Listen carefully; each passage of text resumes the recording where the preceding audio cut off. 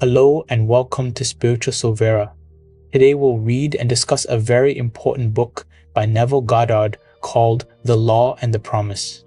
Published in 1961 as his final work, this book is often viewed as a culmination of Goddard's teachings as a mystic and master of reality, shaping through imagination.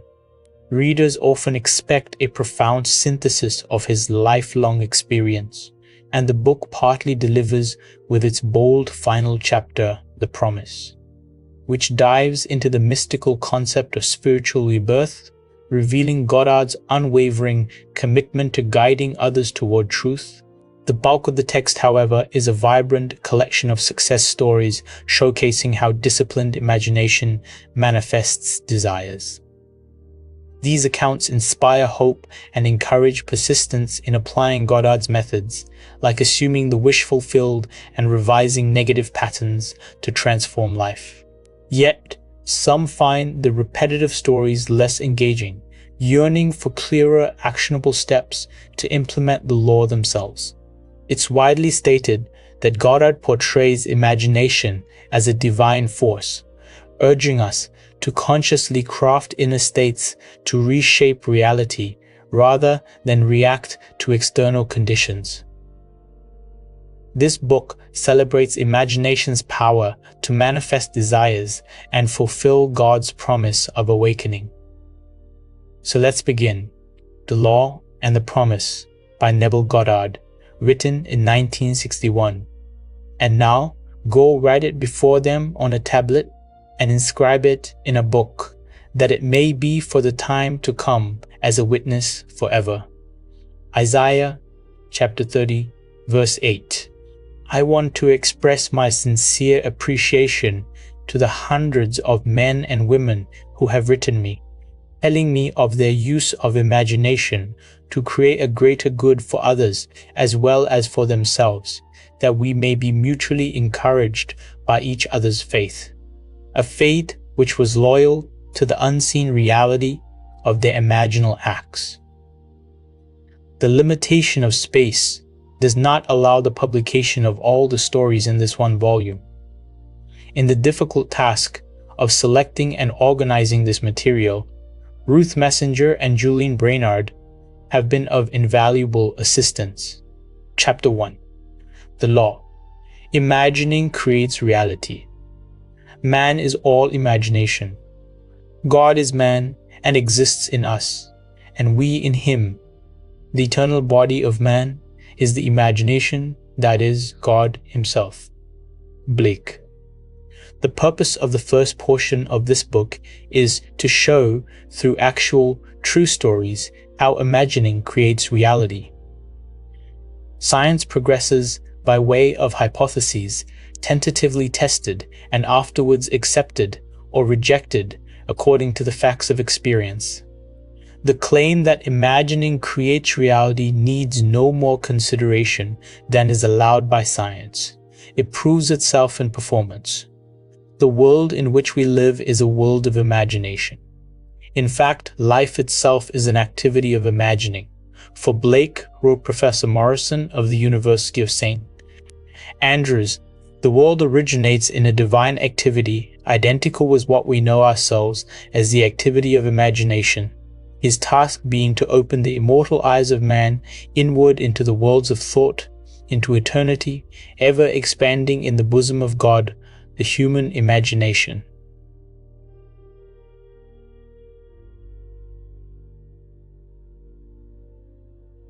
Nothing appears or continues in being by a power of its own. Events happen because comparatively stable imaginal activities created them, and they continue in being only as long as they receive such support. The secret of imagining, writes Douglas Fawcett, is the greatest of all problems to the solution of which the mystic aspires. Supreme power, supreme wisdom, supreme delight lie in the far-off solution of this mystery. When man solves the mystery of imagining, he will have discovered the secret of causation, and that is, imagining creates reality. Therefore, The man who is aware of what he is imagining knows what he is creating, realizes more and more that the drama of life is imaginal, not physical. All activity is at bottom imaginal. An awakened imagination works with a purpose. It creates and conserves the desirable and transforms or destroys the undesirable. Divine imagining and human imagining are not two powers at all, rather one. The valid distinction which exists between the seeming two lies not in the substance with which they operate, but in the degree of intensity of the operant power itself. Acting at high tension, an imaginal act is an immediate objective fact. Keyed low, an imaginal act is realized in a time process. But whether imagination is keyed high or low, it is the ultimate, essentially non-objective reality from which objects are poured forth like sudden fancies. Hermann Kaiserling, Count, The Travel Diary of a Philosopher. No object is independent of imagining on some level or levels. Everything in the world owes its character to imagination on one of its various levels. Objective reality, writes Fichte, is solely produced through imagination.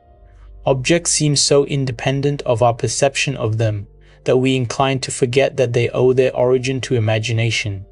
The world in which we live is a world of imagination, and man, through his imaginal activities, creates the realities and the circumstances of life. This he does either knowingly or unknowingly. Men pay too little attention to this priceless gift, the human imagination, and the gift is practically non-existent unless there is a conscious possession of it and a readiness to use it. All men possess the power to create reality, but this power sleeps as though dead when not consciously exercised. Men live in the very heart of creation, the human imagination, yet are no wiser for what takes place therein. Neville really gets to the heart of it here, doesn't he? He's reminding us that this inner world of ours isn't some distant dream. It's the engine room of everything we experience. Think about it like a quiet river under the surface of a calm lake. Most folks skim the water, chasing ripples, but Neville's urging us to dive in and steer the current. Is that shift from passive observer to active creator that flips the script on life. And hey, if Blake's right that God is this very imagination pulsing through us, then we're not just playing house, we're co-authors of the cosmos. Pretty heady stuff for a Monday morning read. The future will not be fundamentally different from the imaginal activities of man. Therefore, the individual who can summon at will whatever imaginal activity he pleases, and to whom the visions of his imagination are as real as the forms of nature, is master of his fate. The future is the imaginal activity of man in its creative march. Imagining is the creative power not only of the poet, the artist, the actor and orator, but of the scientist, the inventor, the merchant and the artisan.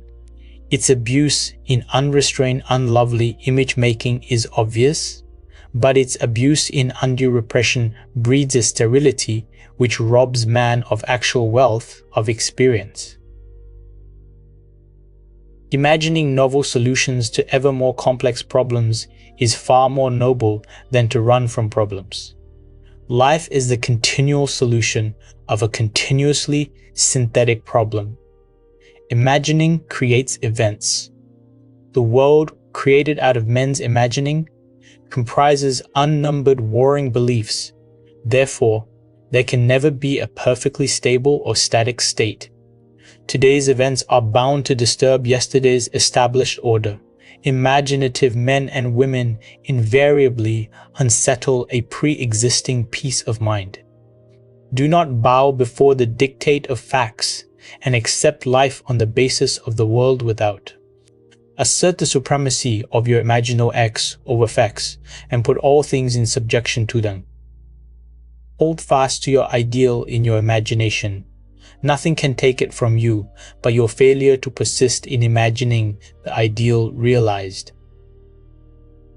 Imagine only such states that are of value or promise well.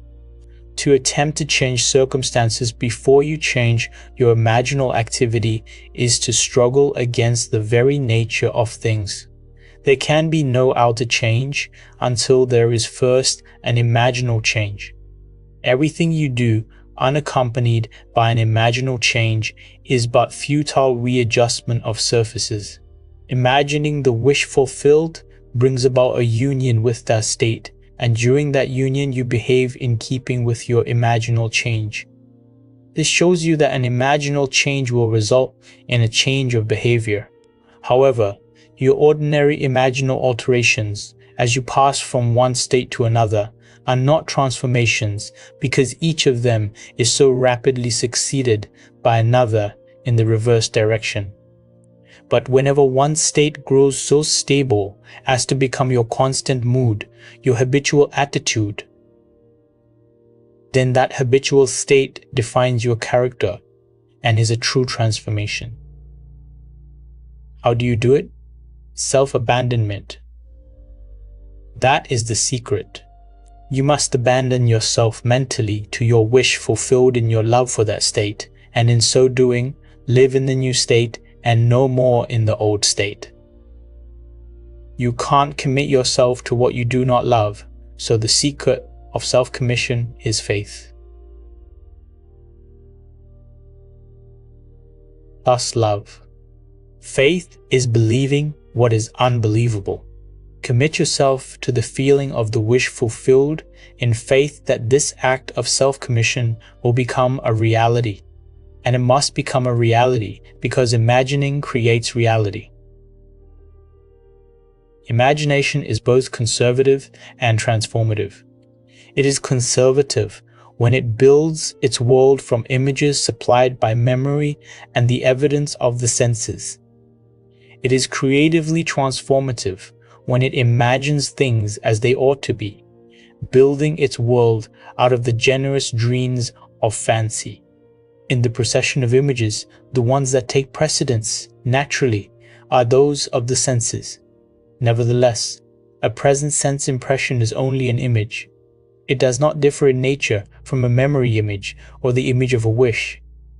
What makes a present sense impression so objectively real is the individual's imagination functioning in it and thinking from it, whereas in a memory image or a wish, the individual's imagination is not functioning in it and thinking from it, but is functioning out of it and thinking of it. If you would enter into the image in your imagination, then would you know what it is to be creatively transformative? Then would you realize your wish, and then you would be happy. Every image can be embodied, but unless you yourself enter the image and think from it, it is incapable of birth. Therefore, it is the height of folly to expect the wish to be realized by the mere passage of time. That which requires imaginative occupancy to produce its effect obviously cannot be effected without such occupancy. You cannot be in one image and not suffer the consequences of not being in another.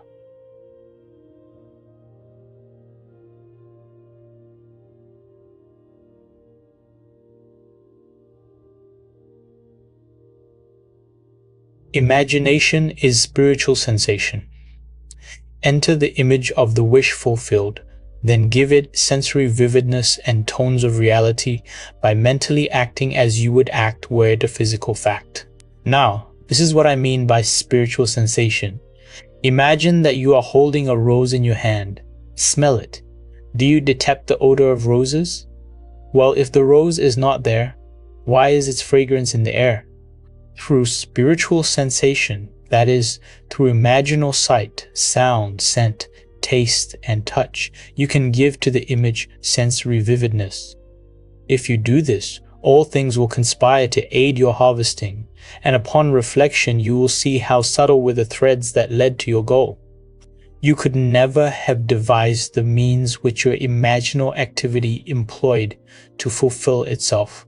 If you long to escape from your present sense fixation, to transform your present life into a dream of what might well be, you need but imagine that you are already what you want to be, and to feel the way you would expect to feel under such circumstances. Like the make-believe of a child who is remaking the world after its own heart, create your world out of pure dreams of fancy. Mentally enter into your dream, mentally do what you would actually do, were it physically true. You will discover that dreams are realized not by the rich, but by the imaginative. Nothing stands between you and the fulfillment of your dreams but facts. And facts are the creations of imagining. If you change your imagining, you will change the facts. Man and his past are one continuous structure.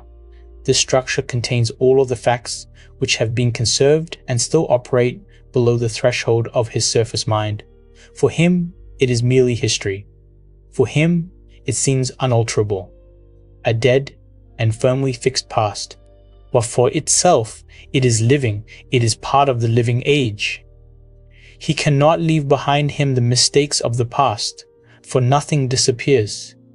Everything that has been is still in existence. The past still exists, and it gives, and still gives, its results. Man must go back in memory, seek for, and destroy the causes of evil, however far back they lie. This going into the past and replaying a scene of the past in imagination as it ought to have been played the first time, I call revision. And revision results in repeal. Changing your life means changing the past. The causes of any present evil are the unrevised scenes of the past. The past and the present form the whole structure of man. They are carrying all of its contents with it. Any alteration of content will result in an alteration in the present and future. Live nobly, so that mind can store a past well worthy of recall. Should you fail to do so, remember, the first act of correction or cure is always revise.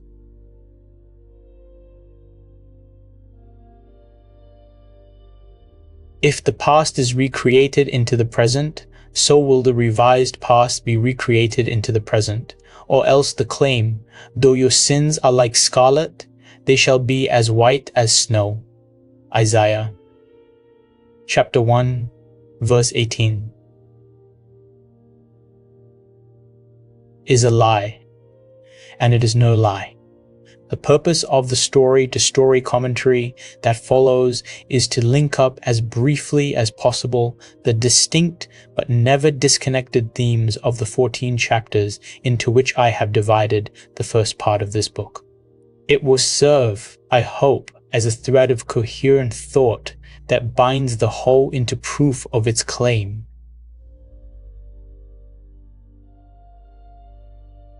Imagining creates reality. To make such a claim is easily done. To prove it in the experience of others is far sterner. To stir you to use the law constructively in your own life. That is the aim of this book.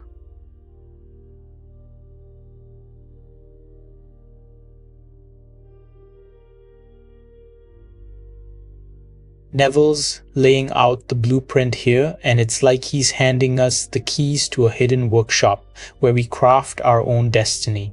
You know, it's easy to nod along to the idea that thoughts shape reality, but when he dives into revision, rewriting those old scenes like a director yelling cut on a bad take, it hits different. It's not just fluffy motivation, it's a practical hack for undoing regrets. Imagine if we treated our memories like editable drafts instead of stone tablets. That alone could turn a lifetime of what-ifs into, watch this. Powerful, right? Let's see how he unpacks it further. Chapter 2. Dwell therein.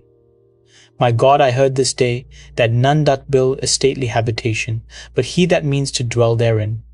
What house more stately hath there been, or can be, than is man, to whose creation all things are in decay?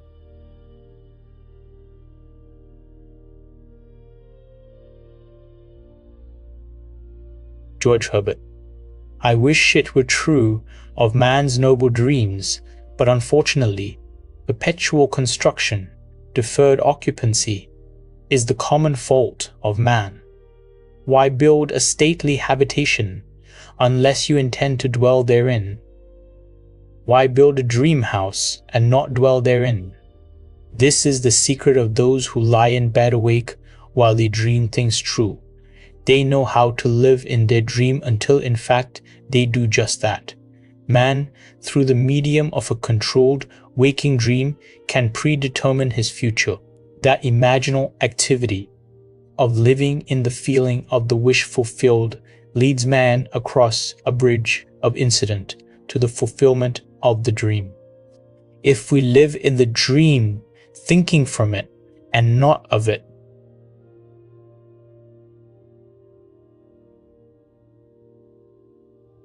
then the creative power of imagining will answer our adventurous fancy, and the wish fulfilled will break in upon us and take us unawares. Man is all imagination. Therefore, man must be where he is, in imagination. For his imagination is himself. To realize that imagination is not something tied to the senses or enclosed within the spatial boundary of the body is most important.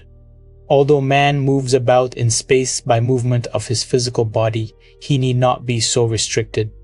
He can move by a change in what he is aware of.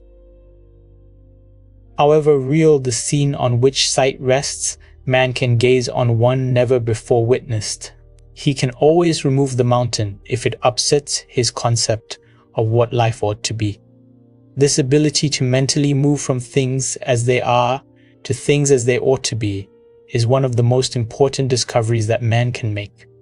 It reveals man as a center of imagining with powers of intervention, which enable him to alter the course of observed events, moving from success to success through a series of mental transformations of nature, of others, and himself.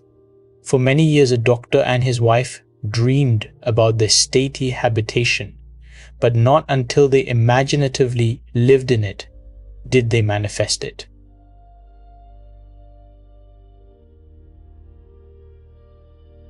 Here is their story. Some 15 years ago, Mrs. M and I purchased a lot on which we built a 2-story building housing our office and living area. We left ample space on the lot for an apartment building if and when our finances would permit. All those years, we were busy paying off our mortgage, and at the end of that time, had no money for the additional building we still desired so much. It was true that we had an ample savings account, which meant security for our business, but to use any part of it for a new building would be to jeopardize that security. But now you're teaching Awaken a new concept, boldly telling us we could have what we most desired through the controlled use of our imagination, and that realizing a desire was made more convincing without money. We decided to put it to a test, to forget about money and concentrate our attention on the thing we desired most in this world. The new apartment building. With this principle in mind, we mentally constructed the new building as we wanted it, actually drawing physical plans so we could better formulate our mental picture of the completed structure, never forgetting to think from the end. In our case, the completed, occupied building, we took many imaginative trips through our apartment house, renting the units to imaginary tenants, examining in detail every room and enjoying the feeling of pride as friends offered congratulations on the unique planning. We brought into our imaginal scene one friend in particular. I shall call her Mrs. X, a lady we had not seen for some time as she had given us up socially. believing us a bit peculiar in our new way of thinking. In our imaginal scene, we took her through the building and asked how she liked it. Hearing her voice distinctly, we had her reply, "Doctor, I think it is beautiful." One day, while talking together of our building, my wife mentioned a contractor who had constructed several apartment houses in our neighborhood. We knew of him only by the name that appeared on signs adjacent to buildings under construction, but realizing that if we were living in the end, we would not be looking for a contractor, we promptly forgot this angle. Continuing these periods of daily imagining for several weeks, we both felt we were now fused with our desire and had successfully been living in the end. One day, a stranger entered our office and identified himself as the contractor whose name my wife had mentioned weeks before. In an apologetic manner, he said, "I don't know why I stopped here. I normally don't go to see people, but rather, people come to see me." He explained that he passed our office often and had wondered why there wasn't an apartment building on the corner lot. We assured him we would like very much to have such a building there, but that we had no money to put into the project, not even the few $100s it would take for plans. Our negative response did not faze him, and seemingly compelled, he began to figure and devise ways and means to carry out the job, unasked and unencouraged by us. Forgetting the incident, we were quite startled when a few days later this man called, informing us that plans were completed and that the proposed building would cost us $30,000. We thanked him politely and did absolutely nothing. We knew we had been living imaginatively in the end of a completed building, and that imagination would assemble that building perfectly, without any outside assistance from us. So, we were not surprised when the contractor called again the next day to say he had found a set of blueprints in his files that fitted our needs perfectly with few alterations.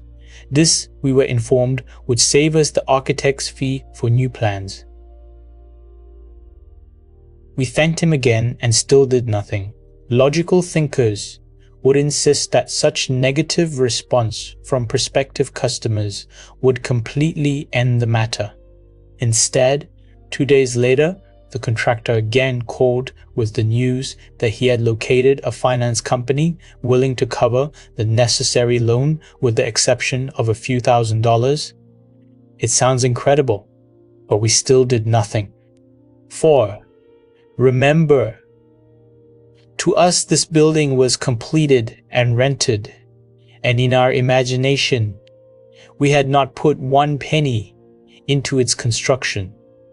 The balance of this tale reads like a sequel to Alice in Wonderland, for the contractor came to our office the next day and said, as though presenting us with a gift, "You people are going to have that new building anyway. I've decided to finance the balance of the loan myself. If this is agreeable, I'll have my lawyer draw up the papers, and you can pay me back out of net profits from rentals."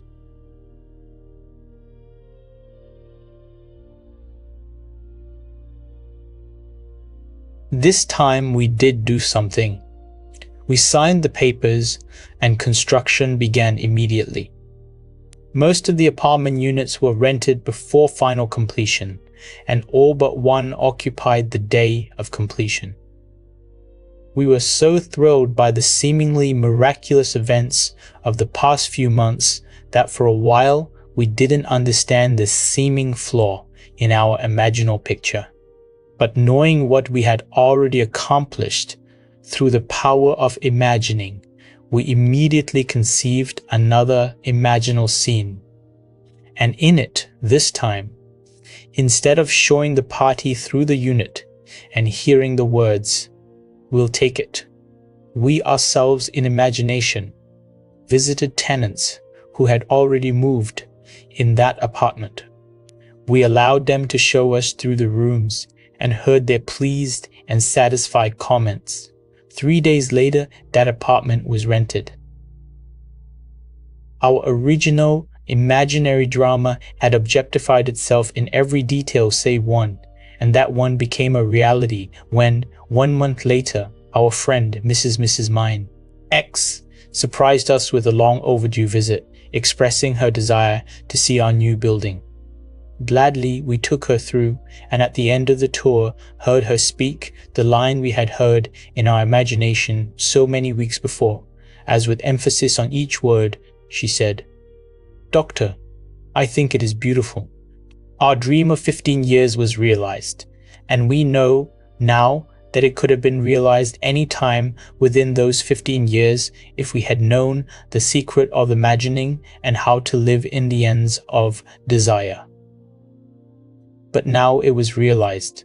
Our one big desire was objectified, and we did not put 1 penny of our own money into it. Dr. M, through the medium of a dream, a controlled waking dream, the doctor and his wife created reality. They learned how to live in their dream house as, in fact, now they do. Although help seemingly came from without, the course of events was ultimately determined by the imaginal activity of the doctor and his wife. The participants were drawn into their imaginal drama because it was dramatically necessary that they should be. Their imaginal structure demanded it.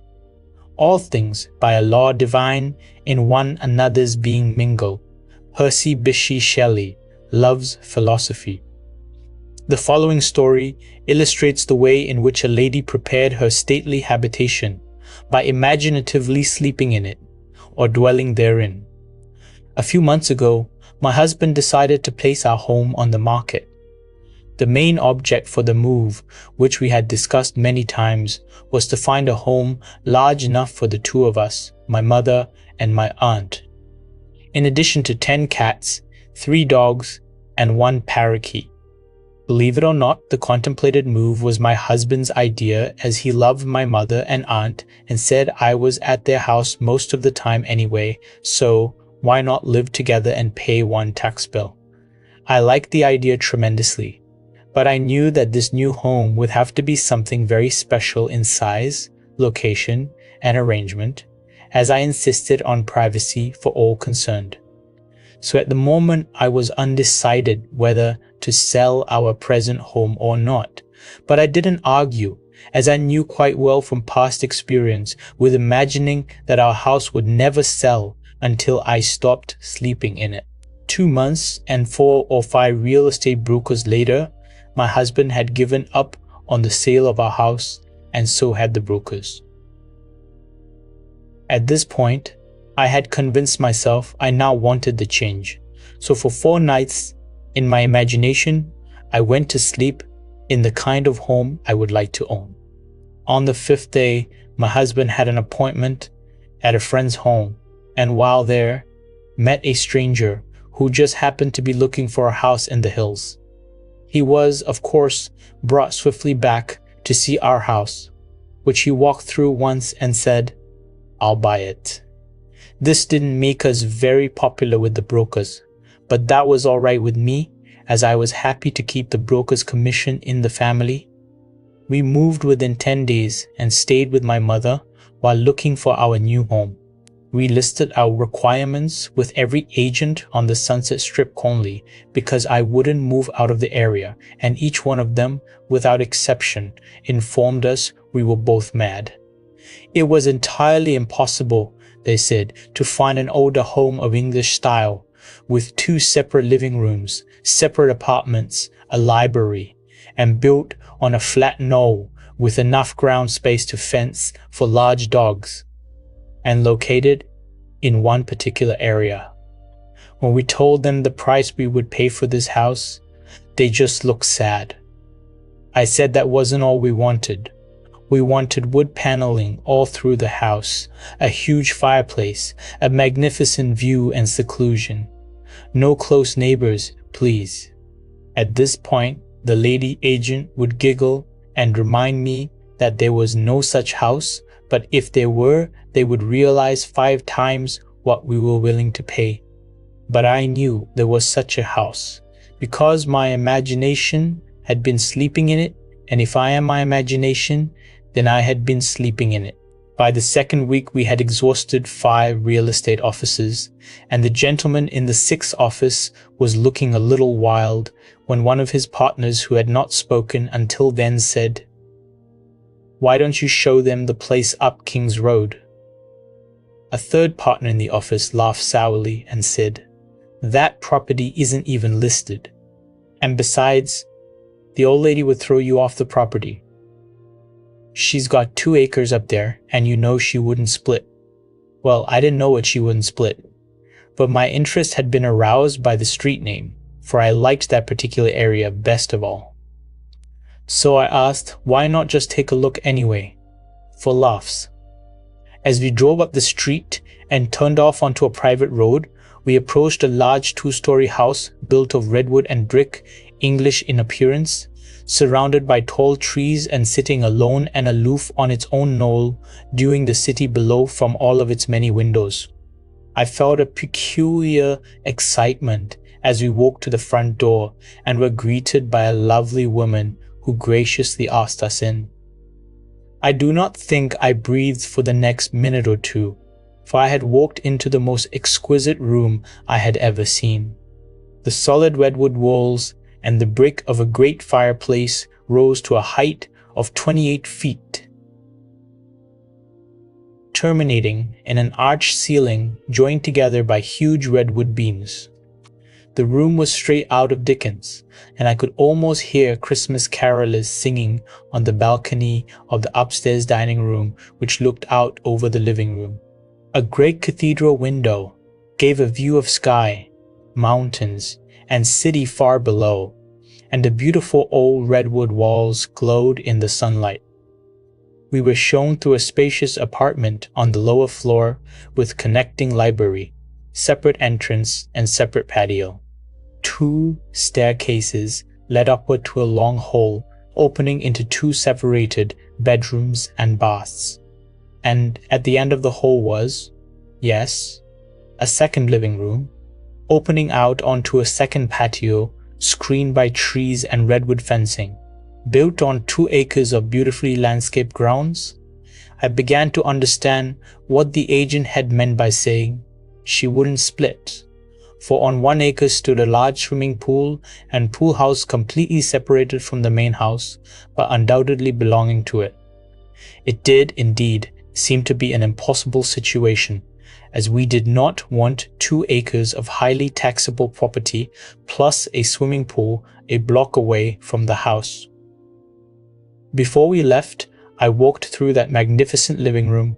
Once more, going up the stairs to the dining room balcony, I turned and, looking down, saw my husband standing by the fireplace, pipe in hand, with an expression of perfect satisfaction on his face.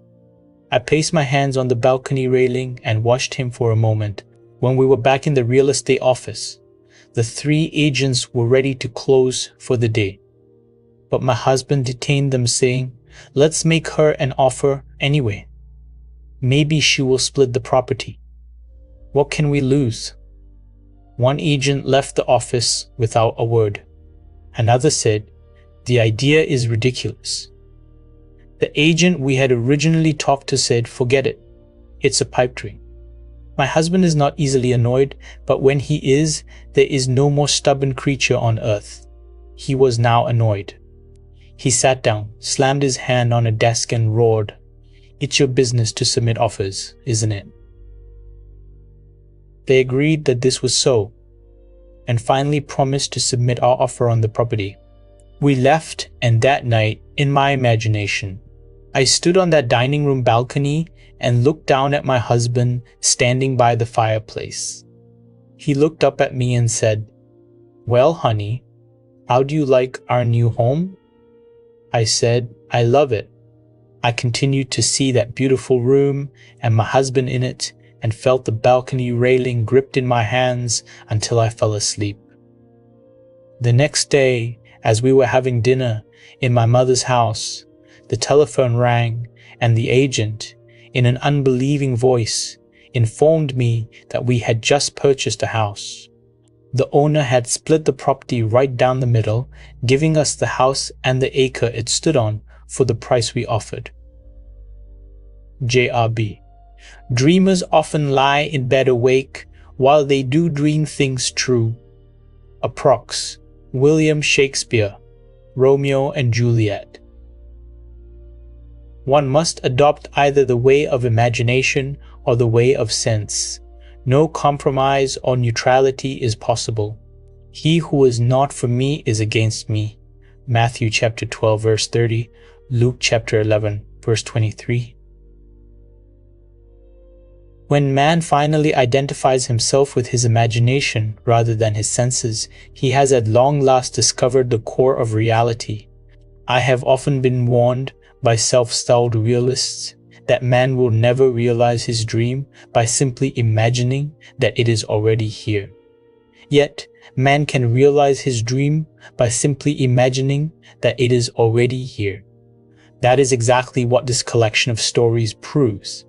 If only men were prepared to live imaginatively in the feeling of the wish fulfilled, advancing confidently in their controlled waking dream, then the power of imagining would answer their adventurous fancy, and the wish fulfilled would break in upon them and take them unawares.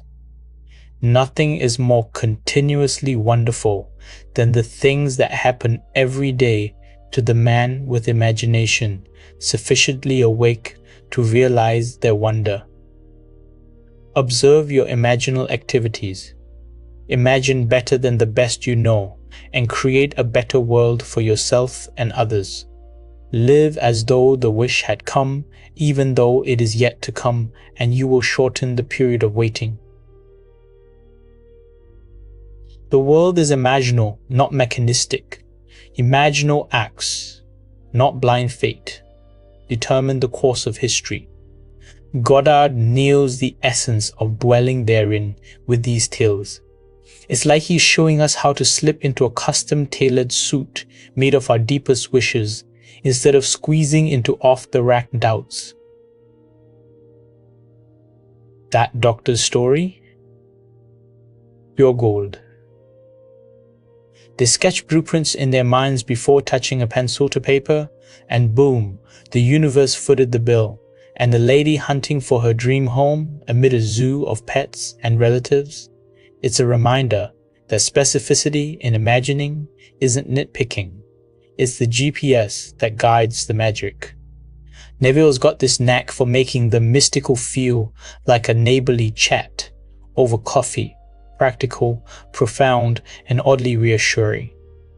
You start to wonder, what stately habitation have I been building but forgetting to move into? Chapter 3. Turn the Wheel.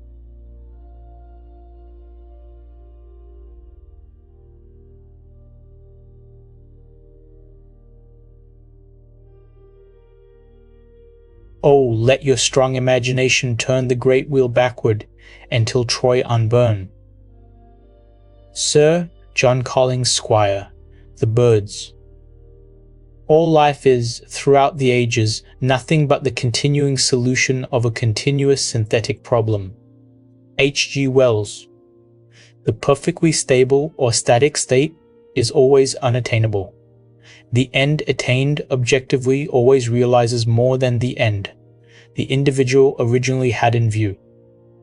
This, in turn, creates a new situation of inner conflict, needing novel solutions to force man along the path of creative evolution. His touch is infinite and lends a yonder to all ends.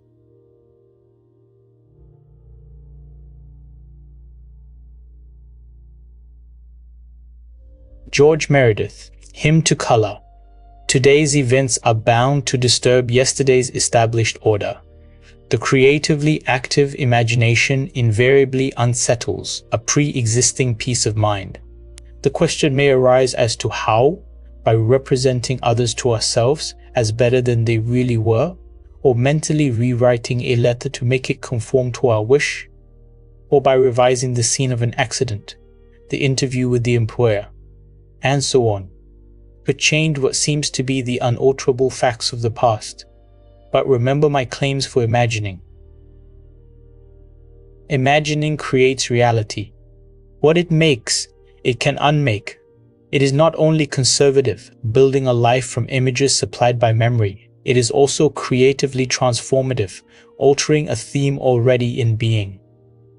The parable of the unjust steward, Luke chapter 16, verses 1 through 8, gives the answer to this question. We can alter our world by means of a certain illegal, imaginal practice, by means of a mental falsification of the facts. That is, by means of a certain intentional, imaginal alteration of that which we have experienced. All this is done in one's own imagination. This is a form of falsehood which not only is not condemned, but is actually approved in the gospel teaching. By means of such a falsehood, a man destroys the causes of evil and acquires friends, and on the strength of this revision proves, judging by the high praise the unjust steward received from his master, that he is deserving of confidence. Because imagining creates reality, we can carry revision to the extreme and revise a scene that would be otherwise unforgivable. We learn to distinguish between man, who is all imagination, and those states into which he may enter. An unjust steward, looking at another's distress, will represent the other to himself as he ought to be seen.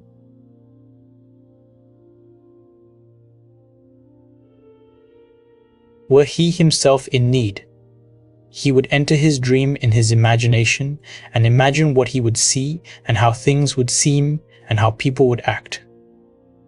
After these things should be.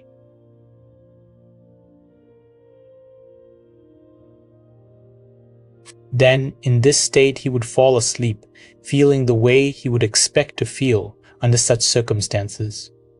Would that all the Lord's people were unjust stewards, mentally falsifying the facts of life to deliver individuals forevermore? For the imaginal change goes forward, until at length the altered pattern is realized on the heights of attainment. Our future is our imaginal activity in its creative march. Imagine better than the best you know. To revise the past is to reconstruct it with new content. Man should daily relive the day as he wished he had lived it, revising the scenes to make them conform to his ideals. For instance, suppose today's mail brought disappointing news. Revise the letter, mentally rewrite it, and make it conform to the news you wish you had received. Then, in imagination, read the revised letter over and over again, and this will arouse the feeling of naturalness, and imaginal acts become facts as soon as we feel natural in the act. This is the essence of revision, and revision results in repeal. This is exactly what FB did. Late in July, I wrote to a real estate agent of my desire to sell a piece of land which had been a financial burden to me. His negative reply listed all the reasons why sales were at a standstill in that area, and he forecast a bleak period of waiting until after the first of the year. I received his letter on a Tuesday, and, in my imagination, I rewrote it with words indicating that the agent was eager to take my listing. I read this revised letter over and over, and I extended my imaginal drama using your theme of the four mighty ones of our imagination. From your book, Seed Time and Harvest, the producer, the author, the director, and the actor. In my imaginal scene as producer, I suggested the theme. The lot is sold for a profit. As the author, I wrote the simple scene which, to me, implied fulfillment. Standing in the real estate office, I extended my hand to the agent and said, "Thank you, sir." And he replied, "It was a pleasure doing business with you." As director, I rehearsed myself as actor until that scene was vividly real, and I felt the relief which would be mine if the burden were really lifted. 3 days later, the agent I had originally written phoned me saying he had a deposit for my lot at the price I had specified. I signed the papers in his office the next day, extended my hand and said, "Thank you, sir." The agent replied, It was a pleasure doing business with you. 5 days after I'd constructed and enacted an imaginal scene, it became a physical reality and was played word for word, just as I had heard it in my imagination. The feeling of relief and joy came, not so much from selling the property, but from the incontrovertible proof that my imagined drama worked. FB. If the thing accomplished were all, how futile. But FB discovered a power within himself that can consciously create circumstances. By mentally falsifying the facts of life, man moves from passive reaction to active creation. This breaks the wheel of recurrence and builds a cumulatively enlarging future. If man does not always create in the full sense of the word, it is because he is not faithful to his vision, or else he thinks of what he wants rather than from his wish fulfilled. Man is such an extraordinary synthesis, partly tied by his senses and partly free to dream that his internal conflicts are perennial. The state of conflict in the individual is expressed in society. Life is a romantic adventure. To live creatively, imagining novel solutions to ever more complex problems is far nobler than to restrain or kill out desire. All that is desired can be imagined into existence. Wouldst thou be in a dream, and yet not sleep? John Bunyan, The Pilgrim's Progress. Try to revise your day every night before falling asleep. Try to visualize clearly and enter into the revised scene, which would be the imaginal solution of your problem. The revised imaginal structure may have a great influence on others, but that is not your concern. The other influenced in the following story is profoundly grateful for that influence. LSE writes, last August, while on a blind date, I met the man I wanted to marry. This happens sometimes, and it happened to me. He was everything I had ever thought of as desirable in a husband. 2 days after this enchanted evening, it was necessary for me to change my place of residence because of my work. And that same week, the mutual friend who had introduced me to this man moved away from the city. I realized that the man I had met probably did not know of my new address, and frankly, I was not sure he knew my name. After your last lecture, I spoke to you of this situation. Although I had plenty of other dates, I could not forget this one man. Your lecture was based on revising our day, and after speaking to you, I determined to revise my day every day. Before going to sleep that night, I felt I was in a different bed, in my own home, as a married woman, and not as a single working girl, sharing an apartment with 3 other girls. I twisted an imaginary wedding band on my imaginary left hand, saying over and over to myself, "This is wonderful. I really am Mrs. J.E." And I fell asleep in what was, a moment before, a waking dream. I repeated this imaginary scene for 1 month, night after night. The first week in October, he found me. On our second date, I knew my dreams were rightly placed. Your teaching tells us to live in the end of our desire, until that desire becomes fact. So although I did not know how he felt toward me, I continued night after night, living in the feeling of my dream realized. The results? In November, he proposed. In January, we announced our engagement, and the following May, we were married. The loveliest part of it all, however, is that I am happier than I ever dreamed possible, and I know in my heart he is too, Mrs. J.E., by using her imagination radically instead of conservatively, by building her world out of pure dreams of fancy rather than using images supplied by memory. She brought about the fulfillment of her dream.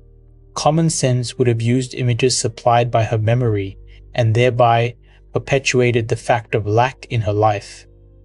Imagination created what she desired out of a dream of fancy. Everyone must live wholly on the level of imagination, and it must be consciously and deliberately undertaken. Lovers and madmen have such seething brains, such shaping fantasies that apprehend more than cool reason over comprehends. William Shakespeare, A Midsummer Night's Dream. If our time of revision be well spent, we need not worry about results. Our fondest hopes will be realized. Art thou real, earth? Am I? In whose dream do we exist? Approx. Frank Kendon, The Timepiece. There is no inevitable permanence in anything. Both past and present continue to exist only because they are sustained by imagining. On some level or other, any radical transformation of life is always possible by man revising the undesirable part of it. In his letter, Mr. R.S. questions the subject of influence during your current series of lectures, trouble developed with collections on one of my trustees. The security, a house and lot, was neglected and run down. The owners were apparently spending their money in bars, while their two little girls, aged 9 and 11, were noticeably uncared for. However, forgetting appearances, I began to revise the situation. In my imagination, I drove my wife past the property and said to her, "Isn't the yard beautiful? It's so neat and well cared for. Those people really show their love for their home."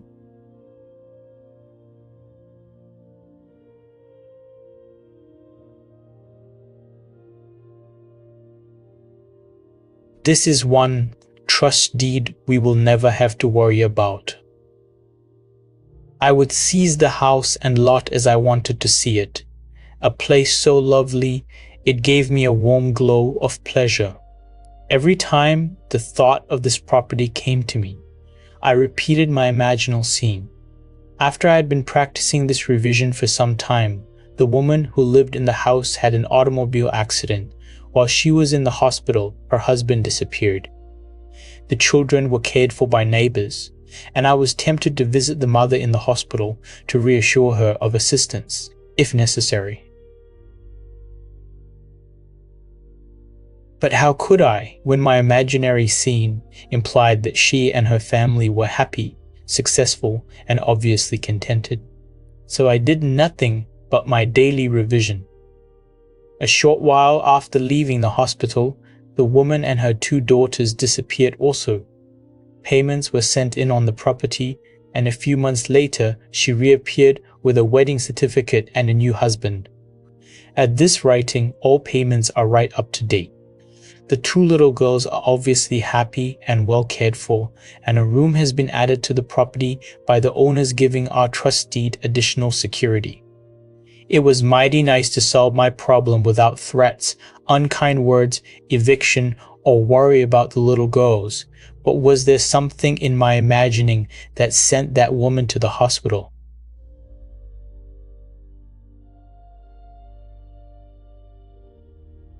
RS. Any imaginal activity acquiring intensity through our concentrated attention to clarity of the end desired tends to overflow into regions beyond where we are, but we must leave it to take care of such imaginal activity itself. It is marvelously resourceful in adapting and adjusting means to realize itself. Once we think in terms of influence rather than of clarity of the end desired, the effort of imagination becomes an effort of will, and the great art of imagining is perverted into tyranny. The buried past usually lies deeper than our surface mind can plumb. But fortunately for this lady, she remembered and proved that the made past can also be unmade through revision. For 39 years, I had suffered from a weak back. The pain would increase and decrease, but would never leave completely. The condition had progressed to the point where I used medical treatment almost constantly.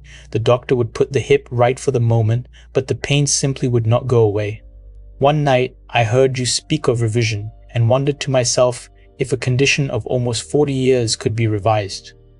I had remembered that at the age of 3 or 4 years, I had fallen backward from a very high swing and had been quite ill at that time because of a serious hip injury. From that time on, I had never been completely free from pain and had paid many a dollar to alleviate the condition. To no avail.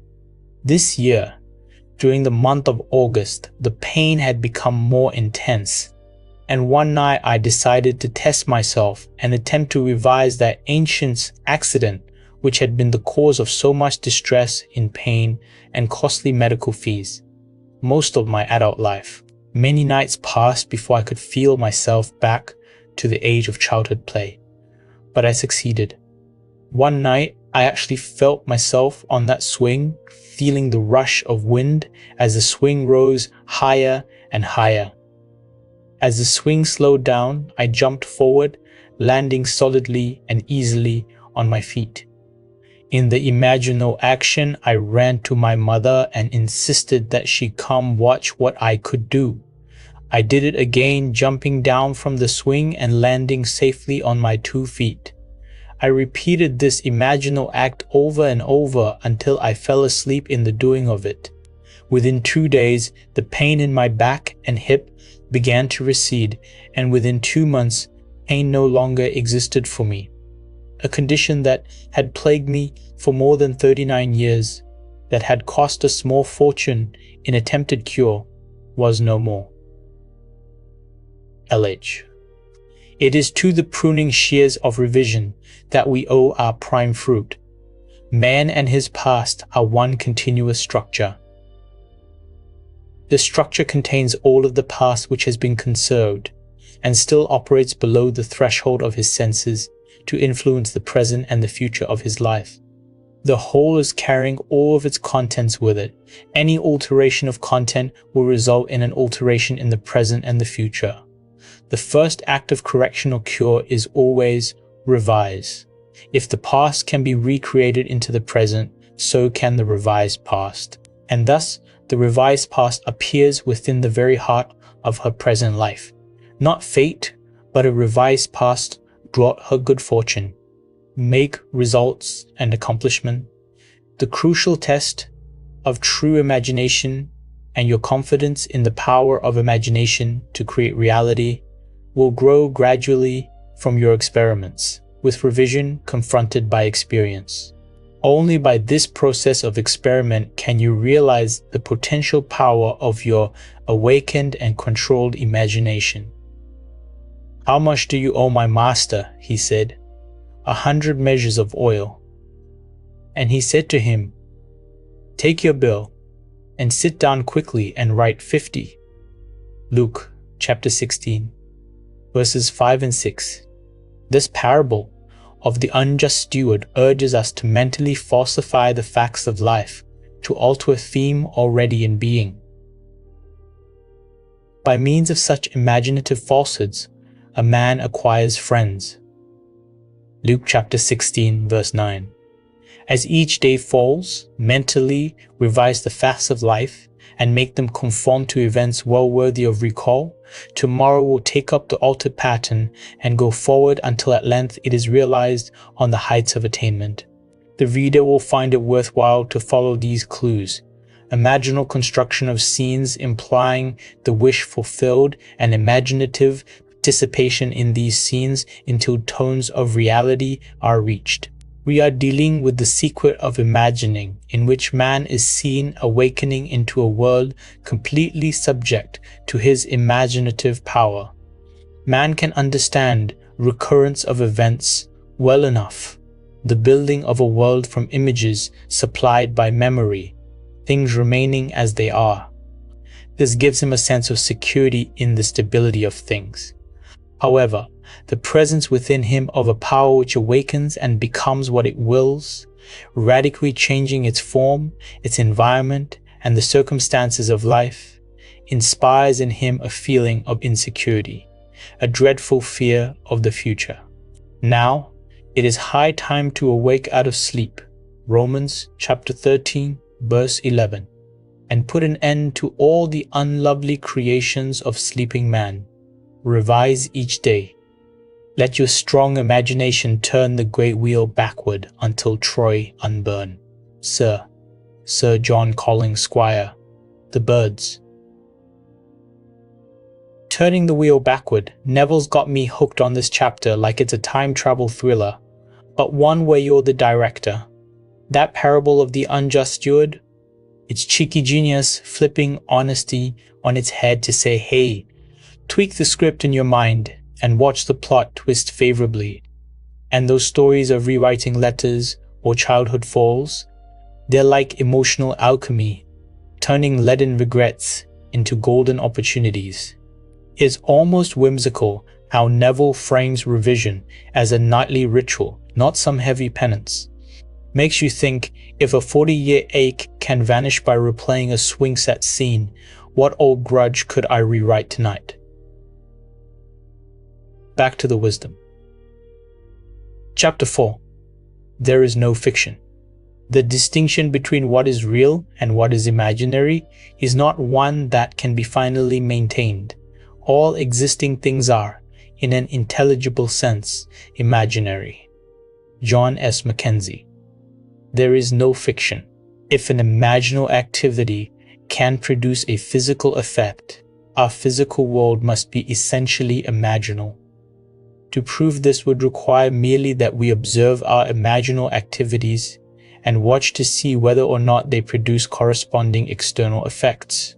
If they do, then we must conclude that there is no fiction. Today's imaginal drama, fiction, becomes tomorrow's fact. If we had this wider view of causation, that causation is mental, not physical, that our mental states are causative of physical effects, then we would realize our responsibility as a creator and imagine only the best imaginable. Fable enacted as a sort of stage play in the mind is what causes the physical facts of life. Man believes that reality resides in the solid objects he sees around him, that it is in this world that the drama of life originates, that events spring suddenly into existence, created moment by moment out of antecedent physical facts. But causation does not lie in the external world of facts. The drama of life originates in the imagination of man. The real act of becoming takes place within man's imagination and not without. The following stories could define causation as the assemblage of mental states, which occurring creates that which the assemblage implies. The foreword from Walter Lord's A Night to Remember illustrates my claim. Imagining creates reality.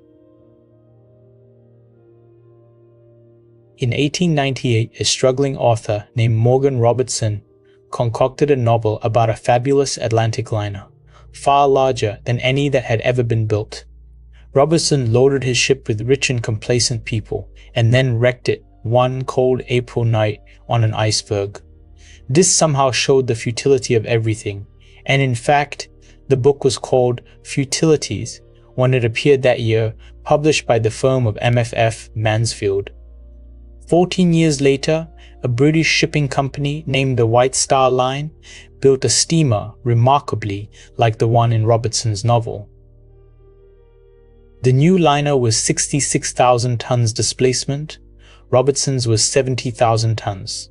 The real ship was 882.5 feet long. The fictional one was 800 feet. Both could carry about 3,000 people, and both had enough lifeboats for only a fraction of this number. But then this didn't seem to matter because both were labeled unshakable. On April 19, 1912, the real ship left Southampton on her maiden voyage to New York. Her cargo included a priceless copy of the Rubaiyat of Omar Khayyam and a list of passengers collectively worth $250 million. On her way over, she too struck an iceberg and went down on a cold April night. Robertson called his ship the Titan. The White Star Line called its ship the Titanic. Had Morgan Robertson known that imagining creates reality, that today's fiction is tomorrow's fact, would he have written the novel Futility? In the moment of the tragic catastrophe, writes Schopenhauer, the conviction becomes more distinct to us than ever that life is a bad dream from which we have to awake, and the bad dream is caused by the imaginal activity of sleeping humanity. Imaginal activities may be remote from their manifestation, and unobserved events are only appearance. Causation, as seen in this tragedy, is elsewhere in space-time. Far off from the scene of action, invisible to all, was Robertson's imaginal activity, like a scientist in a control room directing his guided missile through space-time. Who paints a picture, writes a play or book, which others read while he's asleep in bed or the other side of the world. When they overlook his page, the sleeper might as well be dead. What knows he of his distant unfelt life? What knows he of the thoughts his thoughts are raising, the life his life is giving, or the strife concerning him, some cavilling, some praising? Yet which is most alive, he who's asleep, or his quick spirit in some other place, or score of other places, that doth keep attention fixed and sleep from others' chase? Which is the he that sleeps, or he that his own he can neither feel nor see? Samuel Butler. Imaginative writers communicate not their vision of the world, but their attitudes which result in their vision. Just a short while before Catherine Mansfield died, she said to her friend Orage, "There are in life as many aspects as attitudes toward it, and aspects change with attitudes. Could we change our attitude, we should not only see life differently, but life itself would come to be different. Life would undergo a change of appearance because we ourselves had undergone a change in attitude. Perception of a new pattern is what I call a creative attitude towards life." Prophets, wrote Blake, in the modern sense of the word, have never existed.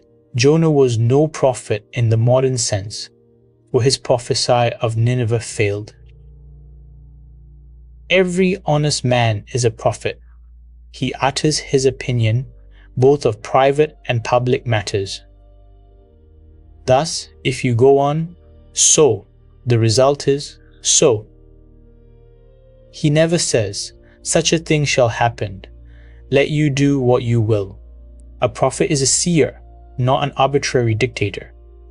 The function of the prophet is not to tell us what is inevitable, but to tell us what can be built up out of persistent imaginal activities.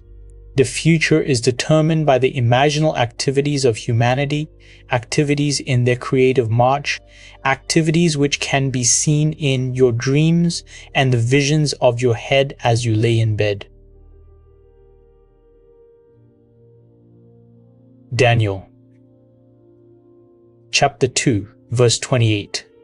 Would that all the Lord's people were prophets. Numbers chapter 11, verse 29. In the true sense of the word, like this dancer who now, from the summit of his realized ideal, sights yet higher peaks that are to be scaled.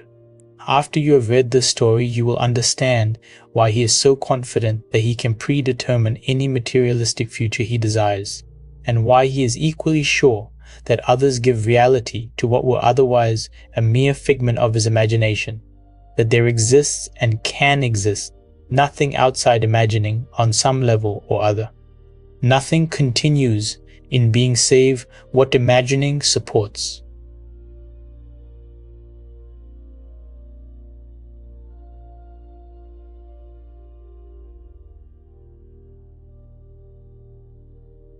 The mind can make substance and people planets of its own with beings brighter than have been, and give a breath to forms which can outlive all flesh.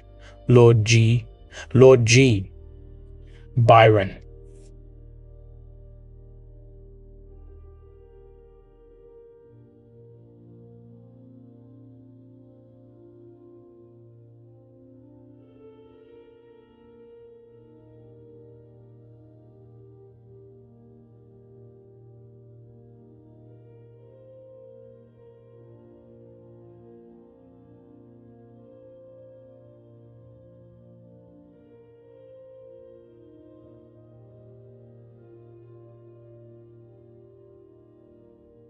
My thought upon hearing you say, imagining creates reality, was that the entire idea was ridiculous.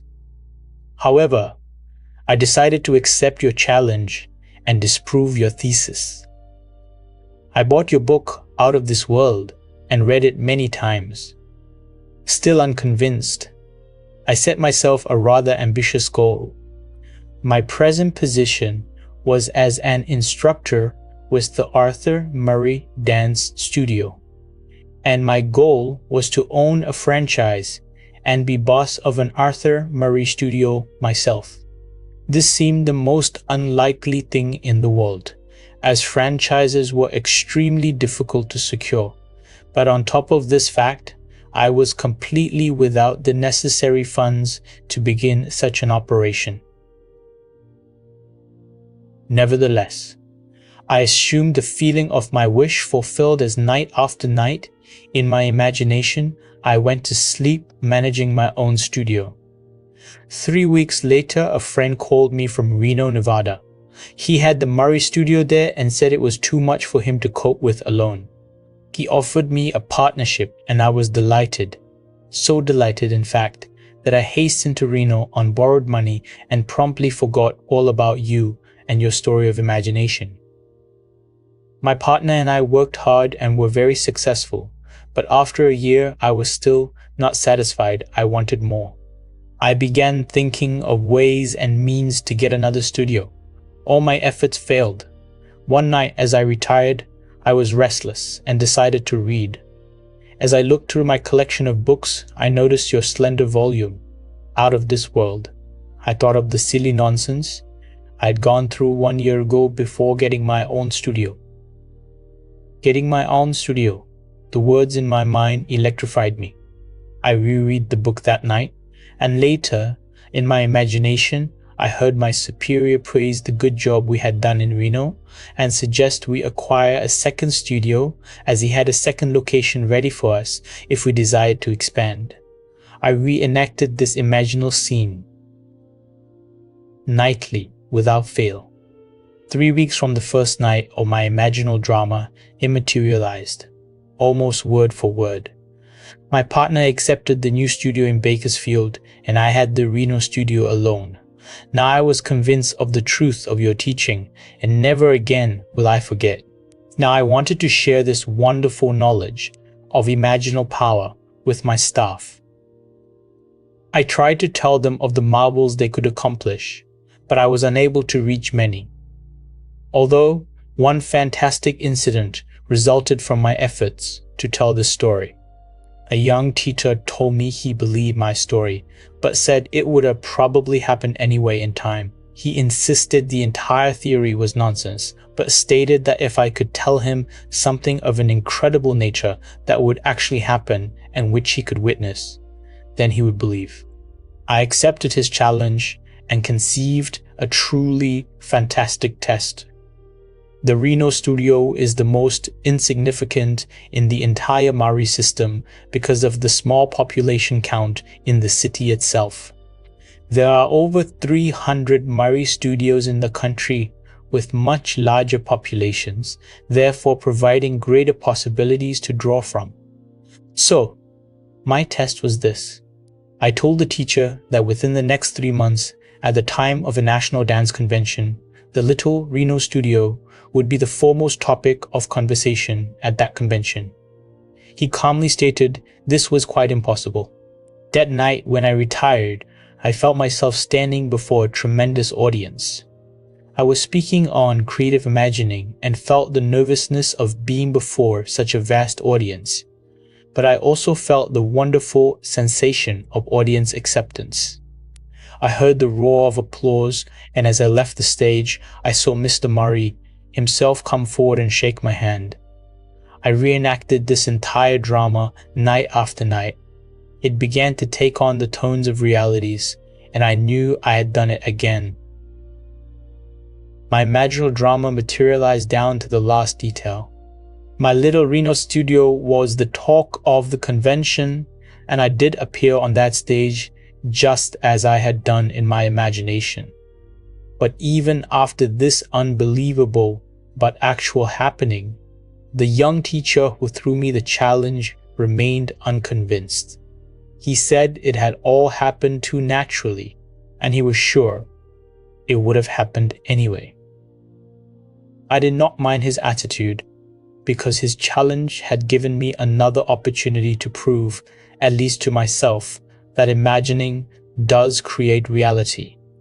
From that time on, I continued with my ambition to own the largest Arthur Murray dance studio in the world.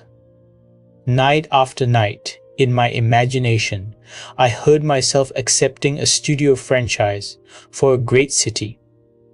Within 3 weeks, Mr. Stay, Murray called me and offered a studio in a city of 1.5 million people.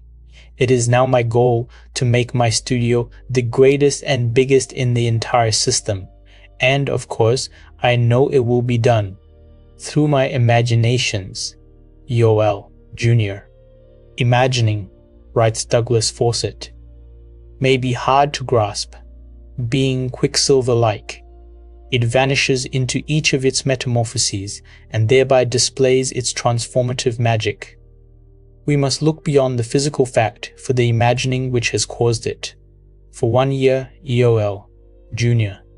lost himself in his metamorphosis, but fortunately he remembered the silly nonsense he had gone through before getting his own studio and reread the book. Imaginal acts on the human level need a certain interval of time to develop, but imaginal acts, whether committed to print or locked in the bosom of a hermit, will realize themselves in time. Test yourself, if only out of curiosity. You will discover the prophet is your own imagining, and you will know there is no fiction. We should never be certain that it was not some woman treading in the winepress who began that subtle change in men's mind, or that the passion, because of which so many countries were given to the sword, did not begin in the mind of some shepherd boy, lighting up his eyes for a moment before it ran upon its way.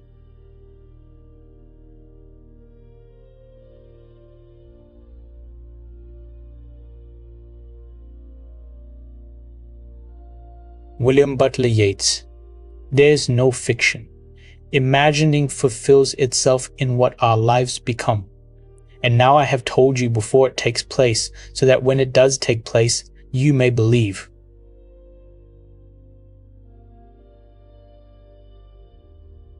John chapter 14 verse 29. The Greeks were right. The gods have come down to us in the likeness of men. Acts chapter 14 verse 11. But they have fallen asleep and do not realize the might they wield by their imaginal activities. Real are the dreams of gods, and smoothly pass their pleasure in a long, immortal dream. John Keats, E.B., an author, is fully aware that today's fiction can become tomorrow's fact. In this letter she writes, "One spring I completed a novelette, sold it and forgot it. Not until many long months later did I sit down and nervously compare some facts in my fiction with some facts in my life." Please read a brief outline of my created story, then compare it with my personal experience. The heroine of my story took a vacation trip to Vermont, to the small city of Stowe, Vermont, to be exact. When she reached her destination, she was faced with such unpleasant behavior on the part of her companion that she either had to continue her lifetime pattern of allowing another's selfish demand dominate her, or to break that pattern and leave. She broke it and returned to New York. When she returned, and the story continues, events took shape in a proposal of marriage, which she happily accepted. For my part of this tale, as small events evolved, I began to remember the dictates of my own pen and insignificant relationship. This is what happened to me. I received an invitation from a friend offering me a vacation at her summer place in Vermont. I accepted and was not startled. At first, when I learned her, summer place was in the city of Stowe. When I arrived, I found my hostess in such a highly nervous state. I realized I was faced with either a wretched summer or the choice of walking out on her. Never before in my life had I been strong enough to ignore what I thought were the claims of duty and friendship. But this time I did, and without ceremony returned to New York. A few days after I returned to my home, I too received a proposal of marriage. But at this point, fact and fiction parted. I refused the offer. I know, Neville, there is no such thing as fiction, E.B. Forgetful is green earth. The gods alone remember everlastingly. By their great memories, the gods are known. George Meredith, Ballads and Poems of Tragic Life. Ends run true to their imaginal origins. We reap the fruit of forgotten blossom time. In life, the events do not come up always where we have strewn the seed so that we may not recognize our own harvest. Events are the emergence of a hidden imaginal activity. Man is free to imagine whatever he desires. This is why, despite all fatalists and misguided prophets of doom, all awakened men know that they are free. They know that they are creating reality. Is there a scriptural passage to support this claim? Yes, and it came to pass as he interpreted to us, so it was. Genesis chapter 41 verse 13. W.B. Yeats must have discovered that there is no fiction, for after describing some of his experiences in the conscious use of imagination, he writes, "If all who have described events like this have not dreamed, we should rewrite our histories for all men. Certainly all imaginative men must be forever casting forth enchantments, glamours, illusions, and all men, especially tranquil men, who have no powerful egotistic life, must be continually passing under their power. Our most elaborate thoughts, elaborate purposes, precise emotions, are often, as I think, not really ours, but have on a sudden come up, as it were, out of hell or down out of heaven. Ideas of good and evil. There is no fiction. Imagine better than the best you know." Whoa, Neville drops the mic with that titanic tale, fiction bleeding into fate like ink on wet paper. It's eerie how a novelist's whim mirrored disaster, almost like a cautionary whisper from the universe. Mind what you dream up, folks. And that dancer's climb from skeptic to studio mogul? It's the kind of underdog arc that makes you fist pump, proving even doubters can waltz into wild success if they script the steps right. Goddard's weaving poetry and prophecy here, blurring lines between story and substance, makes you pause. What fiction? Am I scripting that's scripting me back? Onward to the next revelation. Chapter 5, Subtle Threads.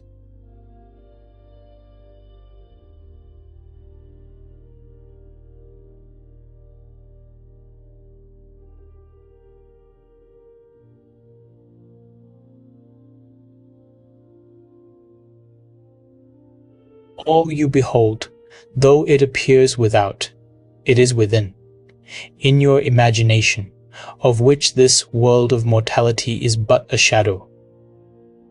Blake.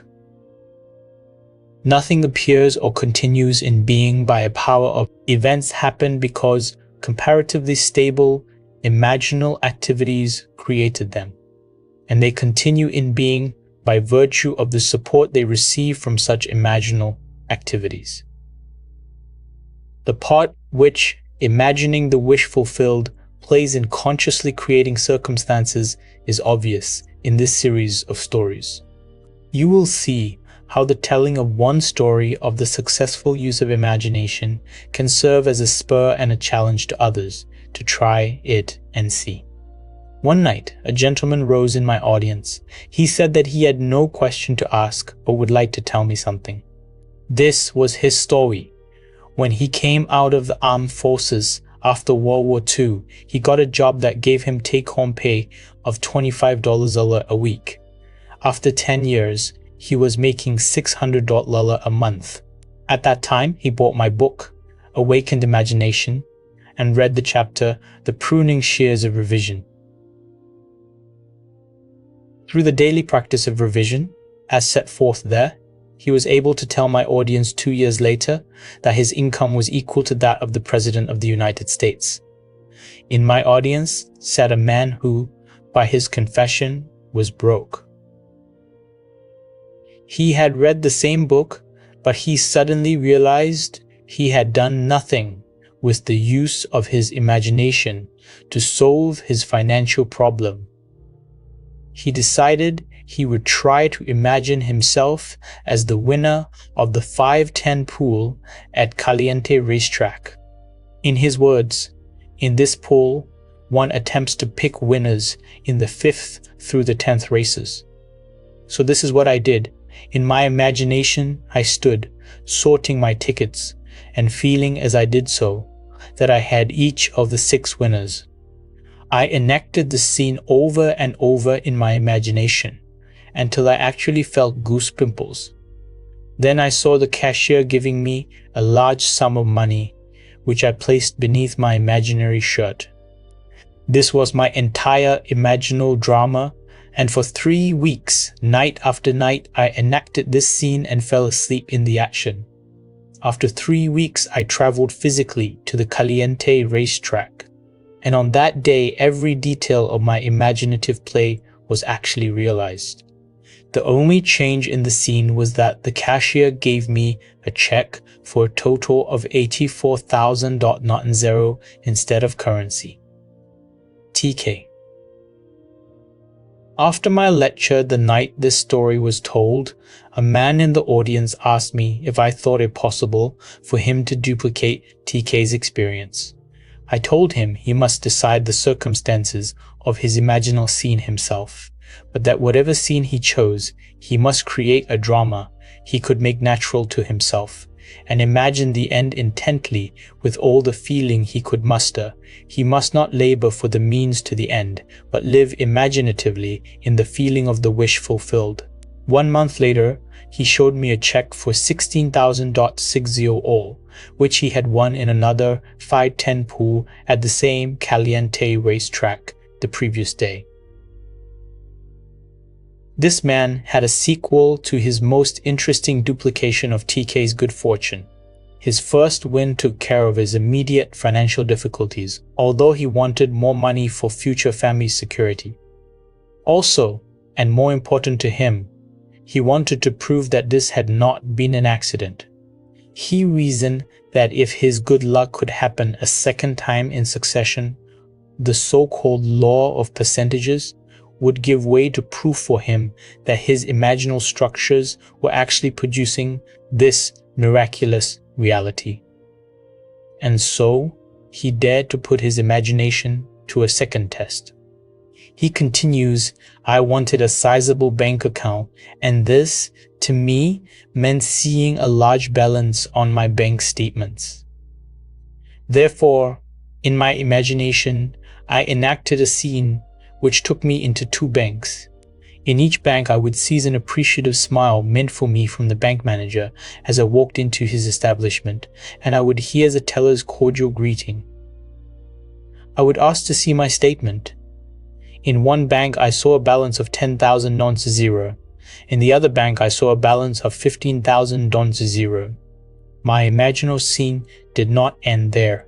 Immediately after seeing my bank balances, I would turn my attention to my horse racing system, which, through a progression of 10 steps, would bring my winnings to 11,505 kaidol of 200 baidol us, with a starting capital of 200 baidol with a starting capital.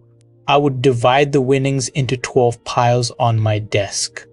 Counting the money in my imaginary hands, I would put 1,000.0 in each of 11 piles and the remaining $533 in the last pile. My imaginative accounting would amount to $36,533.0, including my bank balances.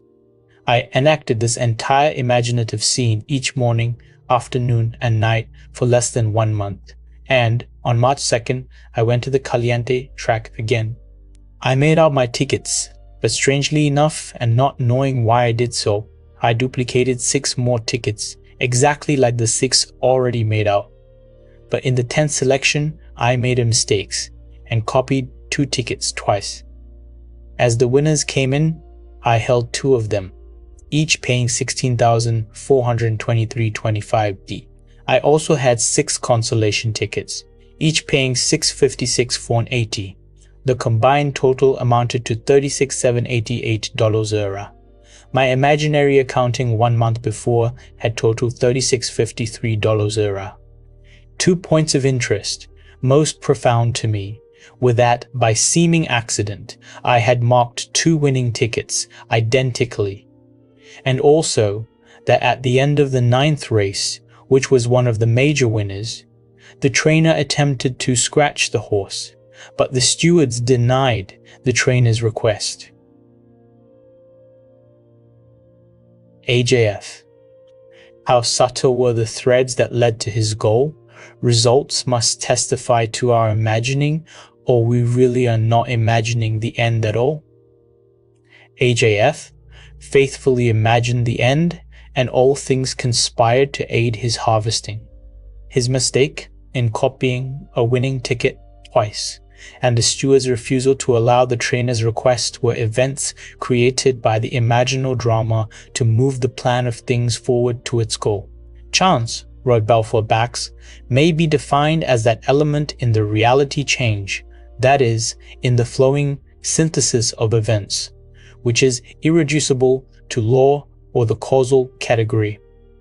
To live wisely, we must be aware of our imaginal activities, or, at any rate, of the end which they are tending.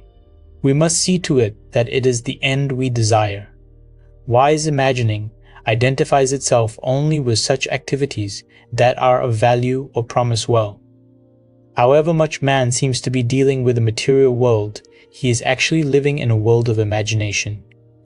When he discovers that it is not the physical world or facts, but imaginal activities which shape his life, then the physical world will no longer be the reality, and the world of imagination no longer the dream. Does the road wind uphill all the way? Yes, to the very end. Will the day's journey take the whole long day? From morn to night, my friend? Christina Georgina Rossetti, Uphill. These subtle threads, Neville describes, are like invisible spider silk in a web we spin ourselves, delicate, yet strong enough to snag fortunes from thin air. That racetrack saga, with its accidental, duplicates and denied scratches. It's the universe winking back, saying, I got you. Reminds me of how a single overlooked detail in a recipe can make or break the dish. Here, it's the overlooked power of our inner bets that cooks up windfalls. Goddard's stories feel like campfire yarns, with cosmic stakes entertaining, but they leave you eyeing your own threads. What loose end might I tug tonight? Chapter 6, Visionary Fancy. The nature of visionary fancy, or imagination, is very little known, and the external nature and permanence of its ever-existent images is considered as less permanent than the things of vegetative and generative nature. Yet the oak dies as well as the lettuce, but its eternal image and individuality never dies, but renews by its seed. Just so the imaginative image returns by the seed, just so the imaginative image returns by the seed of contemplative thought. The images of our imagination are the realities of which any physical manifestation is only the shadow.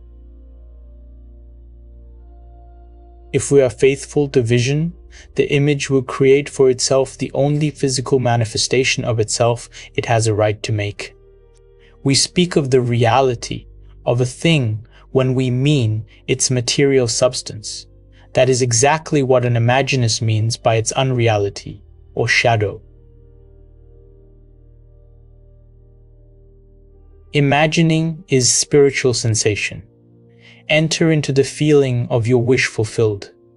Through spiritual sensation, through your use of imaginal sight, sound, scent, taste, and touch, you will give to your image the sensory vividness necessary to produce that image in your outer or shadow world.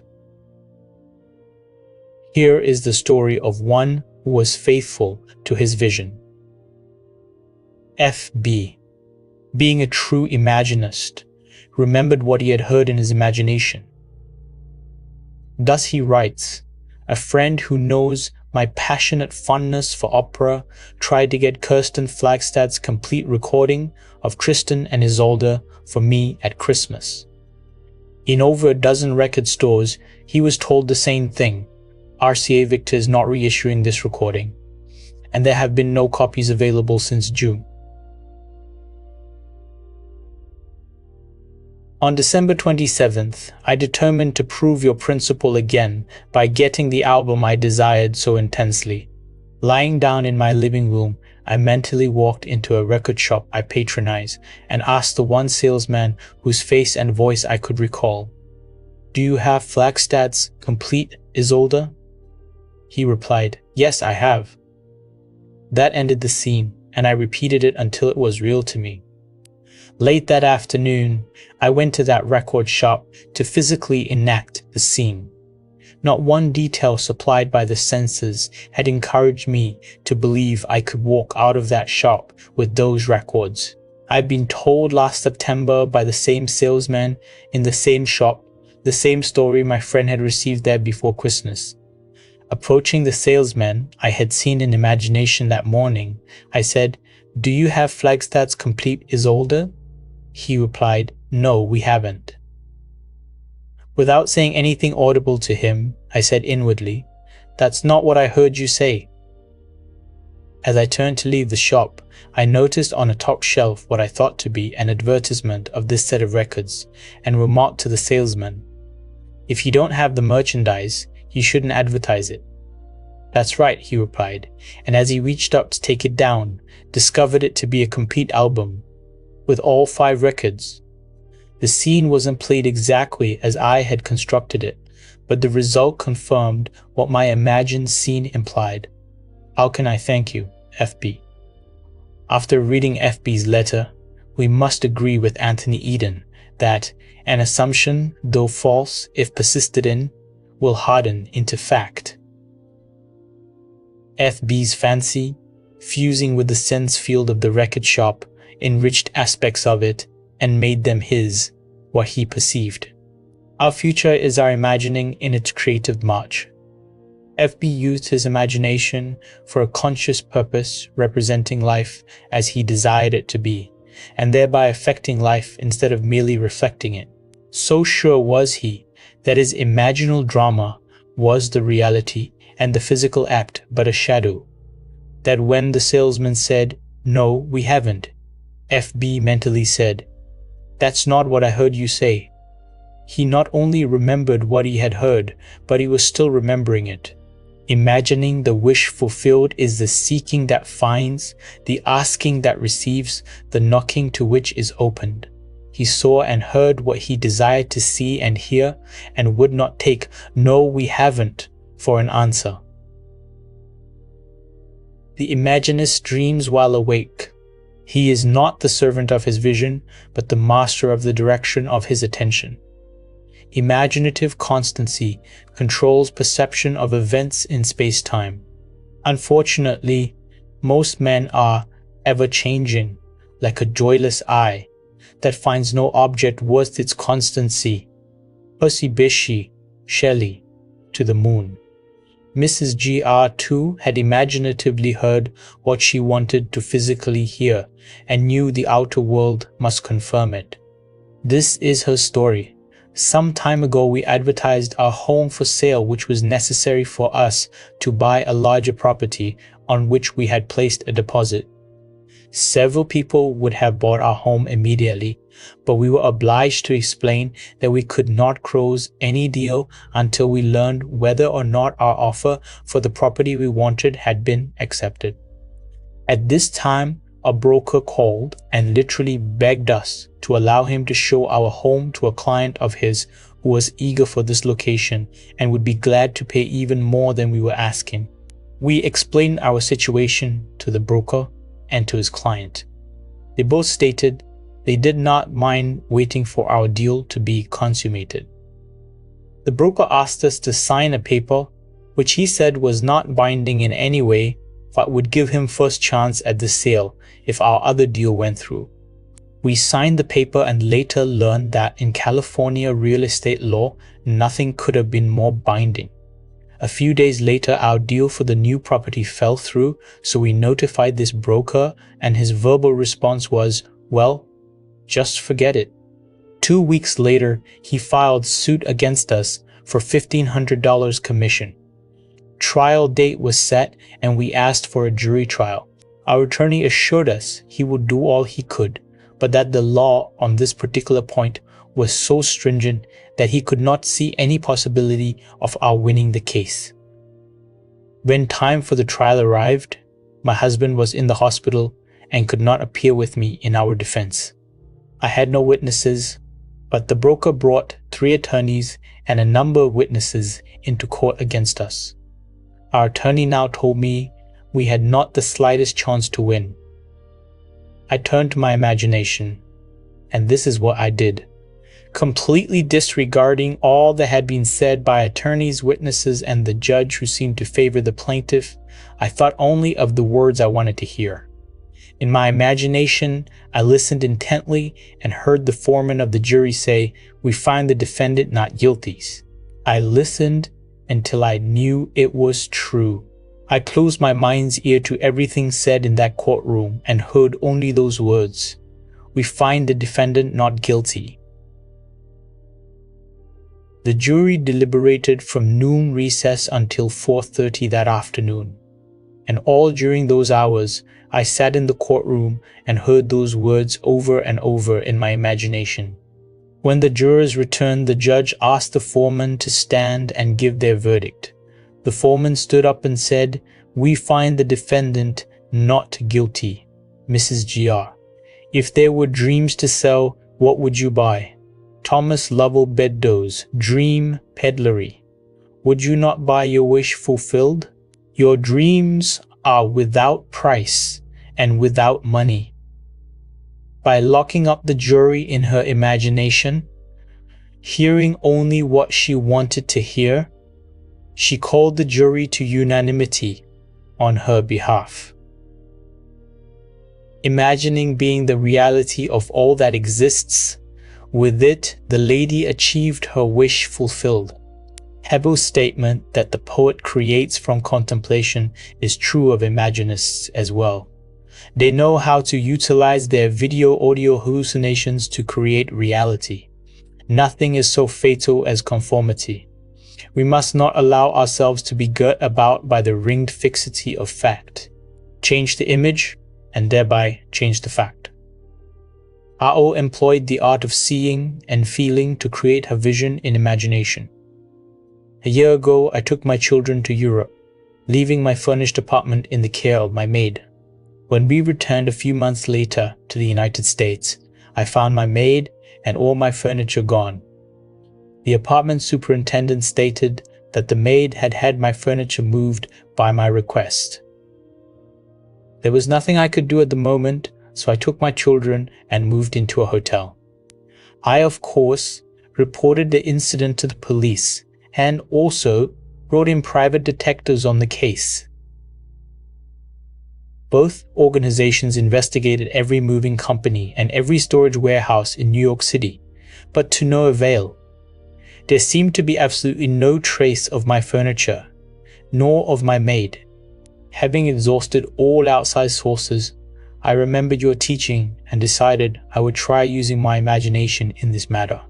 So, while seated in my hotel room, I closed my eyes and imagined myself in my own apartment, sitting in my favorite chair and surrounded by all of my personal furnishings.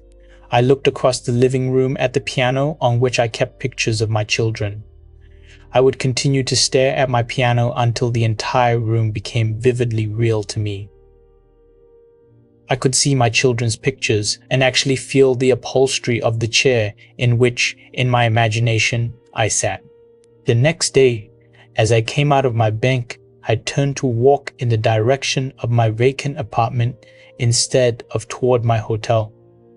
When I reached the corner, I discovered my mistake and was just about to turn back when my attention was drawn to a very familiar pair of ankles. Yes, the ankles belonged to my maid. I walked up to her and took hold of her arm.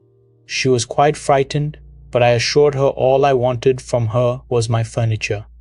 I called a taxi and she took me to the place in which her friends had stored my furnishings.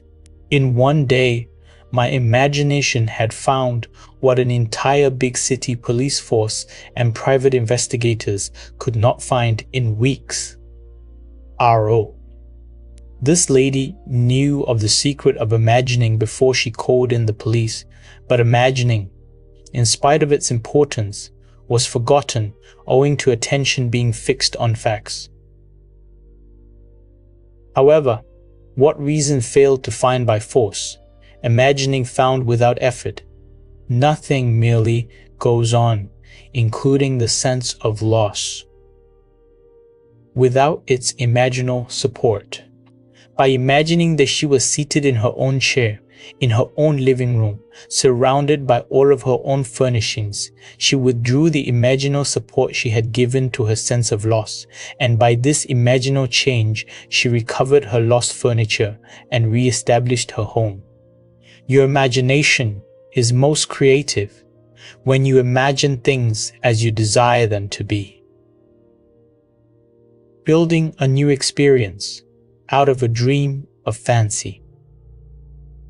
To build such a dream of fancy in her imagination, FG brought to play all of her senses: sight, sound, touch, smell, even taste.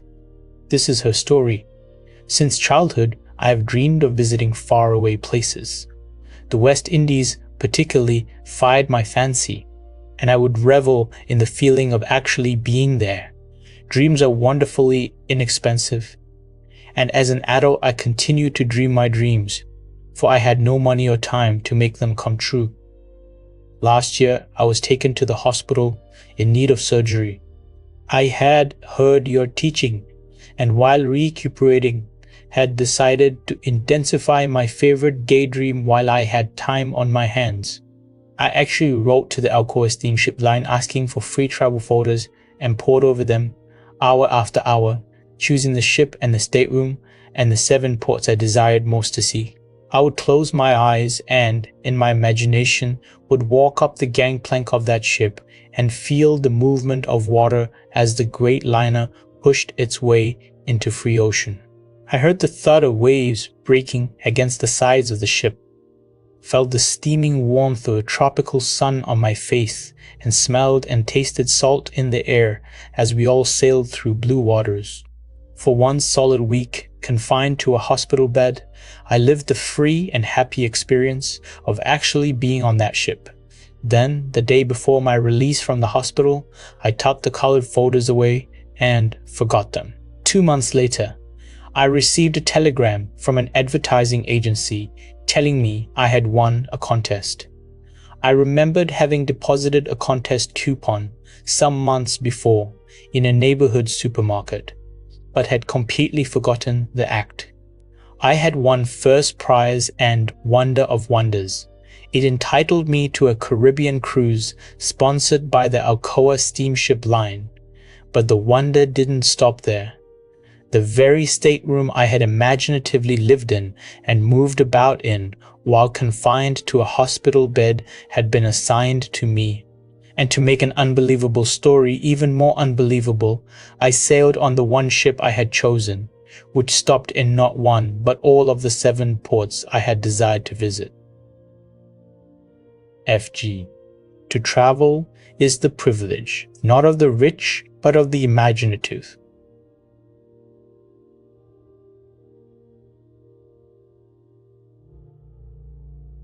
Stephen Berrien Stanton, The Essential Life, 1908. Visionary Fancy, Neville's painting with words here, turning imagination into a sensory feast that's more vivid than any VR headset. That opera buff snagging his rare album by tuning out no and tuning into yes. It's like hacking the matrix with earplugs. And the courtroom verdict, scripted in silence amid chaos, chills. Goddard's got this poetic pulse, blending Blake's mysticism with everyday miracles, making you feel like fancy isn't fluff, it's fuel. What shadow in your life begs for a splash of inner light? Chapter 7. Moods.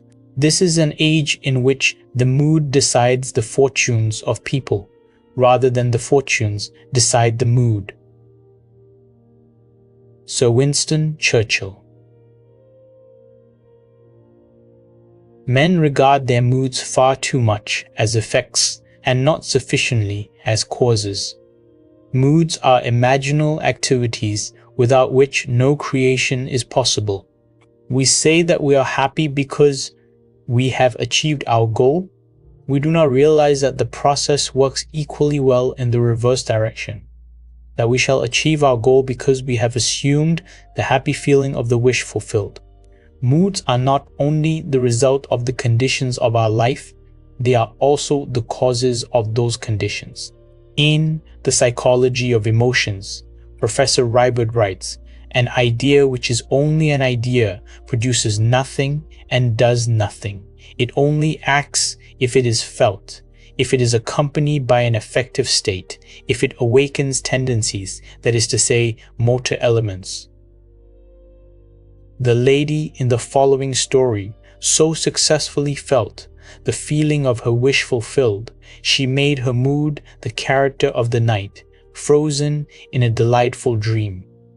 Most of us read and love fairy stories, but we all know that stories of improbable riches and good fortune are for the delight of the very young. But are they? I want to tell you of something unbelievably wonderful that happened to me through the power of my imagination. And I am not young in years. We live in an age which believes in neither fable nor magic, and yet everything I could possibly want in my wildest daydreams was given to me by the simple use of what you teach. That imagining creates realities, and that feeling is the secret of imagining. At the time this wonderful thing happened to me, I was out of a job and had no family to fall back upon for support. I needed just about everything. To find a decent job, I needed a car to look for it, and though I had a car, it was so worn out it was ready to fall apart. I was behind in my rent, I had no proper clothes to seek a job, and today it's no fun for a woman of 55 to apply for a job of any kind. My bank account was almost depleted, and there was no friend to whom I could turn. But I had been attending your lectures for almost a year, and my desperation forced me to put my imagination to the test. Indeed, I had nothing to lose. It was natural for me, I suppose, to begin by imagining myself having everything I needed.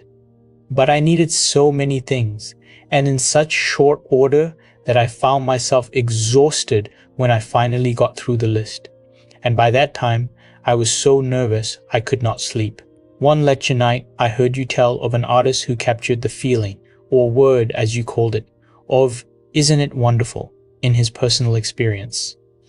I began to apply this idea to my case. Instead of thinking of and imagining every article I needed, I tried to capture the feeling that something wonderful was happening to me. Not tomorrow, not next week, but right now. I would say over and over to myself as I fell asleep, "Isn't it wonderful? Something marvelous is happening to me now." And as I fell asleep, I would feel the way I would expect to feel under such circumstances. I repeated that imaginary action and feeling for 2 months, night after night, and one day in early October, I met a casual friend I hadn't seen for months, who informed me he was about to leave on a trip to New York. I had lived in New York many years ago, and we talked of the city a few moments and then parted. I completely forgot the incident. 1 month later, to the day, this man called at my apartment and simply handed me a certified check in my name for $2,500. After I got over the initial shock of seeing my name on a check for so much money, the story that unfolded seemed to me like a dream. It concerned a friend I had not seen nor heard from in more than 25 years. This friend of my past, I now learned, had become extremely wealthy in those 25 years. Our mutual acquaintance who had brought the check to me had met him quite by accident during the trip to New York last month. During their conversation, they spoke of me, and for reasons I was not to know, for to this day I have not heard from him personally and have never attempted to contact him. This old friend decided to share a portion of his great wealth with me. For the next 2 years, from the office of his attorney, I received monthly checks so generous in amount they not only covered every necessary requirement of daily living, but left much over for all the lovely things of life: a car, clothes, a spacious apartment, and best of all, no need to earn my daily bread. This past month, I received a letter and some legal papers to be signed, which provide the continuation of this monthly income for the rest of my natural life. TK. If the fool would persist in his folly, he would become wise.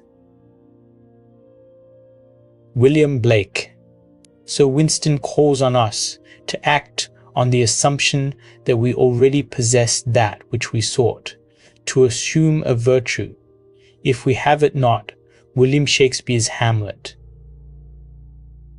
Is this not the secret of miracles? Thus the man with palsy was told to rise, to take up his bed and walk, to mentally act as if he were healed. Matthew chapter 9, verses 1 through 8, Mark chapter 2, verses 1 through 13, Luke chapter 5, verses 18 through 25, John chapter 5, verses 1 through 17. And when the actions of his imagination corresponded with the actions which he would physically perform, were he healed? He was healed. This is a story about which some may say, it would have happened anyways. But those who read it carefully will find room to wonder. It begins 1 year ago as I left Los Angeles to visit my daughter in San Francisco. Instead of the happy-natured individual she had always been, I found her in deep distress.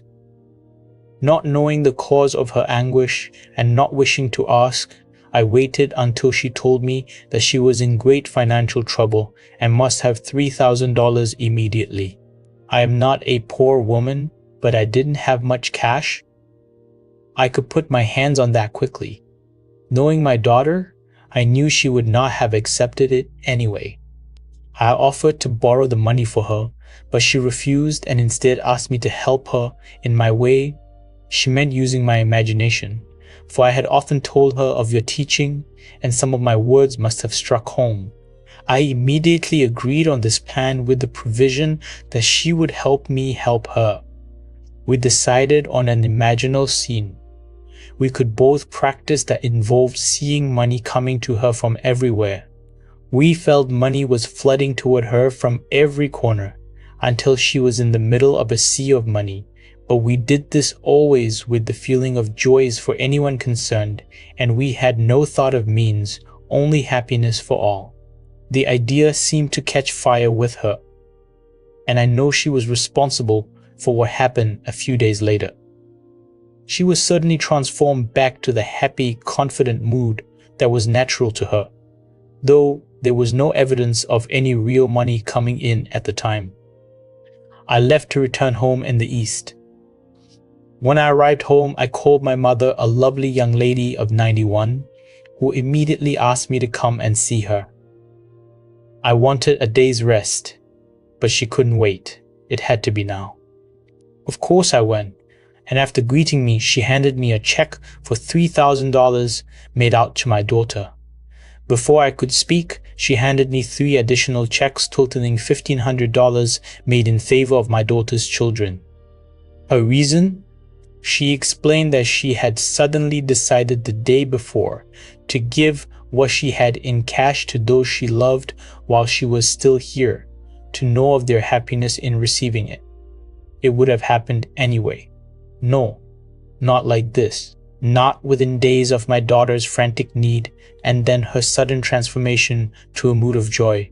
I know that her imaginal act caused this wonderful change, bringing not only great joy to the receiver but to the giver as well.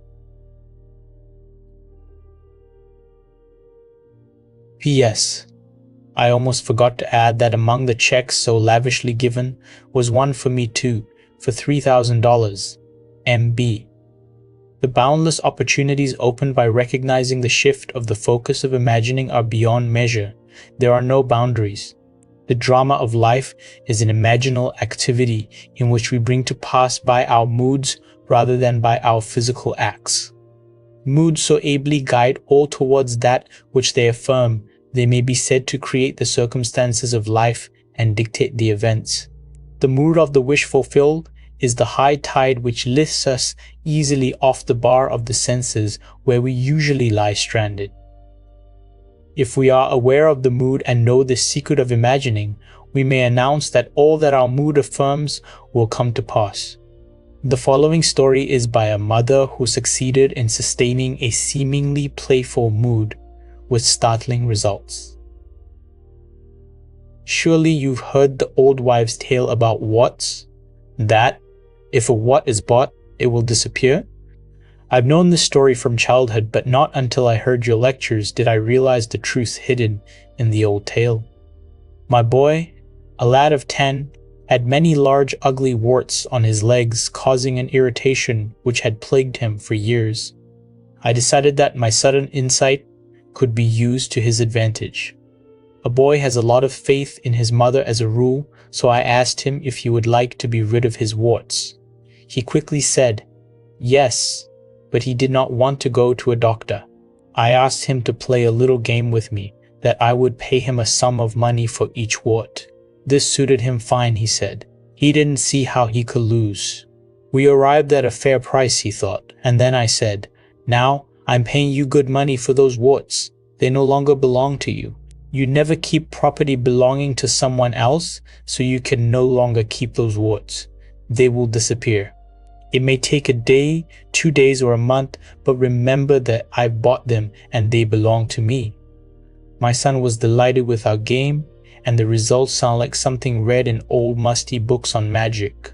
But, believe me, within 10 days the warts began to fade. And at the end of 1 month, every wart on his body had completely disappeared. There is a sequel to this story, for I've bought warts from many people. They too thought it great fun and accepted my 5, 7, or 10 cents a wart. In each case the wart disappeared. But really, only one person believes me when I tell him his imagination alone took away the warts. That one person is my young son, J.R. Man imagining himself into a mood takes on himself the results of the mood. If he does not imagine himself into the mood, he is ever free of the result. The great Irish mystic A.E. George William Russell wrote in The Candle of Vision, I became aware of a swift echo or response to my own moods in circumstance which had seemed hitherto immutable in its indifference. I could prophesy from the uprising of new moods in myself that I, without search, would soon meet people of a certain character, and so I met them. Even inanimate things were under the sway of these affinities. But man need not wait for the uprising of new moods in himself. He can create happy moods at will. Moods as causes. Neville's flipping Churchill's quip into a manifesto, and it's spot on. That widow to be chanting, Isn't it wonderful from rock bottom? It's like tuning a radio from static to symphony, pulling abundance from ether. And the grandma's joy flood for her daughter, cascading checks like confetti. Heartwarming proof that moods aren't passengers, they're the drivers. Goddard's gentle nudge here feels like a warm hug. Your vibe isn't just yours, it's the vote that matters most. What mood will you audition for tonight?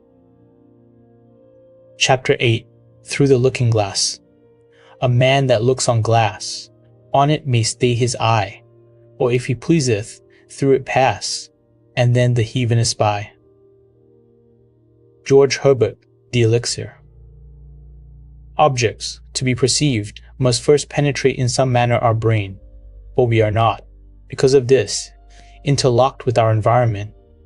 Although normal consciousness is focused on the senses and is usually restricted to them, it is possible for man to pass through his sense fixation into any imaginal structure which he conceives, and so fully occupies it that it is more alive and more responsive than that on which his senses stay his eye. If this were not true, man would be an automaton reflecting life, never affecting it.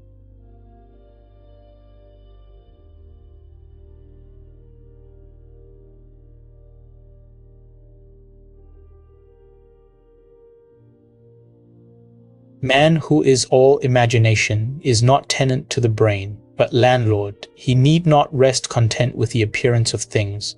He can go beyond perceptual to conceptual awareness. This ability to pass through the mechanical reflective structure of the senses is the most important discovery man can make. It reveals man as a center of imagining with powers of intervention which enable him to alter the course of observed events, moving from success to success through a series of mental transformations in himself. Attention, the spearhead of imagining, may be either attracted from without as his senses stay his eye, or directed from within, if he pleases, and through the senses pass into the wish fulfilled. To move from perceptual awareness, or things as they seem, to conceptual awareness, or things as they ought to be, we imagine as vivid and as life. Like a representation as possible of what we would see, hear, and do, were we physically present, and physically experiencing things as they ought to be, and imaginatively participate in that scene. The following story tells of one who went through the glass and broke the chains that bound her. 2 years ago, I was taken to the hospital with a serious blood clot condition which apparently had affected the entire vascular system, causing hardening of arteries and arthritis. A nerve in my head was damaged and my thyroid enlarged. Doctors could not agree on the cause of this condition, and all their treatments were completely ineffective. I was forced to give up my every enjoyable activity and remain in bed most of the time. My body, from hips to toes, felt as though it was encased and bound by tight wires, and I couldn't put my feet on the floor without wearing heavy hip-length elastic stockings. I knew something of your teaching and tried very hard to apply what I had heard, but as my condition grew worse and I could no longer attend any of your lectures, my despondency grew deeper. One day, a friend sent me a postcard picturing the scene of a lovely beach by the ocean. The picture was so beautiful, I looked and looked at it and began to remember past summer days at the seashore with my parents. For a moment, the postcard picture seemed to become animated, and flooding memories of myself running free on the beach filled my mind. I felt the impact of my bare feet against the hard, wet sand. I felt the icy water running over my toes and heard the crash of waves breaking on shore. This imaginal activity was so satisfying to me as I lay in bed that I continued to imagine this wonderful scene day after day for about 1 week. One morning, I moved from my bed to a couch and had started to sit up when I was seized with such an excruciating pain. my entire body became paralyzed. I could neither sit up nor lie down. This terrible pain lasted for more than a full minute, but when it stopped, I was free. It seemed as if all the wires binding my legs had been cut. One moment I was bound, the next moment I was free. Not by degrees, but instantly. VH. We walk by faith, not by sight. 2 Corinthians chapter 5, verse 7. When we walk by sight, we know our way by objects which our eyes see. When we walk by faith, we order our life by scenes and actions which only imagination sees. Man perceives by the eye of imagination or by sense, but two mental attitudes to perception are possible: the creative, imaginative effort which meets with an imaginative response, or the unimaginative staying of the eye, which merely reflects. Man has within him the principle of life and the principle of death. One is the imagination building its imaginal structures out of the generous dreams of fancy. The other is the imagination building its imaginal structures from images reflected by the chill wind of fact.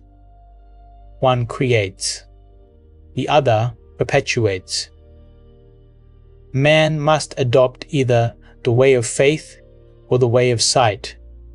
To the extent that man builds from dreams of fancy, he is alive, and, therefore, the development of the faculty to pass through the reflective glass of the senses is an increase of life. It follows that restricting the imagination by staying the eye on the reflective glass of the senses is a reduction of life. The specious surface of fact reflects rather than discloses, deflecting the eye of imagination from the truth that sets man free. John chapter 8, verse 32. The eye of imagination, if not deflected, looks on what ought to be there, not what is. However familiar the scene on which sight rests, the eye of imagination could gaze on one never before witnessed.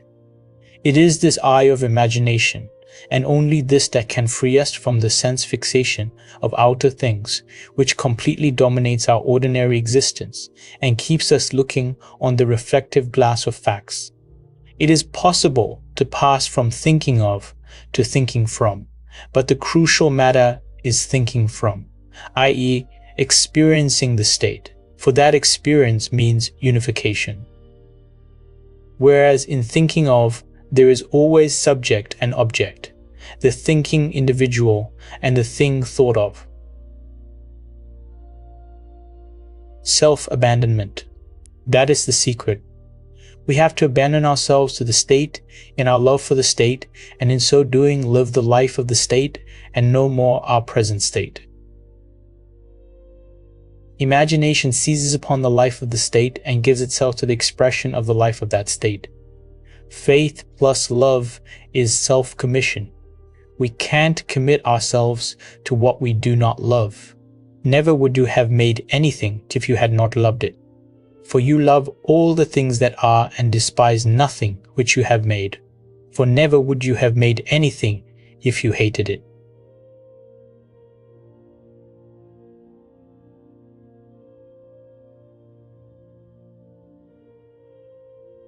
Book of Wisdom, chapter 11, verse 24. And to make the state alive, one must become it. I live, yet not I, God lives in me, and the life I now live in the flesh, I live by the faith of God, who loved me and gave himself for me.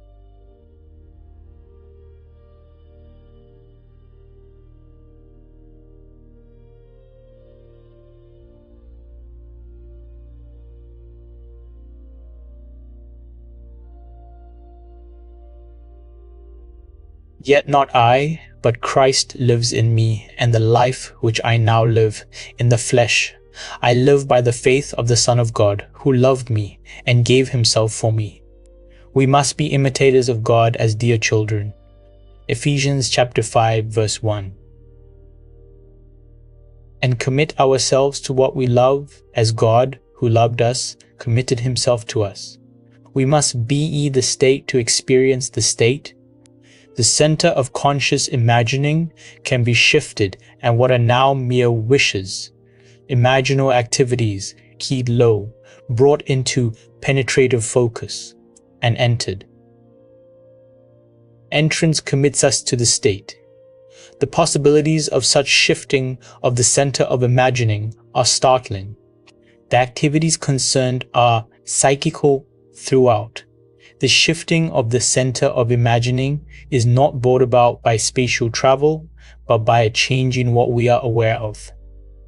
The boundary of the world of sense is a subjective barrier. So long as the senses take notice, the eye of imagination is deflected from the truth. We do not get far unless we let go. This lady let go with immediate and miraculous results. Thank you for the golden key. It has released my brother from the hospital, from pain and probable death, for he was facing a fourth major operation with little hope of recovery. I was very concerned and attempting to use what I had learned about my imagination. I first asked myself what my brother truly desired. Does he want to continue in this body, or does he desire to be free of it? The question revolved itself over and over in my mind, and suddenly I felt that he would like to continue remodeling his kitchen, which he had been I knew my question had been answered, so I began to imagine from that point, attempting to see my brother in the busy activity of remodeling. I suddenly found myself gripping the back of a kitchen chair I had used many times when something happened. Then suddenly I found myself standing beside my brother's bed in the hospital. This was the last place I would have wanted to be, physically or mentally. But there I was, and my brother's hand reached up and clasped my hand tightly as I heard him say, "I knew you would come, Joe." It was a well hand I clasped, strong and sure, and the joy that filled and spilled over in my voice as I heard myself say, "It's all better now, you know it." My brother didn't answer, but I distinctly heard a voice say to me, "Remember this moment." I seemed to awake then, back in my own home. This took place the night after he had entered the hospital. The following day, his wife telephoned me saying, "It is unbelievable. The doctor can't account for it, Joe, but no operation is necessary. He's so improved that they have agreed to release him tomorrow." The following Monday, my brother went back to his work and has been perfectly well since that day. JS, not facts, but dreams or fancies shape our lives. She needed no compass to find her brother, nor tools to operate, only the eye of imagination.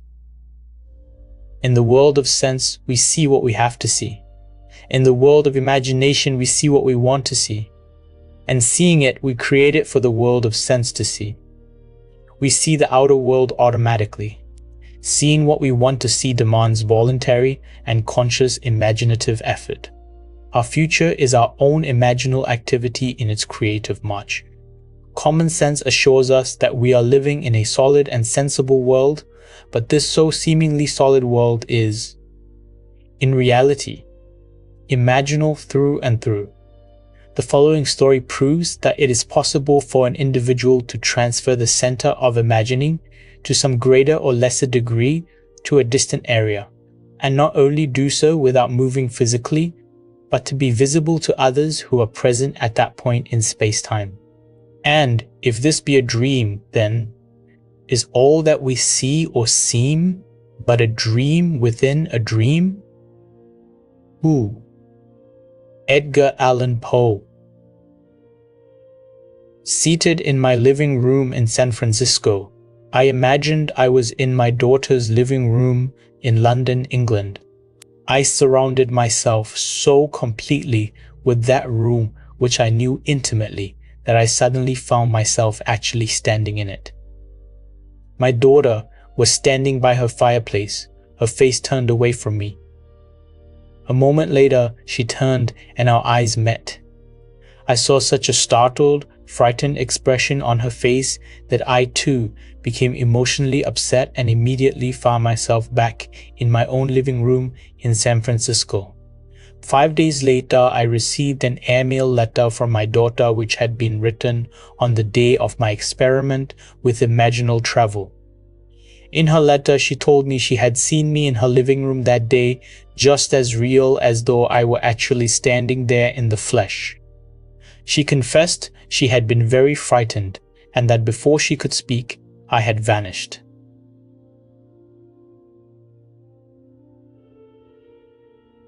The time of this visitation, as she gave it in her letter, was exactly the time I had begun the imaginative action, allowing, of course, for the difference in time between the 2 points. She explained that she told her husband of this amazing experience, and he insisted that she write to me immediately, as he stated, "Your mother must have died or is dying." But I wasn't dead or dying, but very much alive and very excited by this marvelous experience. MLJ. Nothing can act but where it is, with all my heart, only where is it? Thomas Carlyle. Man is all imagination. Therefore, a man must be where he is in imagination, for his imagination is himself. Imagination is active, at and through any state that it is aware of. If we take shifting of awareness seriously, there are possibilities beyond belief. The senses join man in forced and unholy wedlock to what, were he imaginatively awake, he would put asunder. We need not feed on sense data. Shift the focus of awareness and see what happens. However little we move mentally, we should perceive the world under a slightly changed aspect. Awareness is usually moved about in space by movement of the physical organism, but it need not be so restricted. It can be moved by a change in what we are aware of. Man is manifesting the power of imagination whose limits he cannot define. To realize that the real self, imagination, is not something enclosed within the spatial boundary of the body is most important. The foregoing story proves that when we meet a person in the flesh, that his real self need not be present in space where his body is. It also shows that sense perception can be thrown into operation outside of the normal physical means, and that the sense data produced is of the same kind as those which occur in normal perception. The idea in the mother's mind, which started the whole process going, was the very definite idea of being in the place where her daughter lived. And if the mother really were in that place, and if the daughter were present, then she would have to be perceptible to her daughter. We can only hope to understand this experience in imaginal and not in mechanical or materialistic terms. The mother imagined elsewheres as being here. London was just as here to her daughter, living there, as San Francisco was here to the mother living there. It hardly ever crosses our minds that this world might be different in essence from what common sense tells us it so obviously is. Blake writes, "I question not my corporeal or vegetative eye any more than I would question a window concerning a sight. I look through it and not with it."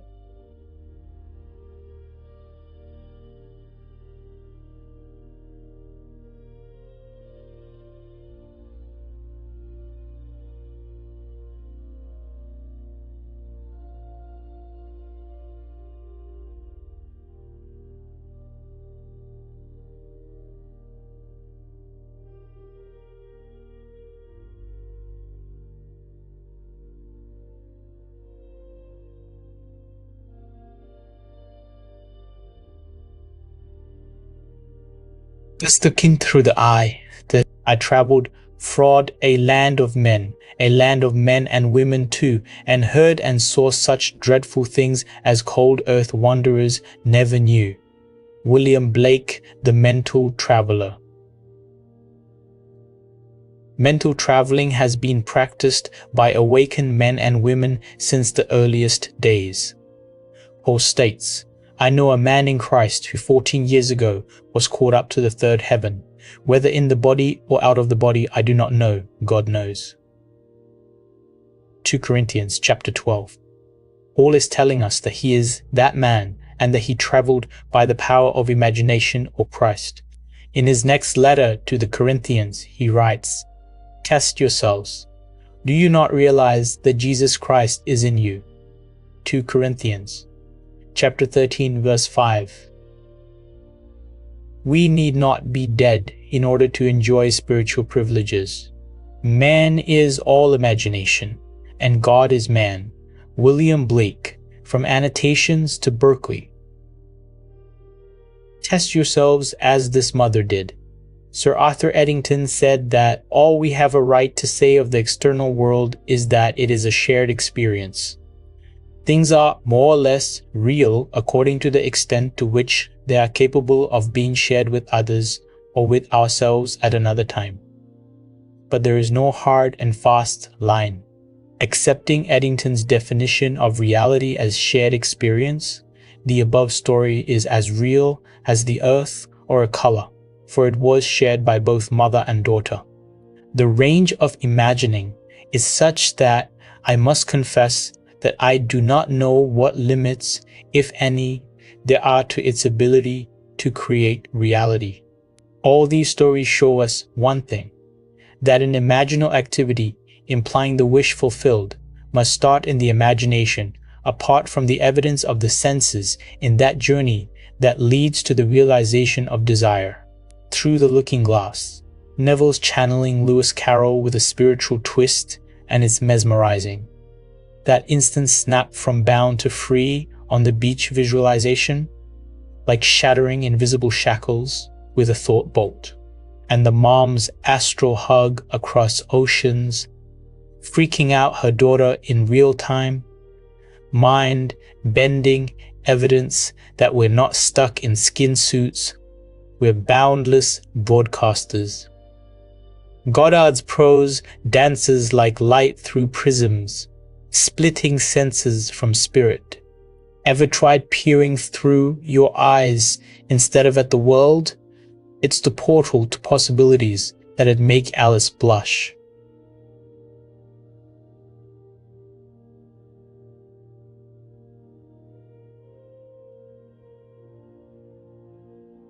Chapter 9.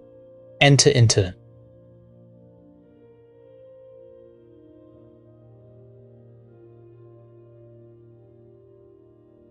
If the spectator would enter into these images in his imagination, approaching them on the fiery chariot of his contemplative thought, if he could make a friend and companion of one of these images of wonder, which always entreats him to leave mortal things as he must know, then would he arise from his grave, then would he meet the Lord in the air, and then he would be happy.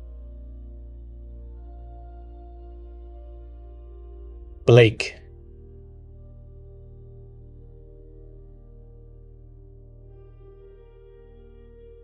Imagination, it seems, will do nothing that we wish until we enter into the image of the wish fulfilled. Does not this entering into the image of the wish fulfilled resemble Blake's void outside of existence, which, if entered into, englobes itself and becomes a womb? Is this not the true interpretation of the mythical story of Adam and Eve, man and his emanation? Are not man's dreams of fancy his emanation, his Eve, in whom he plants himself in all her nerves, just as a husbandman his mold, and she becomes his dwelling place and garden, fruitful 70-fold? William Blake, The Mental Traveler.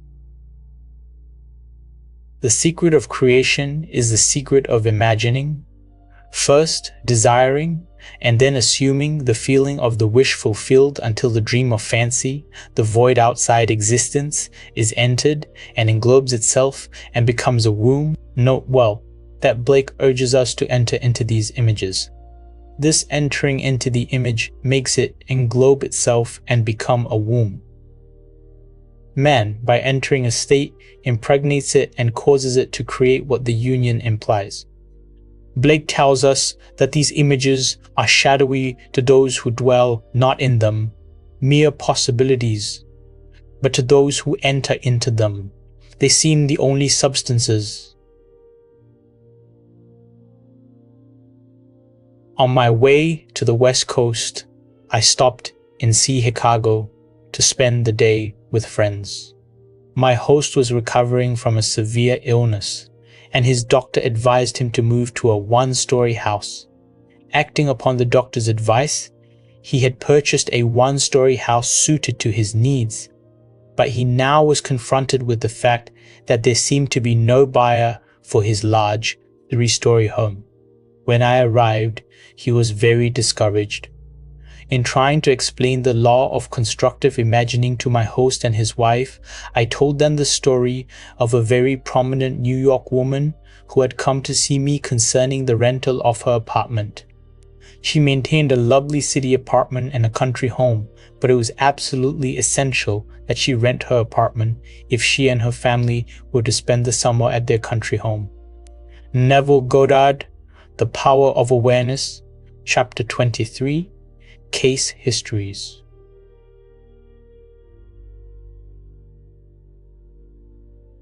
Five. In previous years, the apartment had been rented without any difficulty early in the spring, but at the time she came to see me, the season for summer sublets was seemingly over. Although the apartment had been in the hands of good real estate agents, no one had seemed interested in renting it. I told her what to do in her imagination. She did it, and in less than 24 hours, her apartment was rented. I explained how she, by the constructive use of her imagination, had rented her apartment. At my suggestion, before she went to sleep that night in her apartment in the city, she imagined she was lying in her bed in her country home. In her imagination, she viewed the world from the country house rather than from the city apartment. She smelled the fresh country air. She made this so real that she actually drifted off to sleep, feeling that she was in the country. That was on a Thursday night. At 9 o'clock the following Saturday morning, she phoned me from her country home and told me that on Friday, a highly desirable tenant who met all of her requirements not only rented her apartment, but rented it on the one condition that he could move in that very day. I suggested to my friends that they build an imaginal structure, as this woman had done, and that was to sleep imagining they were physically present in their new home, feeling they had sold their old home. I explained to them the wide difference between thinking of the image of their new house and thinking from the image of their new house. Thinking of it is a confession they are not in it. Thinking from it is proof that they are in it. Entering into the image would give substance to the image. Their physical occupancy of the new house would follow automatically. I explained that what the world looks like depends entirely on where man is when he makes his observation. And man, being all imagination, must be where he is in imagination. This concept of causation disturbed them, for it smacked of magic or superstition, but they promised they would try it. I left that night for California, and the following evening, the conductor on the train in which I was traveling handed me a telegram. It read, "House sold midnight last." 1 week later, they wrote and told me that the very night I left Chicago, they fell asleep physically in the old house, but mentally in the new, viewing the world from the new home, imagining how things would sound,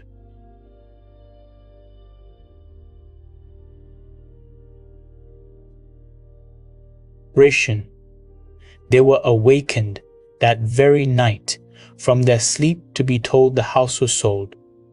Not until the image is entered, until Eve is known, does the event burst upon the world.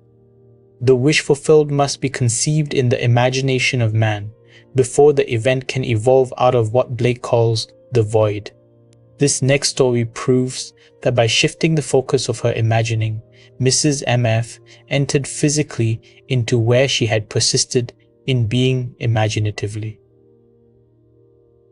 Soon after our marriage, my husband and I decided that our greatest joint desire was a year in Europe. This objective may seem reasonable to a lot of people, but to us, tied to a narrow sphere of limited finances, it seemed not only unreasonable, but completely ridiculous. Europe might as well have been another planet, but I had heard your teaching, so I persisted in falling asleep in England. Why England necessarily, I cannot tell, except that I had seen a current motion picture featuring the area around Buckingham Palace and had promptly fallen in love with the scene. All I did in my imagination was to stand quietly outside the great iron gates and feel the cold metal bars grip tightly in my hands as I viewed the palace. For many, many nights, I felt an intense joy at being there and fell asleep in this happy state. Soon after, my husband met a stranger at a party who, within 1 month, was instrumental in securing a teaching fellowship for him at a great university.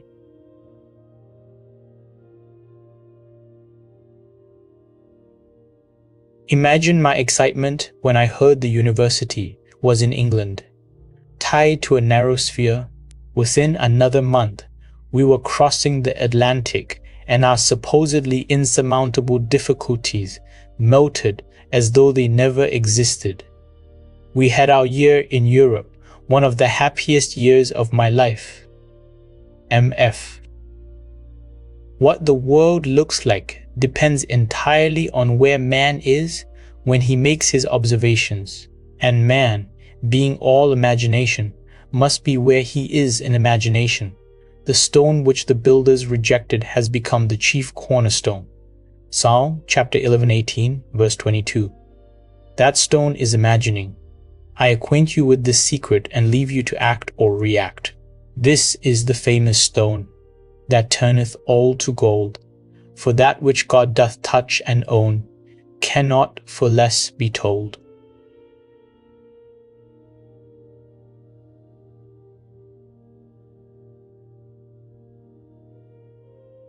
George Herbert the Elixir. My home is old, but it is mine.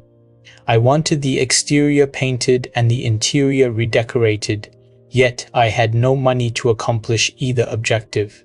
You told us to live as though our desire is already a reality, and this I began to do.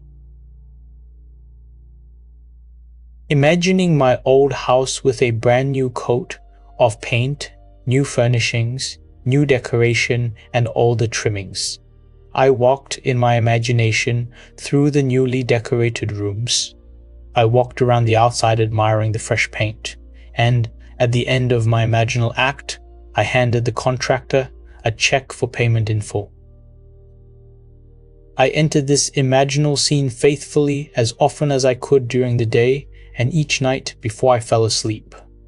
Within 2 weeks, I received a registered letter from Lloyd's of London telling me I had inherited $7,000 from a woman I had never met.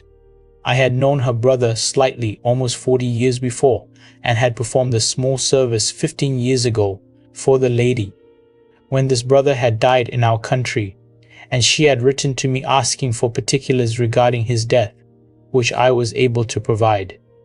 I had not heard from her since that time. Now here was the check for $7,000, more than enough to cover the cost of my house restoration, plus many, many other things I desired. ECA. He who does not imagine in stronger and better lineaments, and in stronger and better light than his perishing and mortal eye can see, does not imagine at all.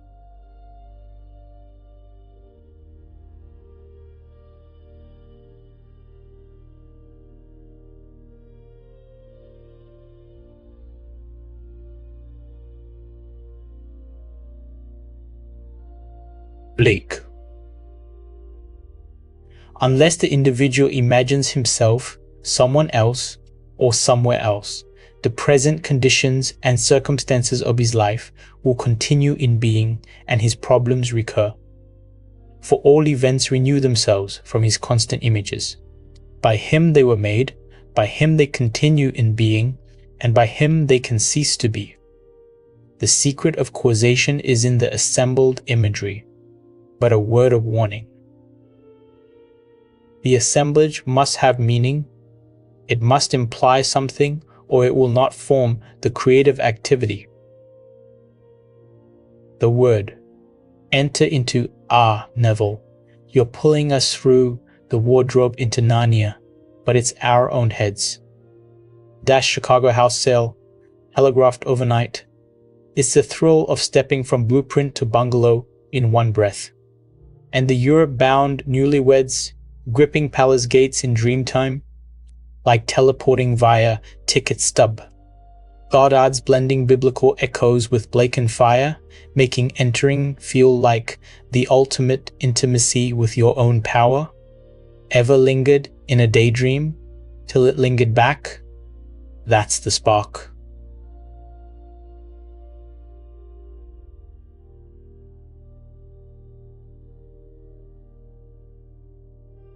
Chapter 10. Things which do not appear. What is seen was made out of things which do not appear. Hebrews chapter 11, verse 3. Human history, with its forms of governments, its revolutions, its wars, and in fact the rise and fall of nations, could be written in terms of the rise and fall of ideas implanted in the minds of men. Herbert Hoover. The secret of imagining is the greatest of all problems to the solution of which the mystic aspires. Supreme power, supreme wisdom, supreme delight lie in the far-off solution of this mystery.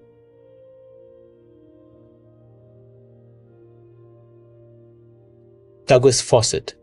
To refuse to recognize the creative power of man's invisible, imaginal activity is too great to be argued with. Man, through his imaginal activity, literally calls into existence the things that do not exist. Romans chapter 4, verse 17. By man's imaginal activity, all things are made, and without such activity was not anything made that was made. John chapter 1, verse 3. Such causal activity could be defined as an imaginal assemblage of images which, occurring some physical event, invariably takes place. It is for us to assemble the images of happy outcome and then keep from interfering. The event must not be forced but allowed to happen. If imagination is the only thing that acts, or is, in existing beings of men, as Blake believed, then we should never be certain that it was not some woman treading in the winepress who began that subtle change in men's minds. William Butler Yeats. This grandmother is daily treading the winepress for her little granddaughter. She writes, "This is one of those things that make my family and friends say, we just don't understand it." Kim is 2.5 years old now. I took care of her for a month after she was born, and did not see her again until a year ago, and then only for 2 weeks. However, during this past year, every day I have taken her on my lap, in my imagination, and cuddled her and talked to her.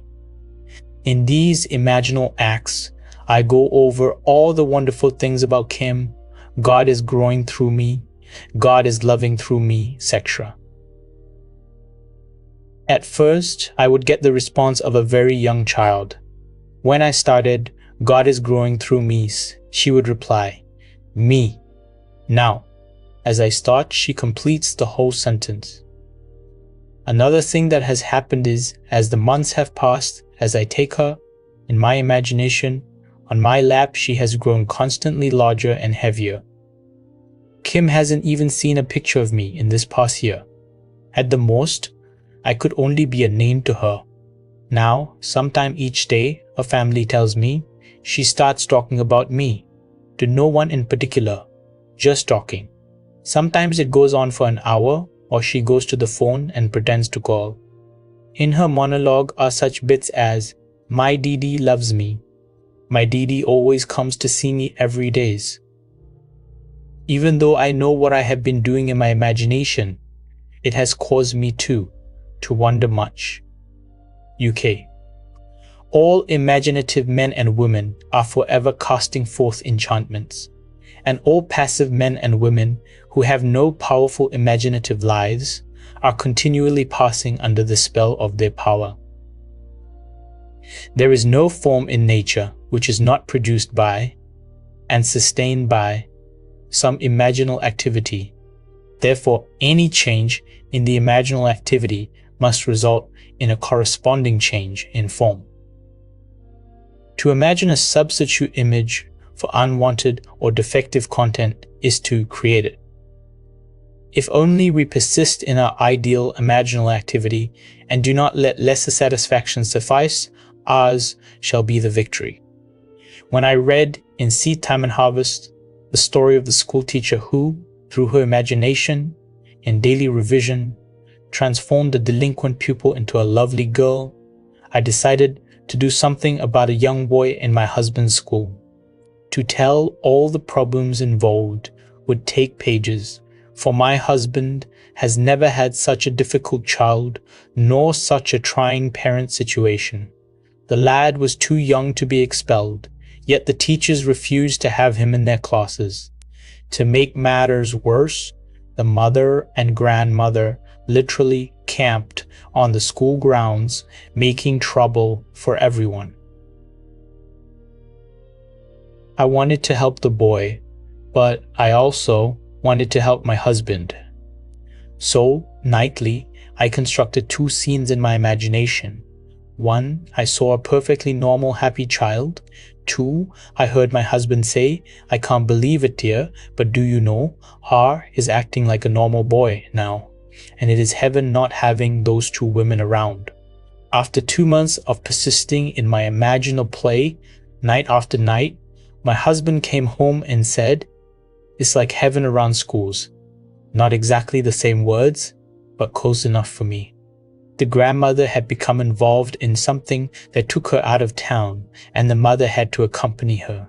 At the same time, a new teacher had welcomed the challenge of R, and he was progressing wonderfully well into all I imagined for him. GB. It is useless to hold standards that we do not apply. Unlike Portia, who said, "I can easier teach 20 what were good to be done than be one of the 20 to follow mine own teaching." William Shakespeare, The Merchant of Venice. GB followed her own teaching. It is fatally easy to make the acceptance of the imaginal faith a substitute for living by it. He has sent me to bind up the broken-hearted, to proclaim liberty to the captives, and the opening of the prison to those who are bound. Isaiah chapter 61, verse 1. Things which do not appear, Neville's quoting. Hebrews like a secret handshake, unveiling how unseen seeds sprout empires. That grandma's daily cuddles, birthing a toddler's monologues, its tender telepathy, proving love's the ultimate invisible ink, and the wife's revision rescuing a schoolyard storm. Quiet heroism in action. Goddard's threading, Hoover and mystics, showing history's a mind, mosaic. What unseen seed are you planting today?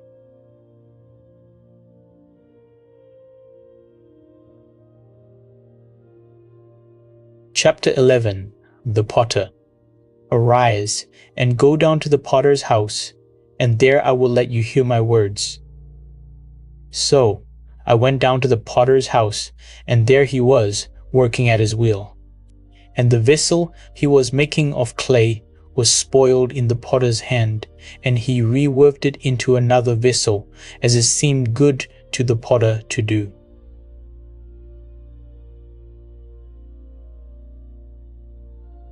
Jeremiah chapter 18, verses 2-4. The word translated potter means imagination. Out of material others would have thrown away as useless, an awakened imagination refashions it as it ought to be.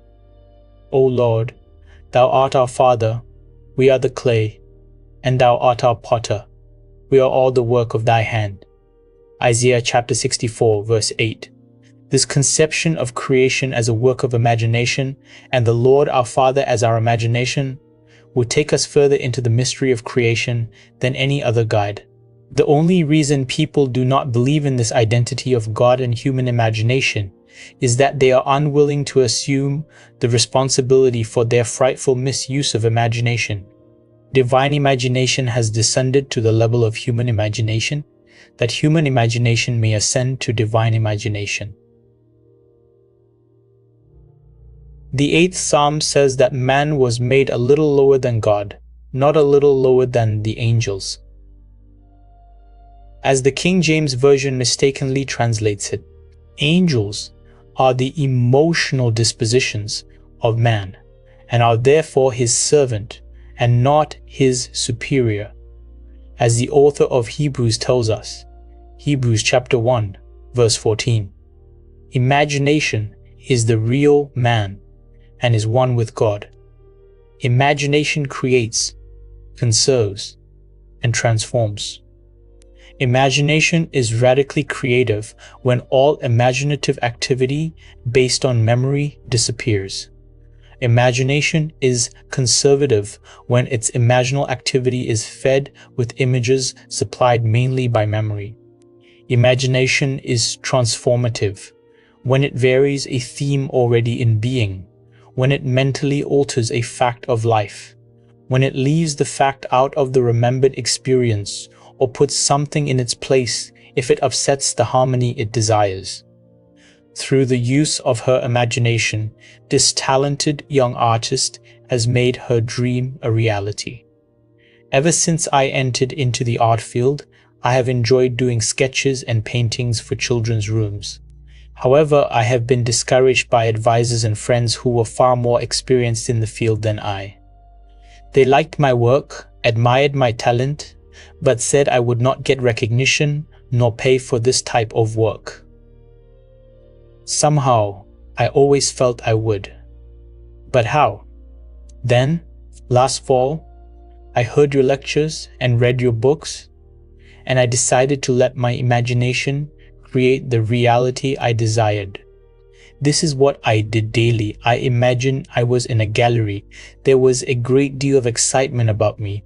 On the walls hung my arts, only mine, a one-woman show. And I saw red stars on many of the pictures. This would indicate that they had been sold. This is what happened.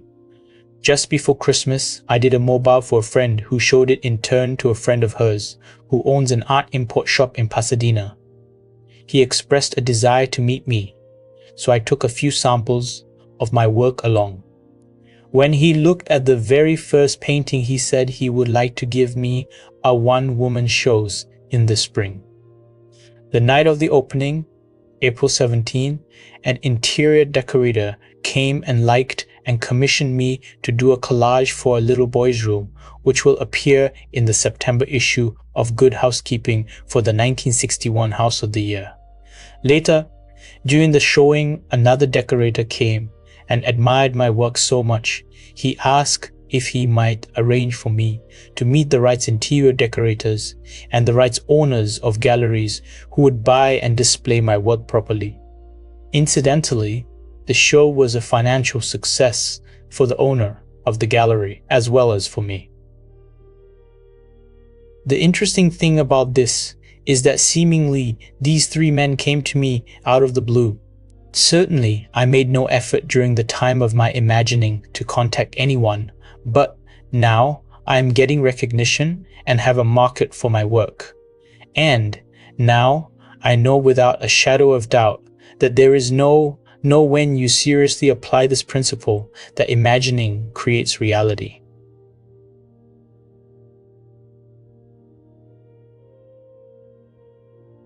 GL. She casted the potter and proved his creativity in performance. Only the indolent mind would fail to rise to this challenge. Paul states, "The Spirit of God dwells in you." 1 Corinthians chapter 3 verse 16, Romans chapter 8 verse 9 verse 11, James chapter 4 verse 5. Now, examine yourselves to see whether you are holding to your faith. Test yourselves.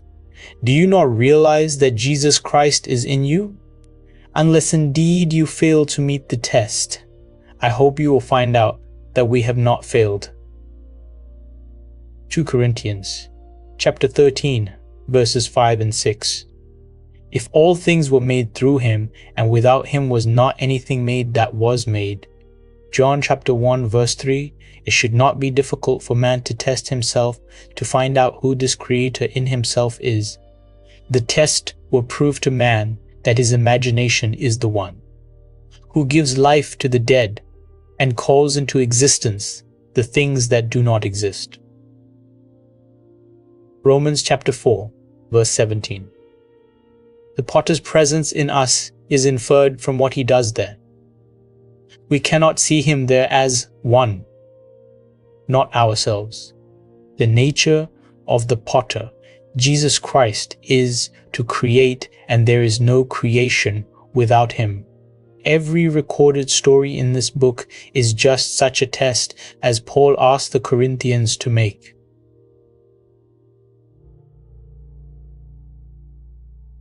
God really and truly exists in man, in every human being. God wholly becomes us. He is not our virtue, but our real selves, our imagination.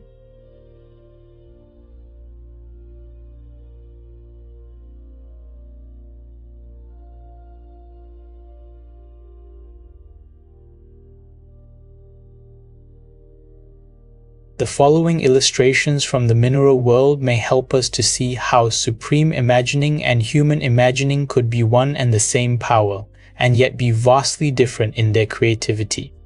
Diamond is the world's hardest mineral. Graphite, used in lead pencils, is one of the softest, yet both minerals are pure carbon. The vast difference in the properties of the two forms of carbon is believed to be caused by a different arrangement of the carbon atoms.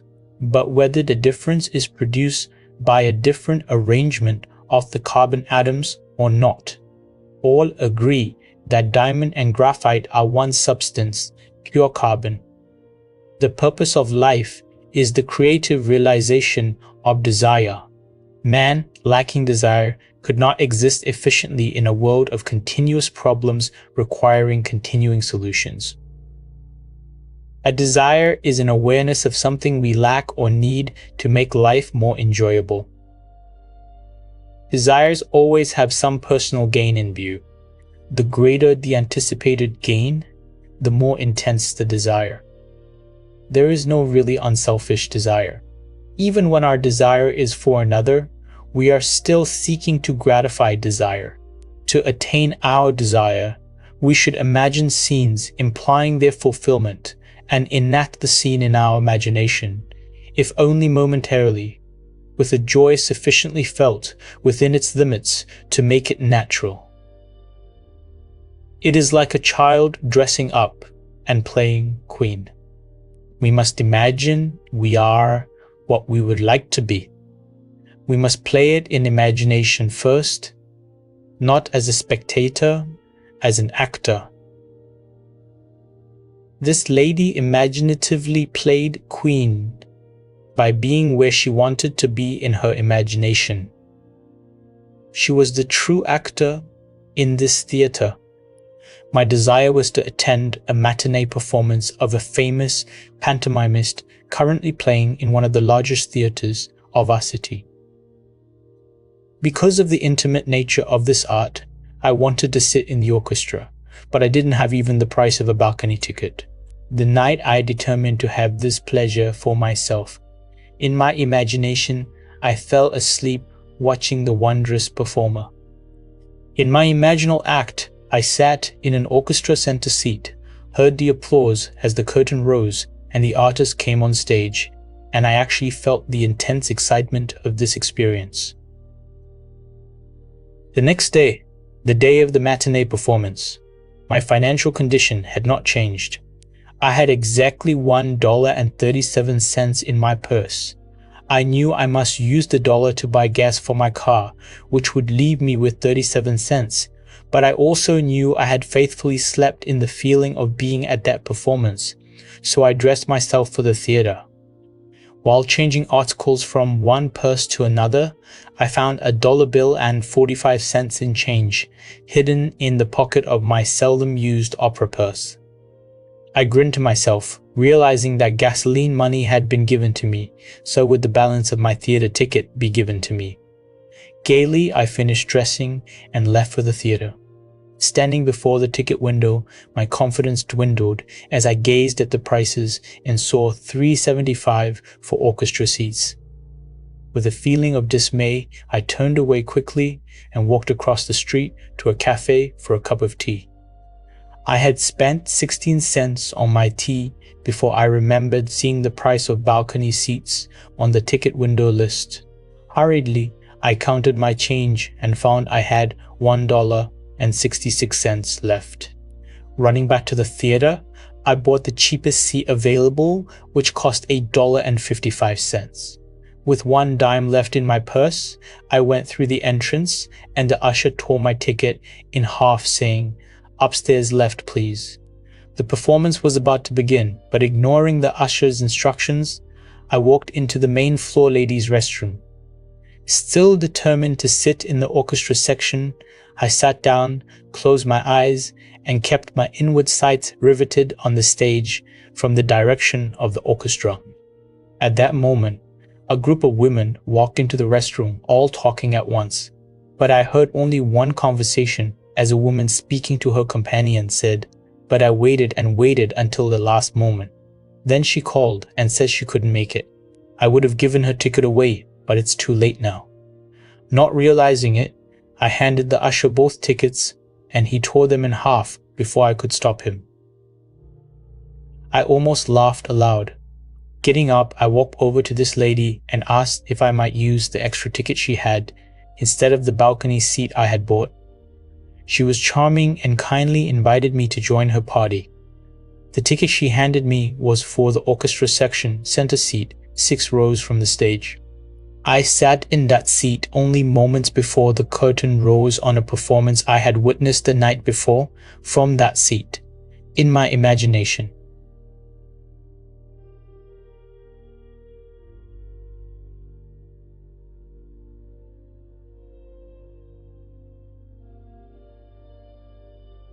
In my imagination.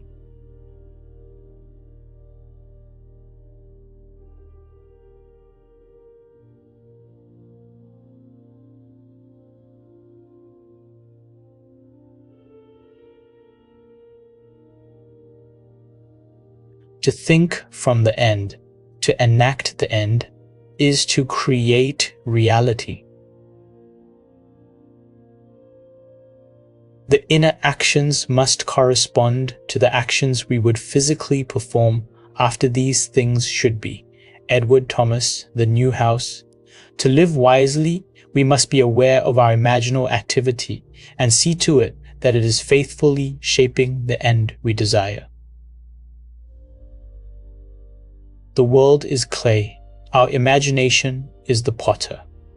We should always imagine ends that are of value or promise well. He who desires, but acts not breeds pestilence. Naught. William Blake. What's done flows from what's imagined. Outward forms reveal the imaginings of man. Man is the shuttle to whose winding quest and passage through these looms God ordered motion, but ordained no rest. Henry Vaughan. I run a small business, solely owned, and a few years ago it seemed that my venture would end in failure. For some months, sales had fallen steadily, and I found myself in a financial jam, along with thousands of other small businessmen, as this period spanned one of our country's minor recessions. I was badly in debt and needed at least $3,000 almost immediately. My auditors advised me to close my doors and try to salvage what I could. Instead, I turned to my imagination. I knew your teaching, but had never actually attempted to solve any problem in this manner.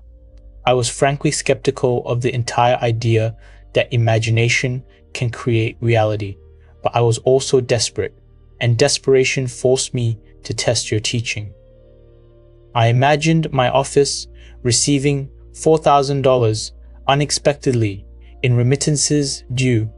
This money would have to come from new orders, as my accounts receivable were practically non-existent. But this seemed far-fetched, as I hadn't received this much in sales during the last 4 months or more. Nevertheless, I kept my imaginal picture of receiving this amount of money steadily before me for 3 days. Early the 4th morning, a customer I had not heard from in months called me on the telephone asking me to come and see him personally. I was to bring a quotation previously given him for machinery needed by his factory. The quotation was months old, but I dug it out of my files and lost no time in arriving at his office that day. I wrote out the order which he signed, but I saw no immediate help for me in the transaction, as the equipment he wanted would take from 4 to 6 months for factory delivery, and of course, my customer did not have to pay for it until delivered. I thanked him for the order and rose to leave. He stopped me at the door and handed me a check for a little over $4,000, saying, "I want to pay for the merchandise now, in advance. For tax purposes, you know. You don't mind?" No, I didn't mind. I realized what had happened the moment I took that check into my hands. Within 3 days, my imaginal act had done for me what I hadn't been able to do in months of desperate financial shuffling. I know now that imagination could have brought $40,000 into my business just as easily as 4,000. LNC. O Lord, thou art our Father, we are the clay, and thou art our potter, we are all the work of thy hand. Show, Isaiah, chapter 64, verse 8. The potter's wheel. Neville spins Jeremiah into a metaphor that's clay in our hands. Literally. That artist's one-woman show blooming from gallery daydreams, it's the divine remix of doubt into dollars. And the pantomime seat snatcher, upgrading from dime to dream row, cheeky proof that entering trumps elbowing. Goddard's equating us to carbon diamond or doodle, depending on arrangement. It's humbling genius. We're all raw material. What shape will your wheel turn today?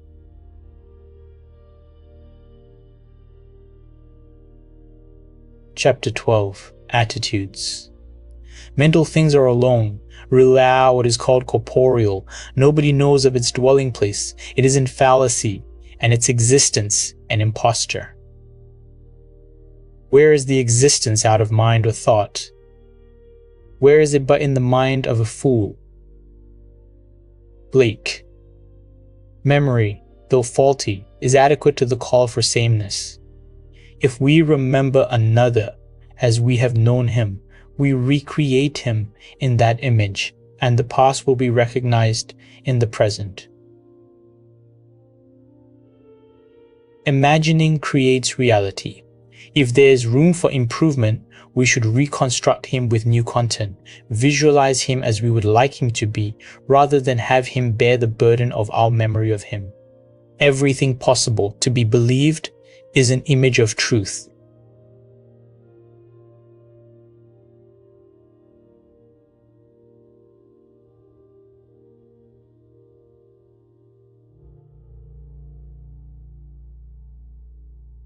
Blake.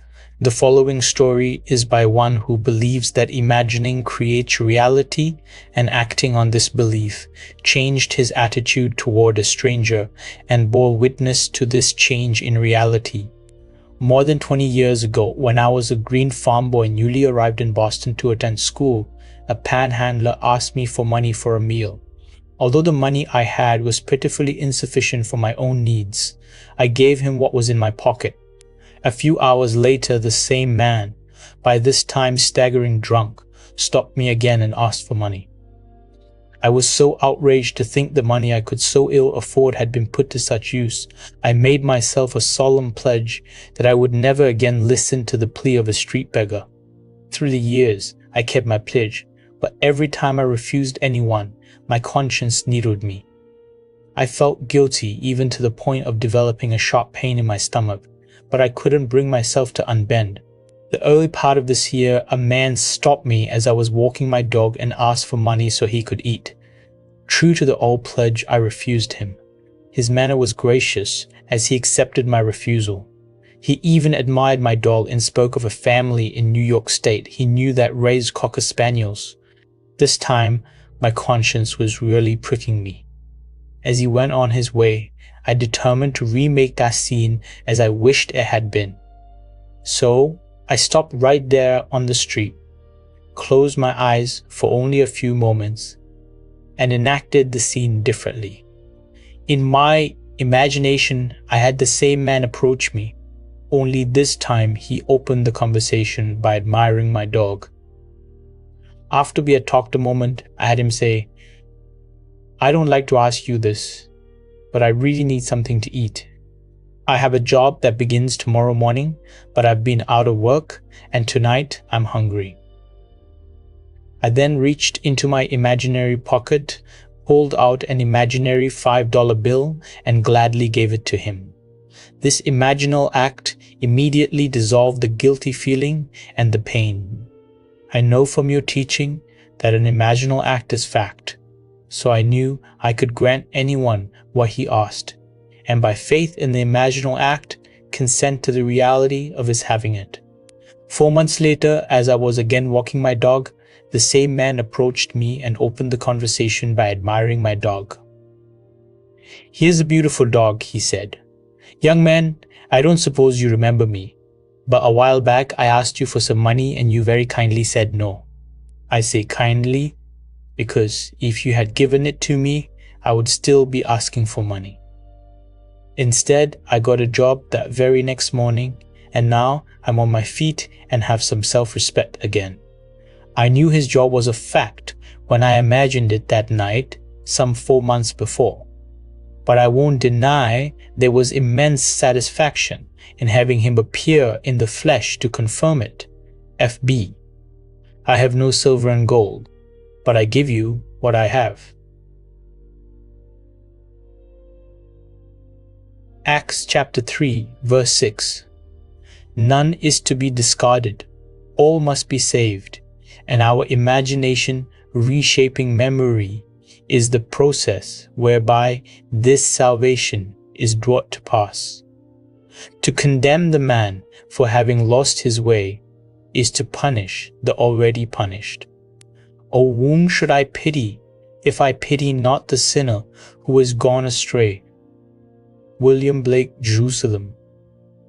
Not what the man was, but what he may become should be our imaginal activity.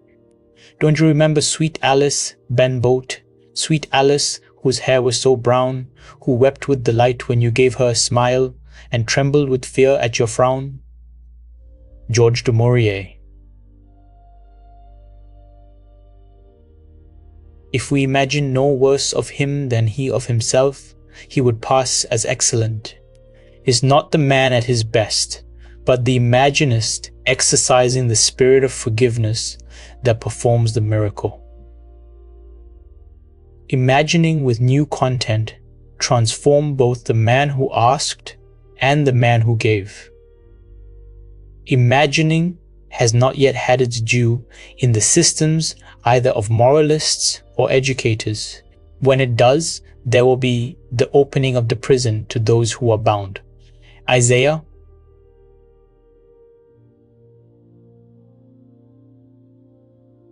chapter 61, verse 1. Nothing has existence for us save through the memory we have of it. Therefore we should remember it, not as it was, unless of course it was altogether desirable. but as we desire it to be. Inasmuch as imagining is creative, our memory of another either furthers or hinders him, and makes his upward or downward way easier and swifter. There is no coal of character so dead that it will not glow and flame if but slightly turned. The following story shows that imagining can make rings and husbands and move people to China.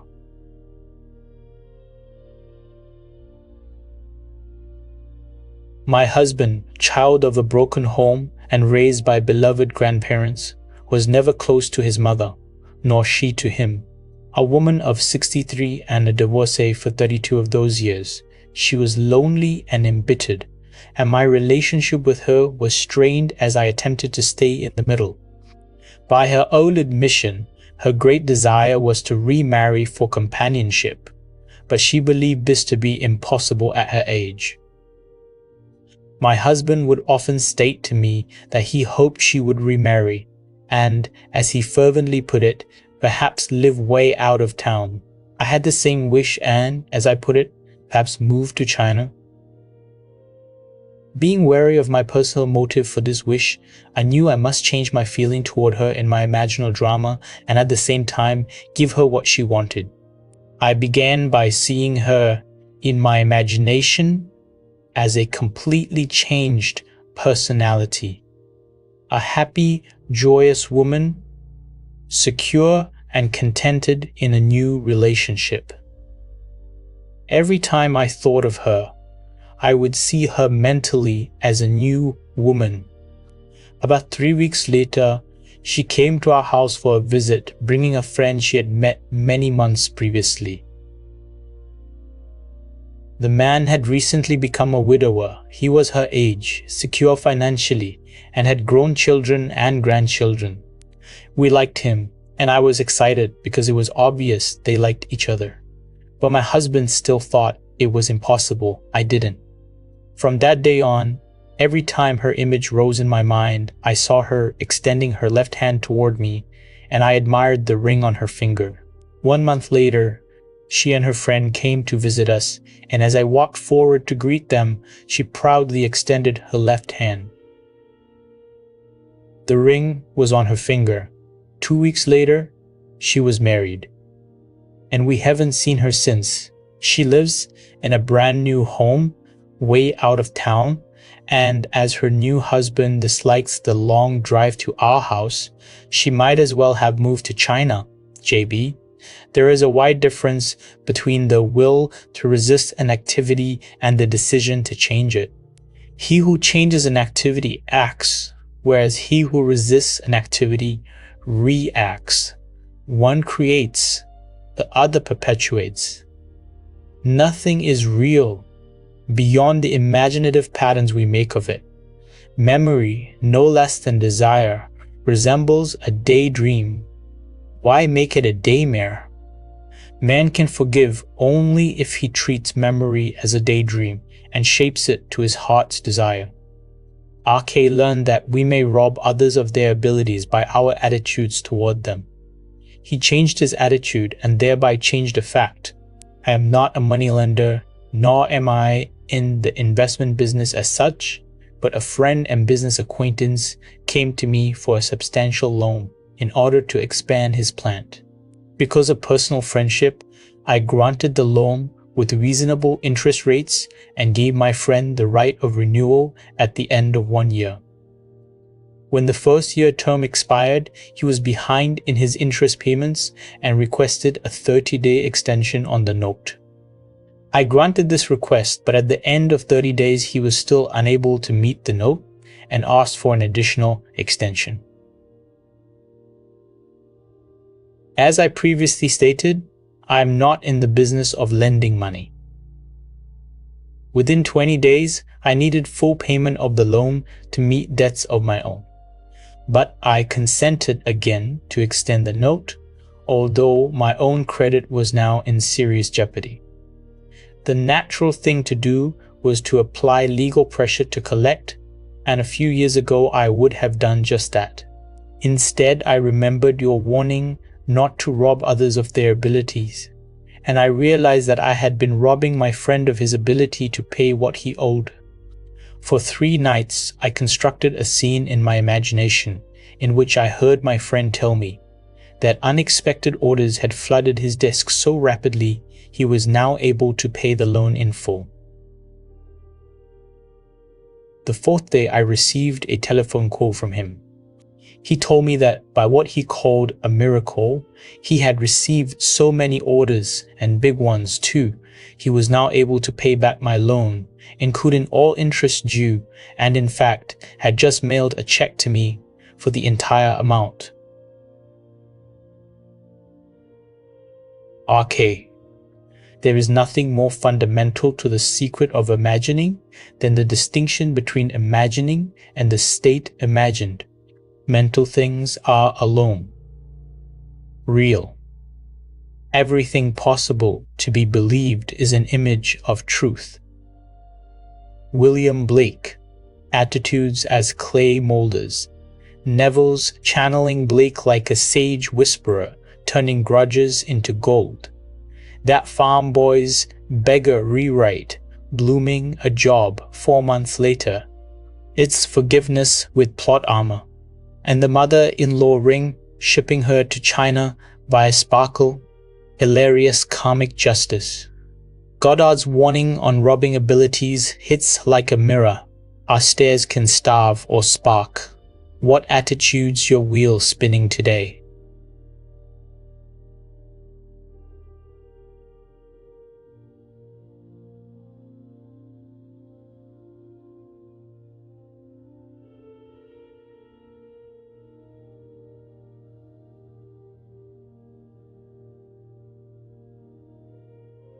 General knowledge is remote knowledge.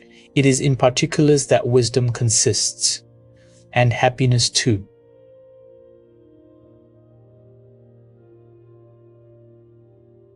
Blake. We must use our imagination to achieve particular ends, even if the ends are all trivia. Because men do not clearly define and imagine particular ends, the results are uncertain, or they might be perfectly certain.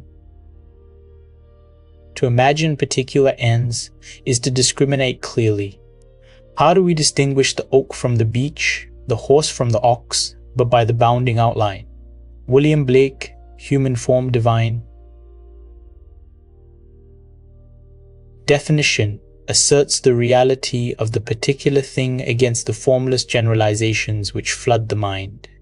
Life on earth is a kindergarten for image making. The bigness or littleness of the object to be created is not in itself important. The great and golden rule of art, as well as of life, said Blake, is this, that the more distinct, sharp, and wiry the bounding line, the more perfect the work of art, and the less keen and sharp, the greater is the evidence of weak imitation. What is it that builds a house and plants a garden but the definite and determinate? Leave out this line, and you leave out life itself. The following stories are concerned with the acquiring of seemingly little things, or toys as I call them, but they are important because of the clear imaginal images that created the toys. The author of the first story is one of whom it is said she has everything. This is true. She has financial, social, and intellectual security. She writes, "As you know, through your teaching and through my practice of that teaching, I have completely changed myself and my life. 2 weeks ago, when you spoke of toys, I realized I had never used my imagination for the getting of things, and I decided it would be fun to try it. You told of a young woman who was given a hat by merely wearing that hat in her imagination. The last thing on earth I needed was a hat, but I wanted to test my imagination for this getting of things, so I selected a hat pictured in a fashion magazine. I cut the picture out and stuck it on the mirror of my dressing table. I studied the picture carefully. Then I shut my eyes, and in my imagination, I put that hat on my head and wore it as I walked out of the house. I did this just once. The following week I met some friends for luncheon, and one of them was wearing the hat. We all admired it. The very next day, I received a parcel by special delivery messenger.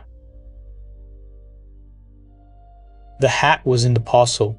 The friend who had worn it the day before had sent the hat to me with a note saying she did not particularly care for the hat and didn't know why she had bought it in the first place, but for some reason she thought it would look well on me, and would I please accept it? GL. Movement from dreams to things is the power driving humanity. We must live wholly on the level of imagination, and it must be consciously and deliberately undertaken. All my life, I have loved birds. I enjoy watching them, hearing their chatter, feeding them, and I am particularly fond of the small sparrow. For many months I have fed them crumbs of morning bread, wild birdseed, and anything I believed they would eat. And for all those months, I have been frustrated as I watched the larger birds, particularly the pigeons, command the area, gobbling up most of the good seed and leaving the husks for my sparrows. To use my imagination on this problem seemed facetious to me at first, but the more I thought of it, the more interesting the idea became. So one night I set about seeing the little birds come in for their full share of daily offerings, and I would tell my wife that the pigeons no longer interfered with my sparrows, but took their share like gentlemen, and then left the area. I continued this imaginary action for almost 1 month. Then one morning I noticed that the pigeons had disappeared. The sparrows had breakfast all to themselves for a few days. For those few days, no larger bird entered the area. They did return eventually, but to this day they have never again infringed on the area occupied by my sparrows. They stayed together, eating what I put out for them, leaving a full share of the area to my tiny friends. And do you know, I actually believe the sparrows understand. They no longer seem to be afraid when I walk among them. RK. This lady proves that unless our heart is in the task, unless we imagine ourselves right into the feeling of our wish fulfilled, we are not there. For we are all imagination, and must beware and what we are in imagination. In early February, my husband and I had been in our new house 1 month, a home lovely beyond telling, perched on a rugged cliff with the ocean for our front yard, wind and sky for neighbors, and seagulls for guests. We were ecstatic. If you have experienced the joy and woe of building your own home, you know how completely filled with happiness you are, and how completely empty your purse is.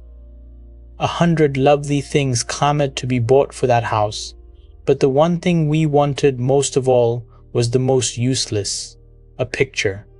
Not just any picture, but a wild, wonderful scene of the sea dominated by a great white clipper ship. This picture had been in our thoughts all the months of building, and we left one living room wall free of paneling to hold it. My husband mounted decorative red and green ship lanterns on the wall to frame our picture, but the picture itself would have to wait. Draperies, carpeting, all the practical items must come first. Perhaps so, but that didn't stop either one of us from seeing that picture in our imagination on that wall.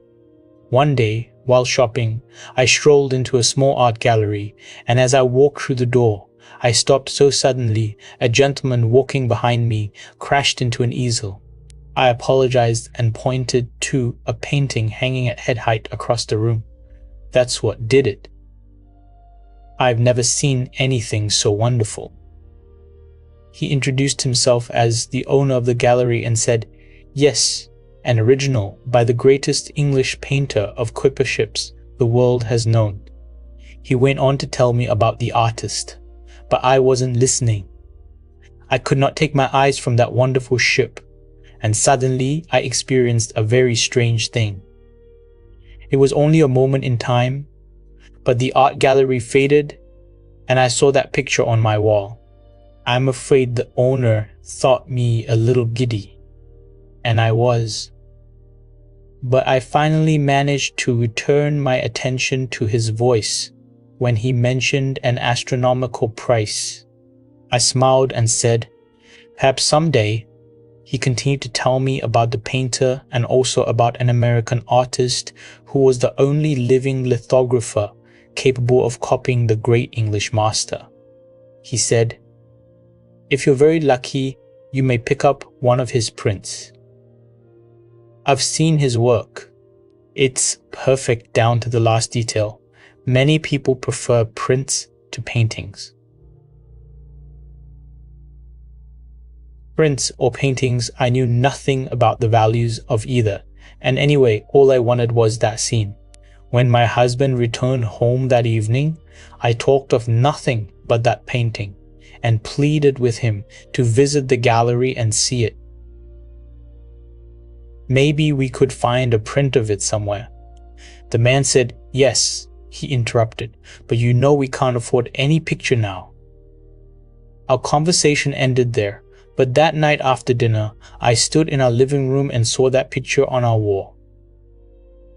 The next day, my husband had an appointment with a client which he did not want to keep. But the appointment was kept and my husband did not return home until after dark. When he walked through the front door, I was busy in another part of the house and called a greeting to him.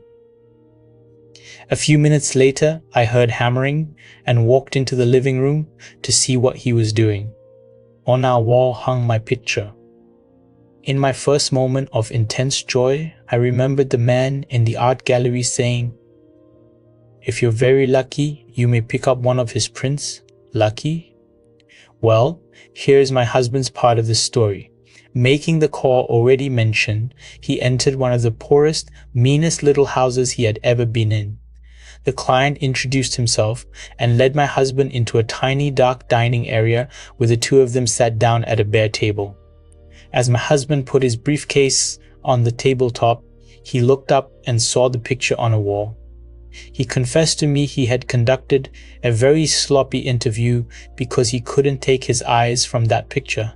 The client signed the contract and gave a check as down payment, which, as my husband believed at the time, was $10 short. Mentioning this fact to the client, he said the check given was every cent he could afford, but added, "I've noticed your interest in that picture. It was here when I took this place. I don't know to whom it belonged, but I don't want it. If you put the $10 in for me, I'll give you the picture." When my husband returned to his company's main office, he learned he had been in error about the amount. He was not charged $10. Our picture is on our wall, and it costs us nothing. AA of RL, who writes the following letter, it must be said, "In faith, lady, you have a merry heart." William Shakespeare, Much Ado About Nothing. One day, during a bus strike, I needed to go into the downtown area and had to walk 10 blocks from my home to the nearest bus in operation. Before starting home, I recalled there was no food market on this new route and I wouldn't be able to shop for dinner. I had enough to manage a potluck meal, but I would need bread. After shopping all day, the 10 blocks back from the bus line was all I could manage. And to go still farther to shop for bread was out of the question. I stood very still for a moment and allowed a vision of bread to dance in my head. Then I started for home. When I boarded the bus, I was so tired I grabbed the first available seat and almost sat on a paper bag. Now, on a crowded bus, tired passengers rarely look directly at one another. So being naturally curious, I peeked into the bag. Of course it was a loaf of bread, not just any bread, but the very same brand of bread I always buy, RL. Trifles, all trifles. but they produced their trivia without price. Imagining accomplished these things without the means generally reputed necessary to do so. Man rates wealth in a way that bears no relation to real values. Come, buy wine and milk without money and without price.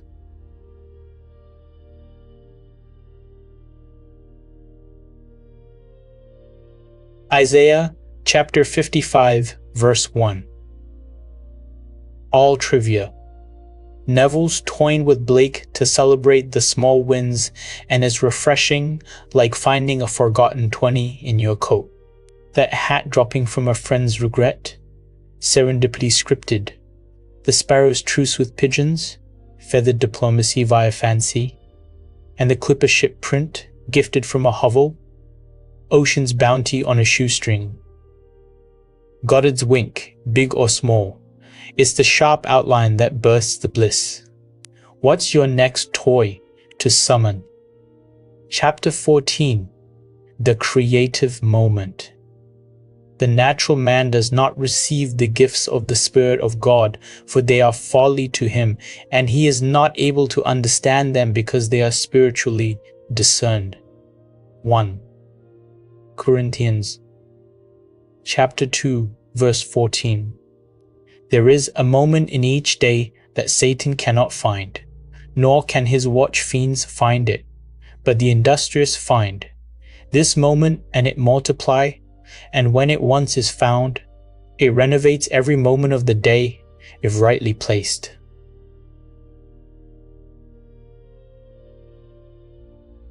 Lake. Whenever we imagine things as they ought to be, rather than as they seem to be, is the moment. For in that moment, the spiritual man's work is done, and all the great events of time start forth to mold a world in harmony with that moment's altered pattern. Satan, Blake writes, is a reactor. He never acts. He only reacts.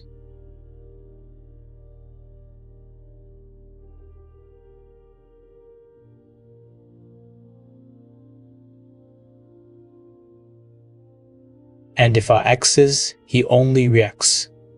And if our attitude to the happenings of the day is reactionary, are we not playing Satan's part? Man is only reacting in his natural or Satan state. He never acts or recreates. One real creative moment, one real feeling of the wish fulfilled, is worth more than the whole natural life of reaction. In such a moment, God's work is done. Once more we may say with Blake, God only acts and is in existing beings or men. The Marriage of Heaven and Hell, 1793. There is an imaginal past and an imaginal future. If, by reacting, the past is recreated into the present. So, by acting out our dreams of fancy, can the future be brought into the present? I feel now the future in the instant. William Shakespeare, Macbeth. The spiritual man acts. For him, anything that he wants to do, he can do and do at once, in his imagination, and his motto is always, the moment is now. Behold, now is the acceptable time. Behold, now is the day of salvation. 2 Corinthians chapter 6 verse 2. Nothing stands between man and the fulfillment of his dream but facts. And facts are the creations of imagining. If man changes his imagining, he will change the facts. This story tells of a young woman who found the moment and, by acting out her dream of fancy, brought the future into the instant, not realizing what she had done until the final scene. The incident related below must appear to be coincidence to those never exposed to your teaching. But I know I observed an imaginative act take solid form in perhaps 4 minutes. I believe you will be interested in reading this account, written down exactly as it happened a few minutes after the actual occurrence yesterday morning. I was driving my car east on Sunset Boulevard. in the center lane of traffic, braking slowly to stop for a red signal at a three-way intersection, when my attention was caught by the sight of an elderly lady, dressed all in grey, running across the street in front of my car. Her arm was raised, signaling to the driver of a bus which was beginning to pull away from the curb. She was obviously attempting to cross in front of the bus to delay it. The driver slowed his vehicle, and I thought would allow her to enter. Instead, as she jumped onto the curb, the bus pulled away, leaving her standing just in the act of lowering her arm. She turned and walked swiftly toward a nearby phone booth. As my signal changed to green and I put my car in motion, I wished I had been behind the bus and had been able to offer her a ride. Her extreme agitation was obvious even from the distance I was away from her. My wish instantly fulfilled itself in a mental drama, and as I drove away, the fantasy played itself out in the following scene. I opened the car door, and a lady dressed in grey stepped in, smilingly relieved and thanking me profusely.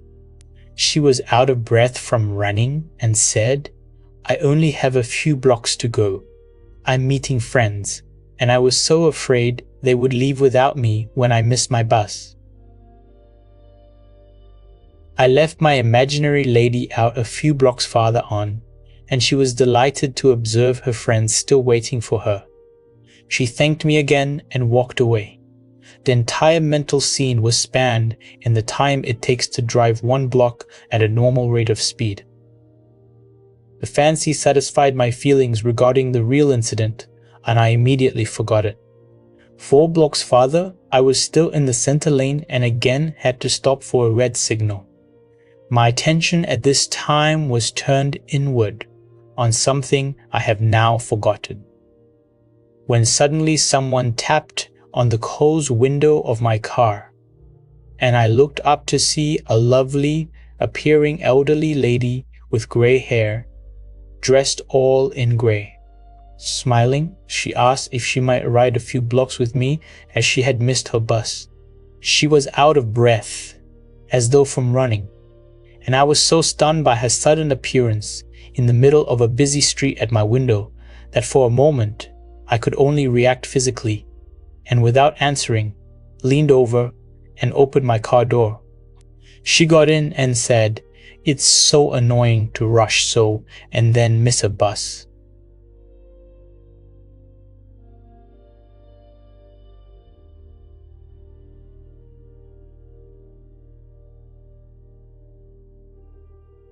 "I wouldn't have imposed on you like this, but I'm supposed to meet some friends a few blocks down the street, and if I had to walk now, I would miss them."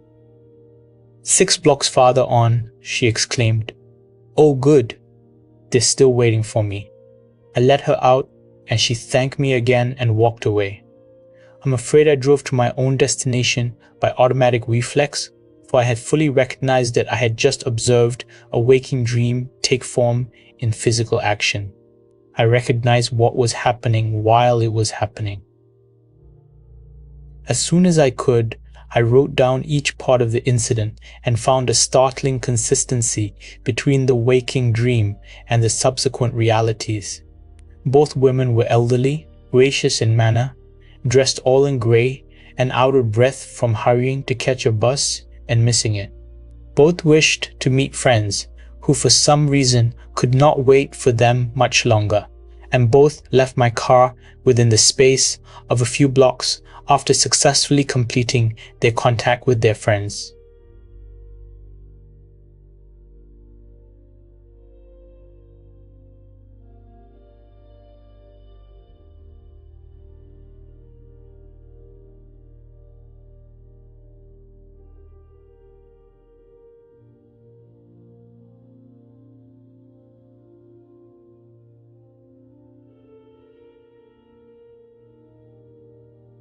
If there is no such thing as coincidence or accident, then I witnessed imagination become realities almost instantaneously. JRB. There is a moment in each day that Satan cannot find. nor can his watch fiends find it, but the industrious find this moment, and it multiply. And when it once is found, it renovates every moment of the day if rightly placed. From the first time I read your search, I have longed to experience a vision.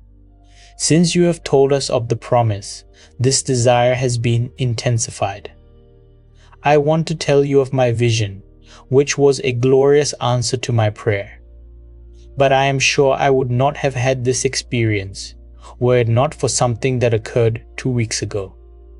It was necessary for me to park my car some distance from the university building where I was scheduled to conduct my class. As I left my car, I was conscious of the stillness about me. The street was completely deserted. No one was in sight. Suddenly, I heard a most frightful cursing voice. I looked toward the sound and saw a man brandishing a cane, yelling, between vile words, "I'll kill you. I'll kill you." I continued on as he approached me, for at that moment I thought, now I can test what I have professed to believe. If I do believe we are one, the Father, this derelict, and I, no harm can come to me. At that moment I had no fear. Instead of seeing a man coming toward me, I felt a light. He stopped yelling, dropped his cane, and walked quietly as we passed with less than a foot between us. Having tested my faith at that moment, everything about me had seemed more alive than before. Flowers brighter and trees greener. I have had a sense of peace and the oneness of life I had not known before. Last Friday, I drove to our country home. Nothing was unusual about the day or evening. I worked on a manuscript and, not being tired, did not try to fall off to sleep until around 2 the following morning. Then I turned off the light and drifted into that floating sensation, not asleep but drowsy, as I call it, half awake and half asleep. Often, while in this state, lovely, unknown faces float before me. But this morning, the experience was different. A perfect face of a child came before me in profile. Then it turned and smiled at me. It was glowing with light and seemed to fill my own head with light. I was aglow and excited and thought this must be the Christos, but something within me, without sound, said, "No, this is you." I feel I will never be the same again, and someday I may experience the promise, GB. Our dreams will all be realized from the time that we know that imagining creates reality and act. But imagination seeks from us something much deeper and more fundamental than creating things. Nothing less indeed than the recognition of its own oneness with God. That what it does is, in reality, God Himself doing it in and through man, who is all imagination. The creative moment, Neville's Blake borrowed moment, is like a lightning strike in slow-mo, igniting the ordinary into extraordinary. That bus, morphing into a 4-minute hitchhike, instant karma, scripted on sunset. And the vision after fierce test, birthing self as light, profound pivot from dread to dawn. Goddard's closing the law's loop with a divine tease. Act now, or react forever. What's your next moment? Stealing. Chapter 15. The Promise. 4 mystical experiences. In all I have related thus far.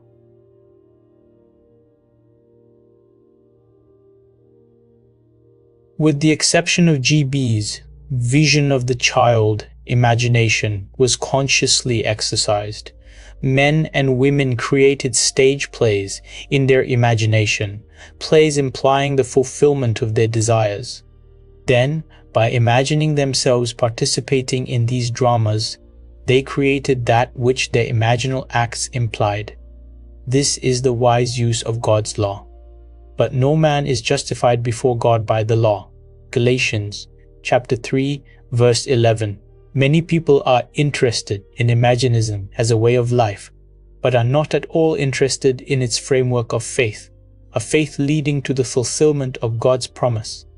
I will raise up your son after you, who shall come forth from your body. I will be his father, and he shall be my son. 2 Samuel chapter 7, verses 12 through 14. The promise that God will bring forth from our body a son who will be born not of blood, nor of the will of the flesh, nor of the will of man, but of God. John chapter 1, verse 13 does not concern them. They want to know God's law, not his promise. However, this miraculous birth has been stated clearly as a must for all mankind from the earliest days of the Christian fellowship.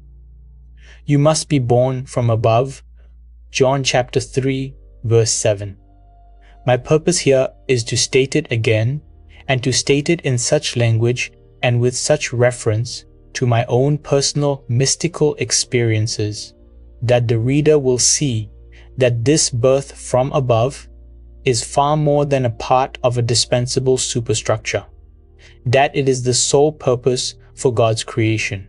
Specifically, my purpose in recording these 4 mystical experiences is to show what Jesus Christ, the faithful witness, the firstborn from the dead, Revelation chapter 1, verse 5, was trying to say about this birth from above. How can men preach unless they are sent? Romans chapter 10, verse 15. Many years ago, I was taken in spirit into a divine society, a society of men in whom God is awake. Though it may seem strange, the gods do truly meet. As I entered this society, the first to greet me was the embodiment of infinite might. His was a power unknown to mortals. I was then taken to meet infinite love. He asked me, "What is the greatest thing in the world?" I answered him in the words of Paul: faith, hope, and love. These 3, but the greatest of these is love. 1 Corinthians chapter 13, verse 13. At that moment, he embraced me, and our bodies fused and became one body. I was knit to him and loved him as my own soul. The words, love of God. So often a mere phrase, were now a reality with a tremendous meaning. Nothing ever imagined by man could be compared with this love which man feels through his union with love. The most intimate relationship on earth is like living in separate cells compared with this union. While I was in this state of supreme delight, a voice from outer space shouted, "Down with the blue bloods!" At this blast, I found myself standing before the one who had first greeted me, he who embodied infinite might. He looked into my eyes, and without the use of words or mouth, I heard what he told me. Time to act. I was suddenly whisked out of that divine society and returned to earth. I was tormented by my limitations of understanding, but I knew that on that day, the divine society had chosen me as a companion and sent me to preach Christ, God's promise to man. My mystical experiences have brought me to accept literally the saying that all the world's a stage, and to believe that God plays all the parts. The purpose of the play? To transform man, the created, into God, the creator. God loved man, his created, and became man in faith that this act of self-commission would transform man, the created, into God, the creator. The play begins with the crucifixion of God on man, as man, and ends with the resurrection of man, as God.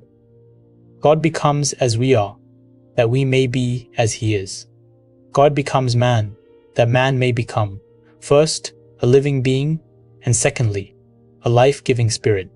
I have been crucified with Christ. It is no longer I who live, but Christ who lives in me, and the life I now live in the flesh, I live by faith in the Son of God, who loved me and gave himself for me. Galatians chapter 2, verse 20. God took upon himself the form of man and became obedient unto death, even death on the cross of man, and is crucified on Golgotha, the skull of man. God himself enters death's door, the human skull, and lies down in the grave of man to make man a living being. God's mercy turned death into sleep. Then began the prodigious and unthinkable metamorphosis of man, the transformation of man into God. No man, unaided by the crucifixion of God, could cross the threshold that admits to conscious life. But now we have union with God in his crucified self. He lives in us as a wonderful human imagination. Man is all imagination, and God is man, and exists in us and we in him. The eternal body of man is the imagination, that is God himself. Blake. When he rises in us, we will be like him, and he will be like us. Then all impossibilities will dissolve in us at that touch of exaltation which his rising in us will impart to our nature. Here is the secret of the world. God died to give man life and to set man free. For however clearly God is aware of his creation, it does not follow that man, imaginatively created, is aware of God. To work this miracle, God had to die, then rise again as man, and none has ever expressed it so clearly as William Blake. Blake says, or rather, has Jesus say, "Unless I die, thou canst not live. But if I die, I shall arise again, and thou with me. Wouldest thou love one who never died for thee, or ever die for one who had not died for thee? And if God dieth not for man, and giveth not himself eternally for man, man could not exist. So God dies. That is to say, God has freely given himself for man. Deliberately, he has become man and has forgotten that he is God, in the hope that man, thus created, will eventually rise as God. God has so completely offered his own self for man, that he cries out on the cross of man, my God, why hast thou forsaken me?" Matthew chapter 27, verse 46. Psalm chapter 21, verse 1. He has completely forgotten that he is God. But after God rises in one man, that man will say to his brothers, "Why stand we here, trembling around, calling on God for help, and not ourselves, in whom God dwells?"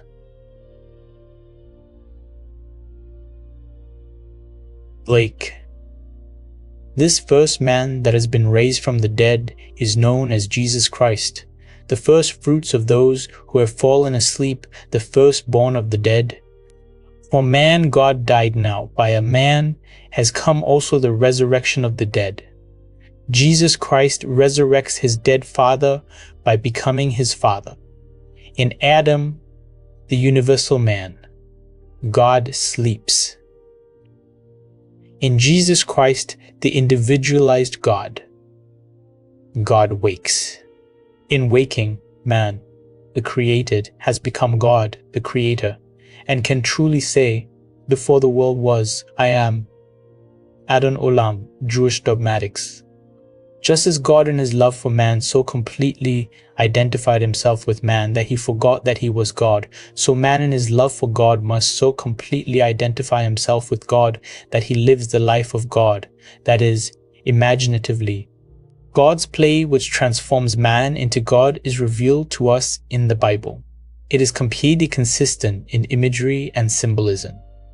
The New Testament is hid in the Old Testament, and the Old is manifested in the New. The Bible is a vision of God's law and his promise. It was never intended to teach history, but rather to lead man in faith through the furnaces of affliction to the fulfillment of God's promise, to rouse man from this profound sleep and awaken him as God. Its characters live not in the past, but in an imaginative eternity. They are personifications of the eternal spiritual states of the soul. They mark man's journey through eternal death and his awakening to eternal life. The Old Testament tells us of God's promise. The New Testament tells us not how this promise was fulfilled, but how it is fulfilled. The central theme of the Bible is the direct individual mystical experience of the birth of the child, that child of whom the prophet spoke. To us a child is born, to us a son is given, and the government will be upon his shoulder. And his name will be called Wonderful Counselor, Mighty God, Everlasting Father, Prince of Peace.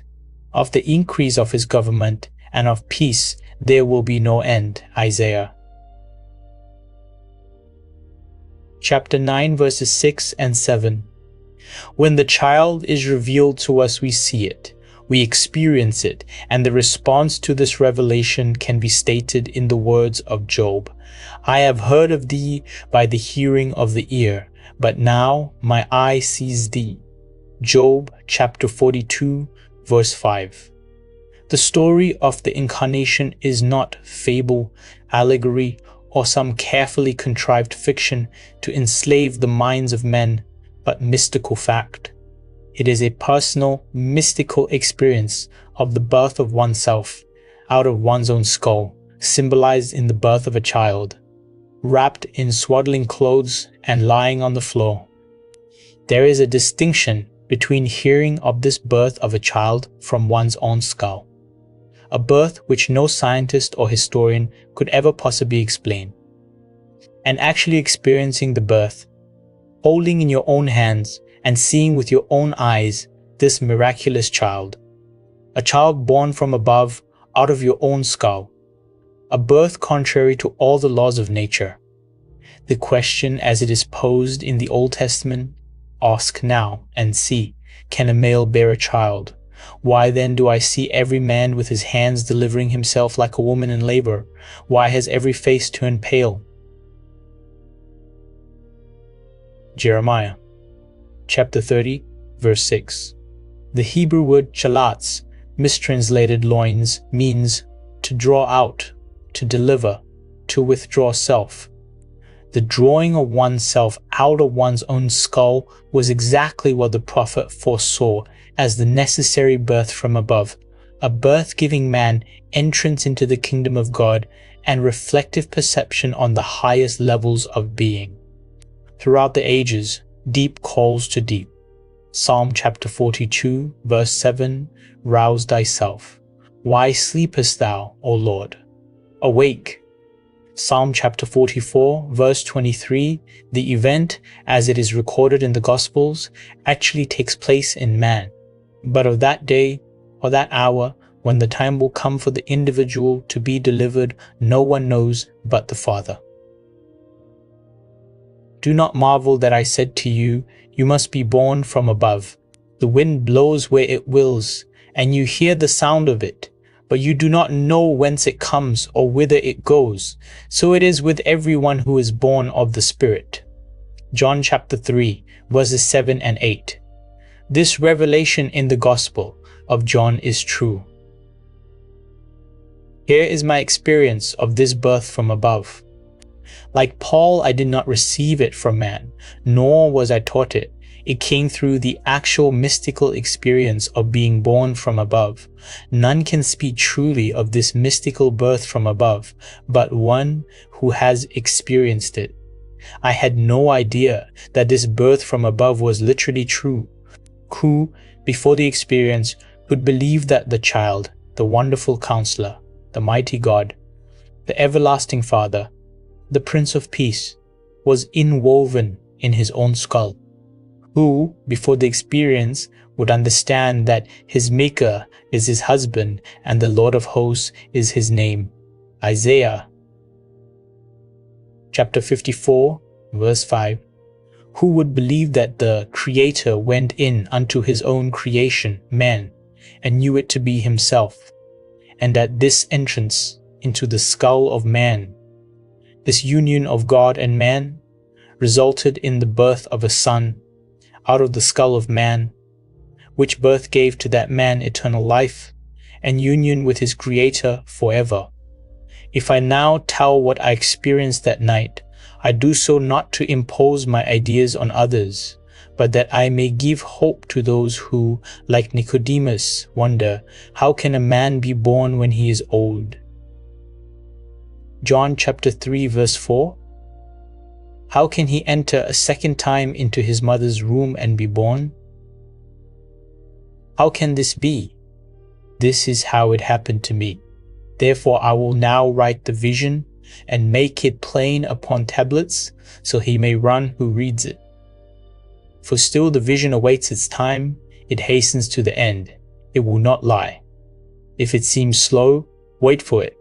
It will surely come, it will not delay. Behold, he whose soul is not upright in him shall fail, but the righteous shall live by his faith. Habakkuk. Habakkuk, chapter 2, verses 2 through 4. In the early hours of the morning, on July 20 in 1959, in the city of San Francisco, a heavenly dream in which the arts flourished was suddenly interrupted by the most intense vibration centered at the base of my skull. Then a drama, as real as those I experience when I am fully awake, began to unfold. I awoke from a dream to find myself completely entombed within my skull. I tried to force my way out through its base. Something gave way, and I felt myself move head downward through the base of my skull. I squeezed myself out, inch by inch. When I was almost out, I held what I took to be the foot of the bed and pulled the remaining portion of me out of my skull. There, on the floor, I lay for a few seconds. Then I rose and looked at my body on the bed. It was pale of face, lying on its back and tossing from side to side like one in recovery from a great ordeal. As I contemplated it, hoping that it would not fall off the bed, I became aware that the vibration which started the whole drama was not only in my head, but now was also coming from the corner of the room. As I looked over to that corner, I wondered if that vibration could be caused by a very high wind, a wind strong enough to vibrate the window. I did not realize that the vibration which I still felt within my head was related to that which seemed to be coming from the corner of the room. Looking back to the bed, I discovered that my body was gone, but in its place sat my 3 older brothers. My oldest brother sat where the head was. My second and third brothers sat where the feet were. None seemed to be aware of me, although I was aware of them and could discern their thoughts. I suddenly became aware of the reality of my own invisibility. I noticed that they, too, were disturbed by the vibration coming from the corner of the room. My third brother was the most disturbed and went over to investigate the cause of the disturbance. His attention was attracted by something on the floor, and looking down, he announced, "It's Neville's baby." My other 2 brothers, in most incredulous voices, asked, "How can Neville have a baby?" My brother lifted the infant wrapped in swaddling clothes and laid him on the bed. I then, with my invisible hands, lifted the babe and asked him, "How is my sweetheart?" He looked into my eyes and smiled, and I awoke in this world to ponder this greatest of my many mystical experiences. Tennyson has a description of death as a warrior, a skeleton high on a night black horse issuing forth at midnight. But when Garrett's sword cut through the skull, there was in it the bright face of a blooming boy, fresh as a flower newborn.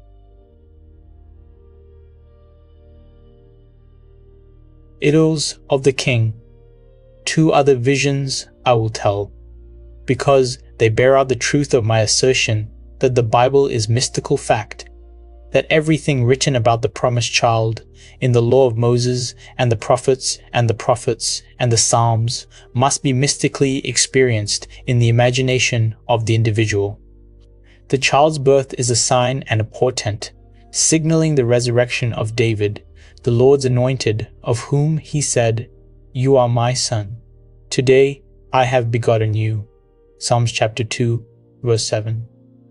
5 months after the birth of the child, on the morning of December 6, 1959, in the city of Los Angeles, a vibration similar to the one which preceded his birth started in my head. This time, its intensity was centered at the top of my head. Then came a sudden explosion, and I found myself in a modestly furnished room. There, leaning against the side of an open door, was my son David of biblical fame. He was a lad in his early teens. What struck me forcibly about him was the unusual beauty of his face and figure. He was, as he is described in the first book of Samuel, ruddy, with beautiful eyes and very handsome. 1 Samuel chapter 16, verse 12, chapter 17, verse 42. Not for one moment did I feel myself to be anyone other than who I am now. Yet I knew that this lad, David, was my son, and he knew that I was his father, for the wisdom from above is without uncertainty. But the wisdom that is from above is first pure, then peaceable, gentle, and easy to be entreated, full of mercy and good fruits, without partiality and without hypocrisy. James chapter 3, verse 17. As I sat there contemplating the beauty of my son, the vision faded and I awoke. I and the children whom the Lord has given me are signs and portents in Israel from the Lord of hosts, who dwells on Mount Zion. Isaiah chapter 8, verse 18.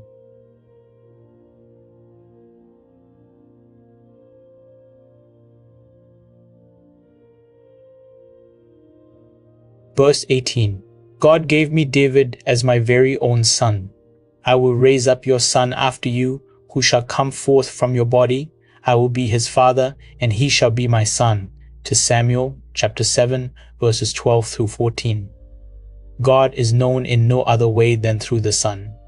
No one knows who the Son is, except the Father, or who the Father is, except the Son, and anyone to whom the Son chooses to reveal him. Luke chapter 10, verse 22. The experience of being David's father is the end of man's pilgrimage on earth. The purpose of life is to find the father of David, the Lord's anointed, the Christ. Abner, whose son is this youth? And Abner said, As your soul lives, O king, I cannot tell. And the king said, Inquire whose son the stripling is. And as David returned from the slaughter of the Philistine, Abner took him and brought him before Saul with the head of the Philistine in his hand. And Saul said to him, Whose son are you, young man? And David answered, I am the son of your servant Jesse the Bethlehemite. 1 Samuel chapter 17, verses 55 through 58. Jesse is any form of the verb to be. In other words, I am the son of who I am. I am self-begotten. I am the son of God, the Father.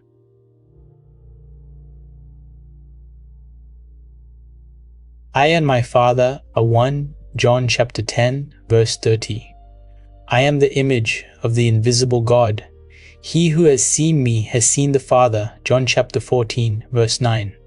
Whose son is not about David, but about David's father, whom the king had promised, 1 Samuel chapter 17 verse 25, to make free in Israel. Note, in all these passages, 1 Samuel chapter 17 verses 55, 56, 58, the king's inquiry is not about David, but about David's father. I have found David, my servant. He shall cry to me, Thou art my father, my God, and the rock of my salvation. And I will make him the firstborn, the highest of the kings of the earth. Psalm chapter 89, verses 20, 26, and 27. The individual who is born from above will find David and know him to be his very own son. Then he will ask the Pharisees, who are always with us, What do you think of the Christ? Whose son is he? And when they say to him, The son of David, he will say to them, How is it then that David in the Spirit calls him Lord. If David thus calls him Lord, how is he his son?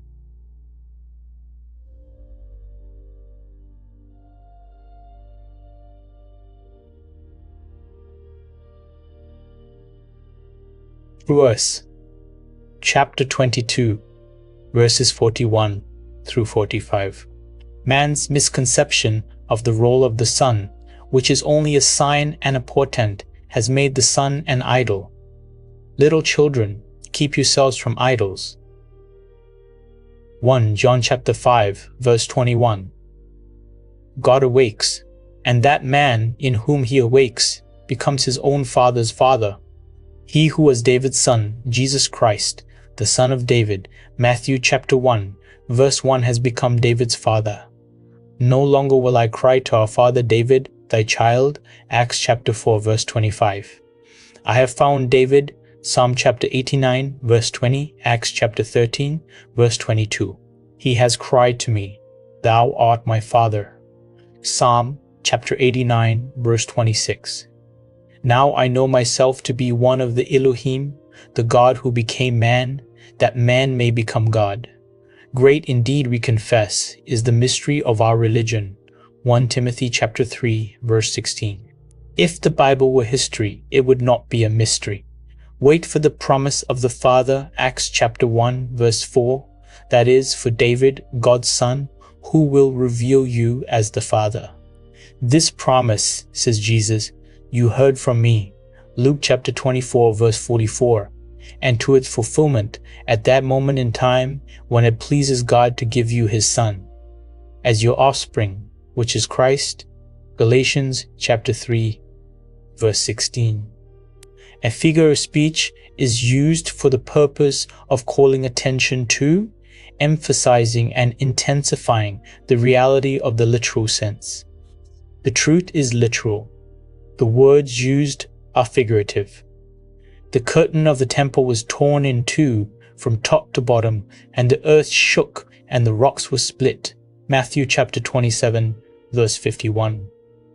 On the morning of April 8, 1960, 4 months after it was revealed to me that I am David's father, a bolt of lightning out of my skull split me in two from the top of my skull to the base of my spine. I was cleft as though I were a tree that had been struck by lightning. Then I felt and saw myself as a golden liquid light moving up my spine in a serpentine motion. As I entered my skull, it vibrated like an earthquake. Every word of God proves true. He is a shield to those who take refuge in him. Do not add to his words, lest he rebuke you and you be found a liar. Proverbs chapter 30, verses 5 and 6. And as Moses lifted up the serpent in the wilderness, so must the Son of Man be lifted up. John chapter 3, verse 14. These mystical experiences will help to rescue the Bible from the externals of history, persons, and events, and to restore it to its real significance in the life of man. Scripture must be fulfilled in us. God's promise will be fulfilled. You will have these experiences, and you shall be my witnesses in Jerusalem, and in all Judea and Samaria, and to the end of the earth. Acts chapter 1, verse 8. The widening circle. Jerusalem, Judea, Samaria, the end of the earth, is God's plan. The promise is still maturing to its time, its appointed time, but how long, vast and severe the trials are you. Find David, your son, who will reveal you as God, the Father, will long to tell, but it hastens to the end, it will not fail. So wait, for there will be no postponement. Is anything too wonderful for the Lord? At the appointed time I will return to you in the spring, and Sarah shall have a son. Genesis chapter 18, verse 14.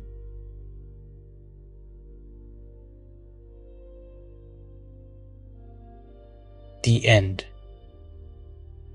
Neville's promise unfolds like a divine encore, birthing self from skull in seismic splendor, raw, revelatory, and utterly human.